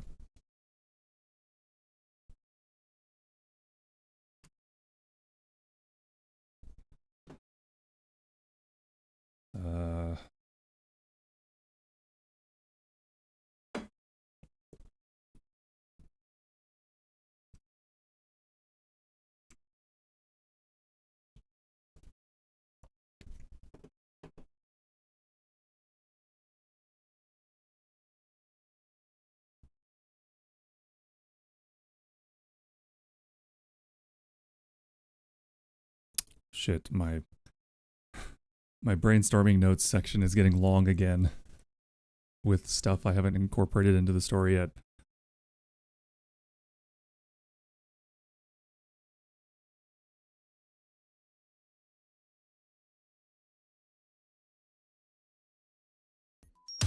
Oh my god!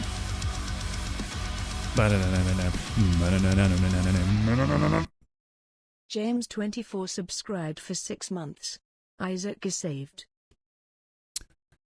Hey Kai, thank you. Thank you so much for subscribing for another month on a 6-month streak. Hot damn. Thank you. Crypt is otherwise engaged. We're about to end stream in about 10 minutes, so I'll tell you what. Would you rather I write your name on my hand right now and it only be visible for like 10 minutes, or would you rather I do it first thing tomorrow? For the writing stream tomorrow. I'll leave that up to you.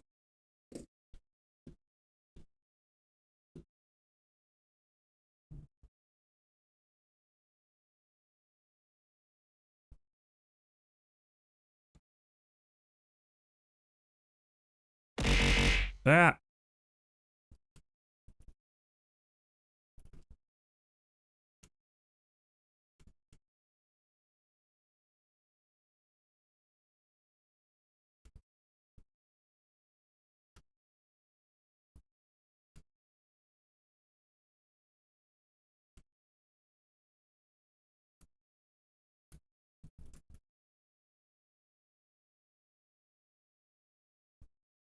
Not sure Kai's here right now, but maybe I'll put it on the list for tomorrow first thing.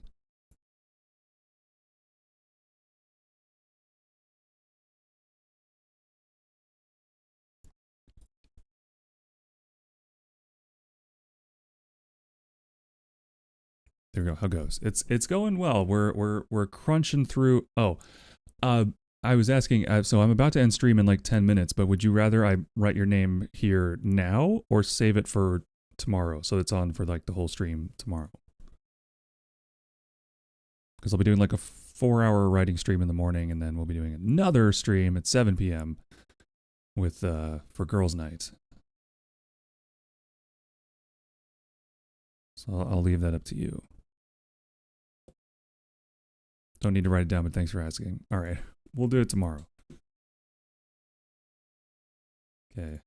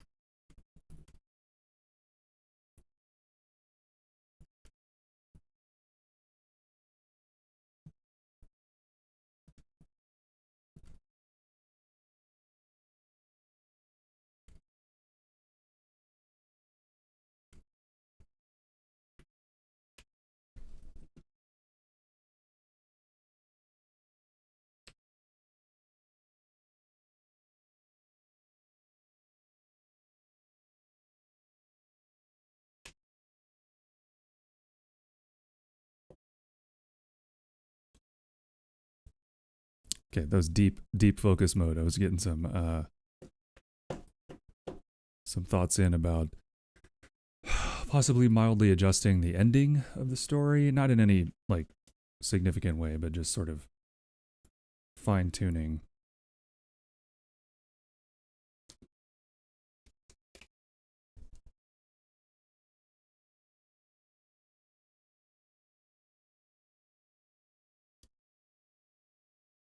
Damn, the collabs are going crazy today with 2v8. I've been seeing homies with like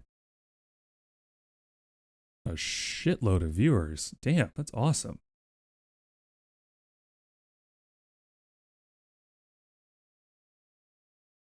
Love to see that. Okay. A lot of good notes today. A lot of good thinking. A lot of good thinking day. Which, once again, feels like maybe not a lot of writing has been done, but we're removing roadblocks and fine-tuning as we go.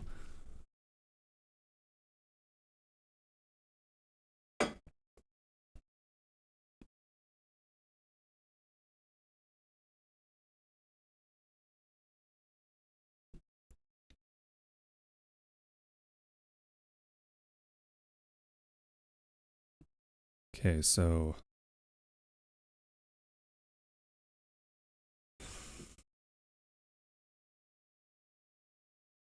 that I just needed to write that down. I'm definitely not going to make a decision on that at the moment.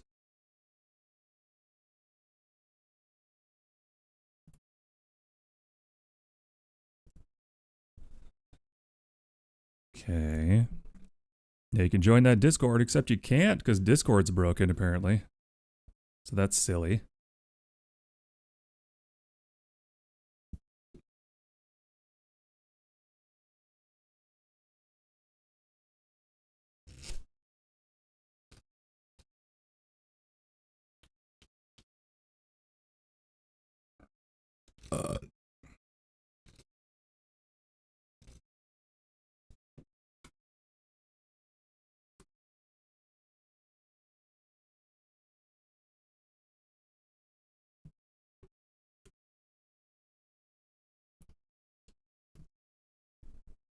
Thank you.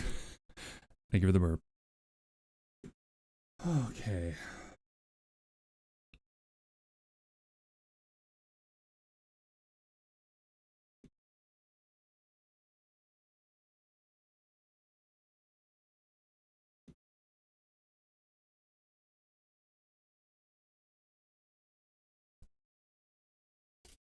So if we're adjusting, so this is no longer accurate.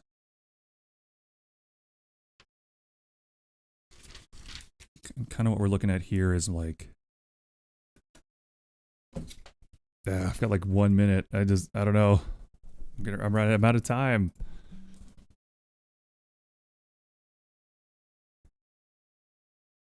This is like 2 inches. Let's just say for the sake of argument that a full inch of it is the cargo space.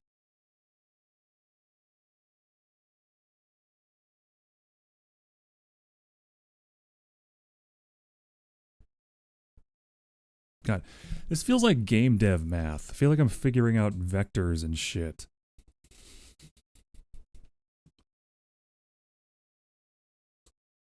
This isn't fantasy writing. What's going on here? Why am I doing math?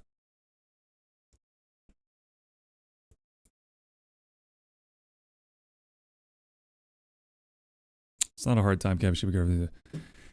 Yeah, I know, but I work better with a deadline, and the sooner the deadline is, the more I work. So I'm just thinking like, fuck, okay, I only have 2 minutes left. What can I do in those 2 minutes? You know?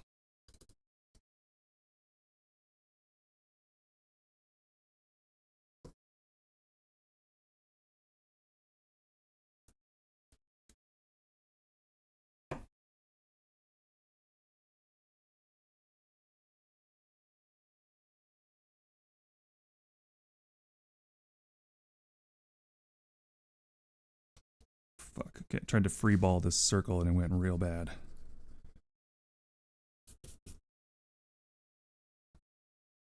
The first part was fine.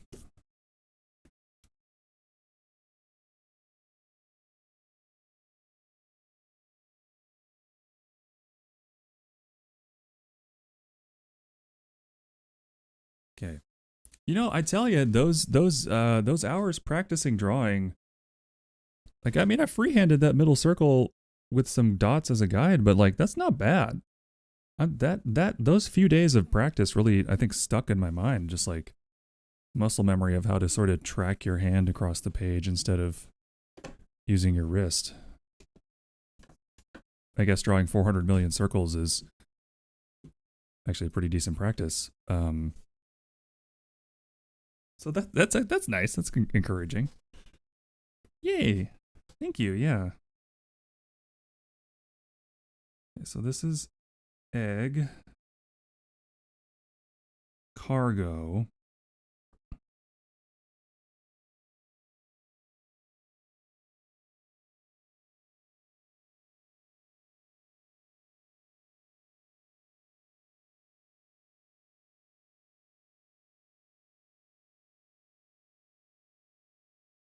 Okay.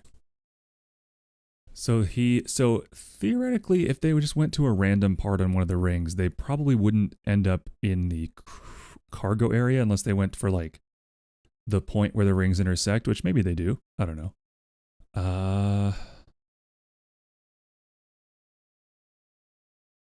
But if that tunnel got destroyed, now that would be a big fucking problem. That would be a big deal.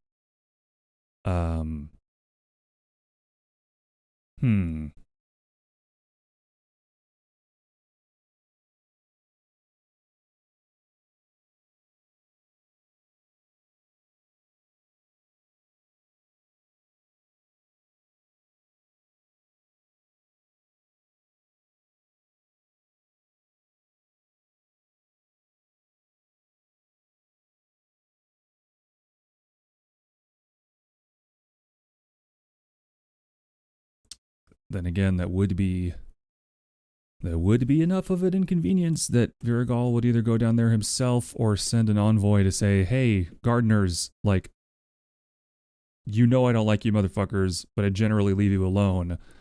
But this is a bridge too goddamn far. You're destroying the fucking ship now.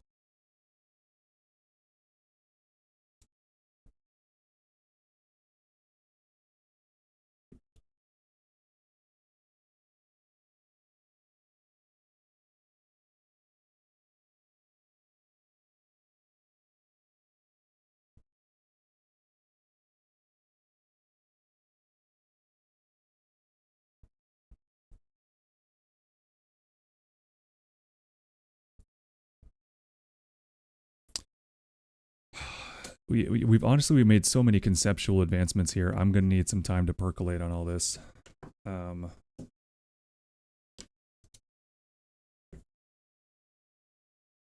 Because then also, like, if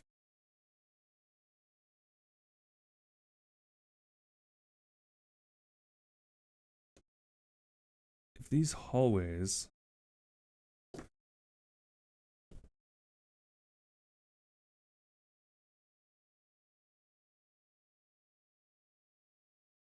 those are like corridors down to there, then what the hell is all the rest of this shit? If that's just cargo and the rest of it's not being used for other stuff, what would take up the most space on the ship that isn't cargo?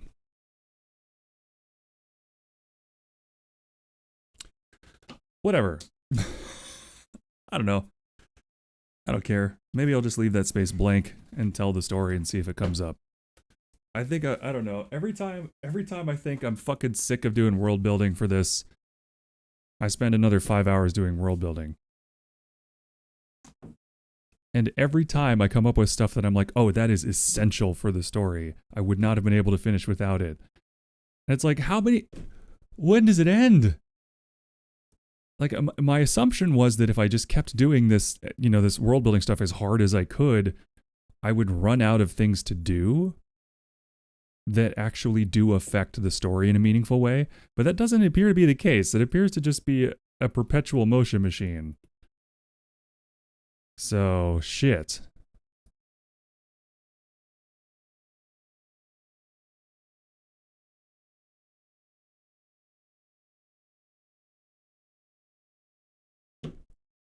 And honestly, I feel like I've been paring it way back down to like the essential components to tell the story, and it still feels like I could just keep going and going and going, and I've just got to keep paring it down, like broad strokes stuff that is necessary, and then make it make a reasonable amount of sense.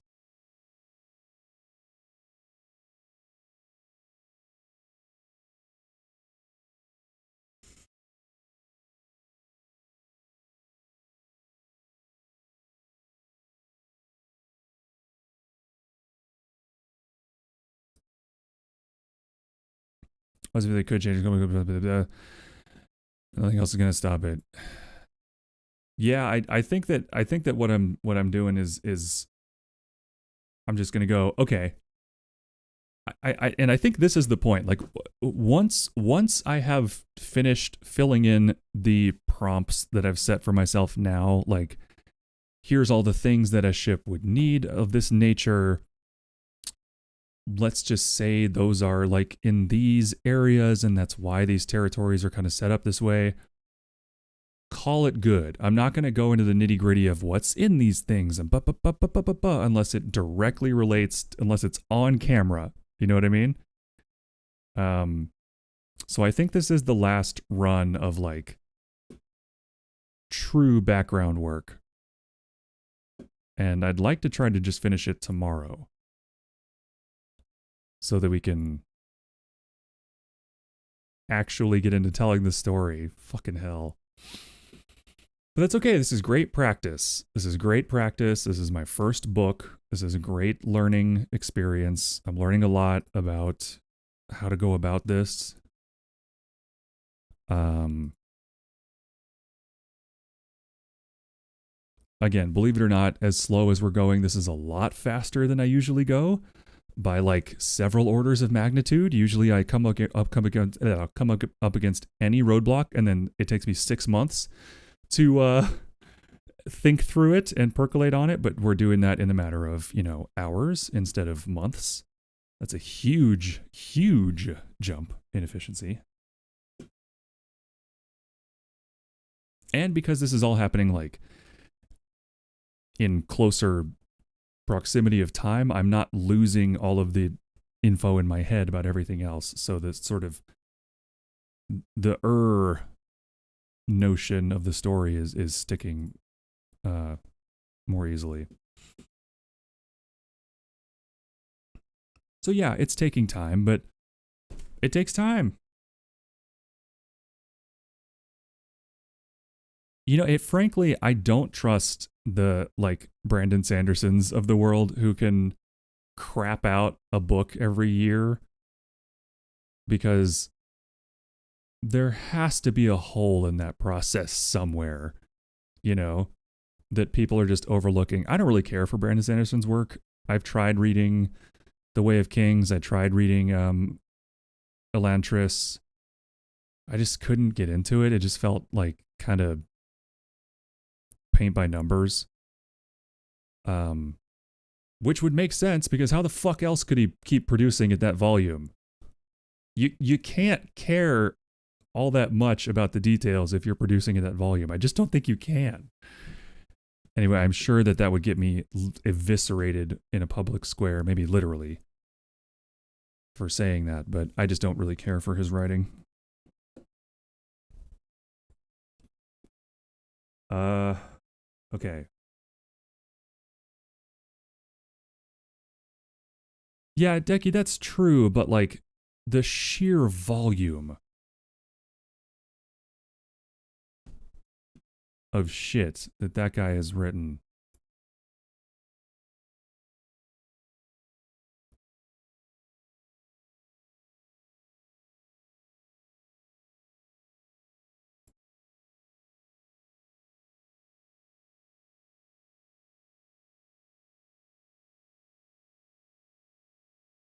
Okay, he's written 19 novels. Now, granted, this is in the last 20 years, okay? But 19 novels, possibly more. Maybe I'm missing something here.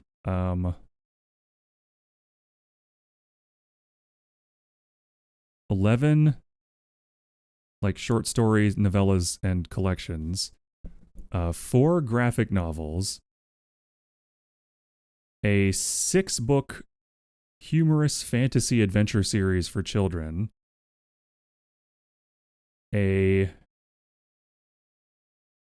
10-part or iteration like series of novels and novellas for YA. He's written 5 he wrote 3 Wheel of Time books in addition to 2 short stories. And honestly a shitload more novellas and stuff. Like the production level is frankly unsettling. And I'm not talking about based on my output. I'm talking about based on like historical like author output. It's absurd. And I find his prose kind of bland. And I think that's just because he's got his voice that he does, and that's the voice he uses for everything. And that's fine. I just don't care for it personally. Any hoodle.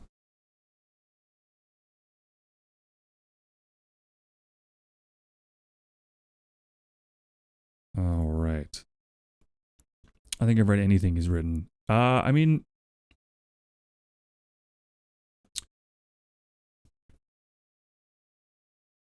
I'll put it to you this way.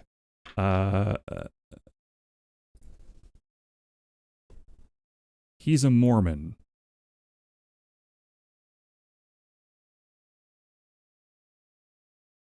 And I think that his Mormonishness really bleeds through, because I got halfway through Elantris and I stopped reading because the level of leniency sort of morally and systematically and sort of from the meta perspective he was giving to the religious faction and fanatics in the book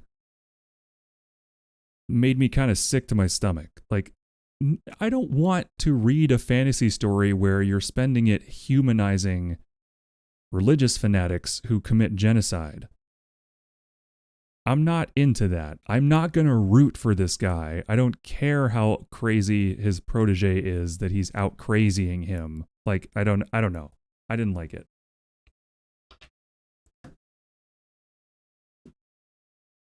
All right, who's around?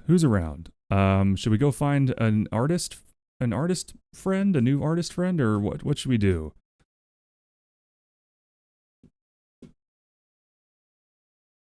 I don't know. I read a fuckload of books when I was a kid, and then the ADHD really kicked in, and it's been difficult ever since.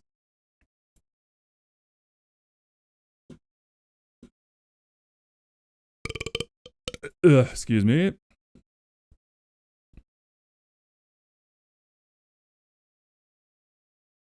Thank you for the burp.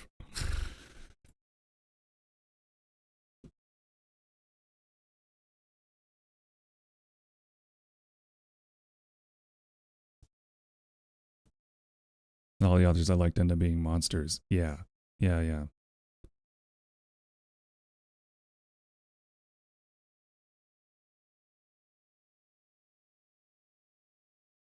All right, so I think maybe we find somebody doing art. Well, we've done that the last few times. Maybe we should just write out to somebody we know. What do you guys think? How are we looking viewers wise? Like 22? Nice. Well, and that'll go down to like 15 or less when we switch, because most people are lurking, and that's totally fine. Love that. That is the nature of these streams.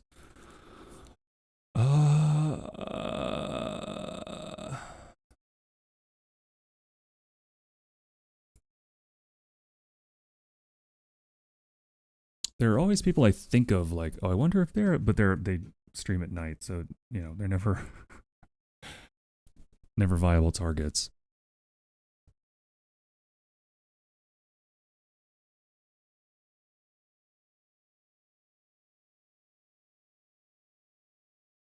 It's fair to like a book written by a person you don't like. It's more common than one might enjoy. Yeah, but here's the thing. I kind of smelled the Mormon coming through the book. I kind of smelled the religious apologist and then did some research and found out that yes, he is a Mormon. Like, I didn't specifically go, this guy's a Mormon, but what I did smell was like there's something fishy about the way that religion is portrayed in this fantasy world that is really like sticking in my craw and making me not like this. And so I looked it up and I was like, that explains it.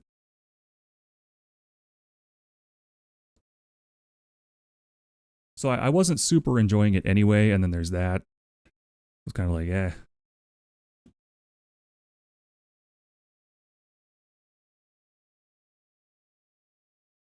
Plus the main character, the hero in Elantris, has kind of like suffering for the sins of humanity, Jesus-y kind of vibes that I'm like, okay, all these factors combine to make me kind of go, get rid of it.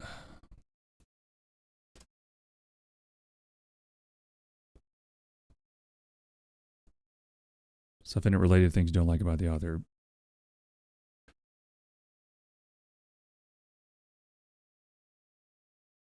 Well, I mean, you can choose not to read stuff for any reason, you know.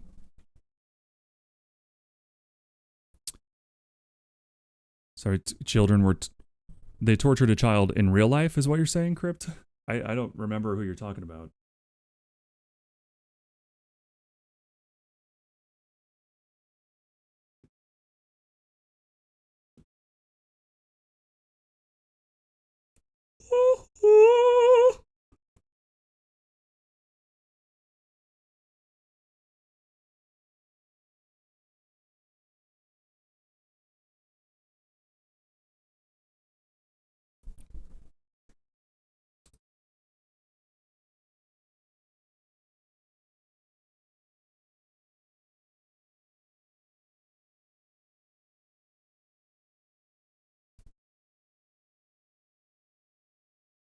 I think I found somebody to read into who's doing art. They seem sweet. So let's throw over there. Okay. So while I still got you here, thank you so much, everyone, for hanging out today. Doesn't convey the same stuff you don't like about the author you might like. Blah, blah. Yeah, that's also true. Thank you, everyone, for hanging out. Of course, if any of you lurkers are still chilling in here, thank you for the follow. It's Rad Nomad and I Hate Yuki. Thank you for the raids. Also from I Hate Yuki and NCI Teddy Bear. And thank you for the freaking 1,000 bits each from Huitsiviti and the lovely Dekidas and Kai for subbing. What a day, huh? We got a lot done. I look forward to getting a lot done tomorrow. And I'm going to go take a quick nap and then see if I can't bully Crypt into letting me help her make dinner. In the meantime, let's go raid out to this lovely new friend. Why did it click out of my raid thing? That's annoying. All right, let's get that raid going. Everybody would please join me in showing some love to Unknown Art Demon. Oh God! Oh!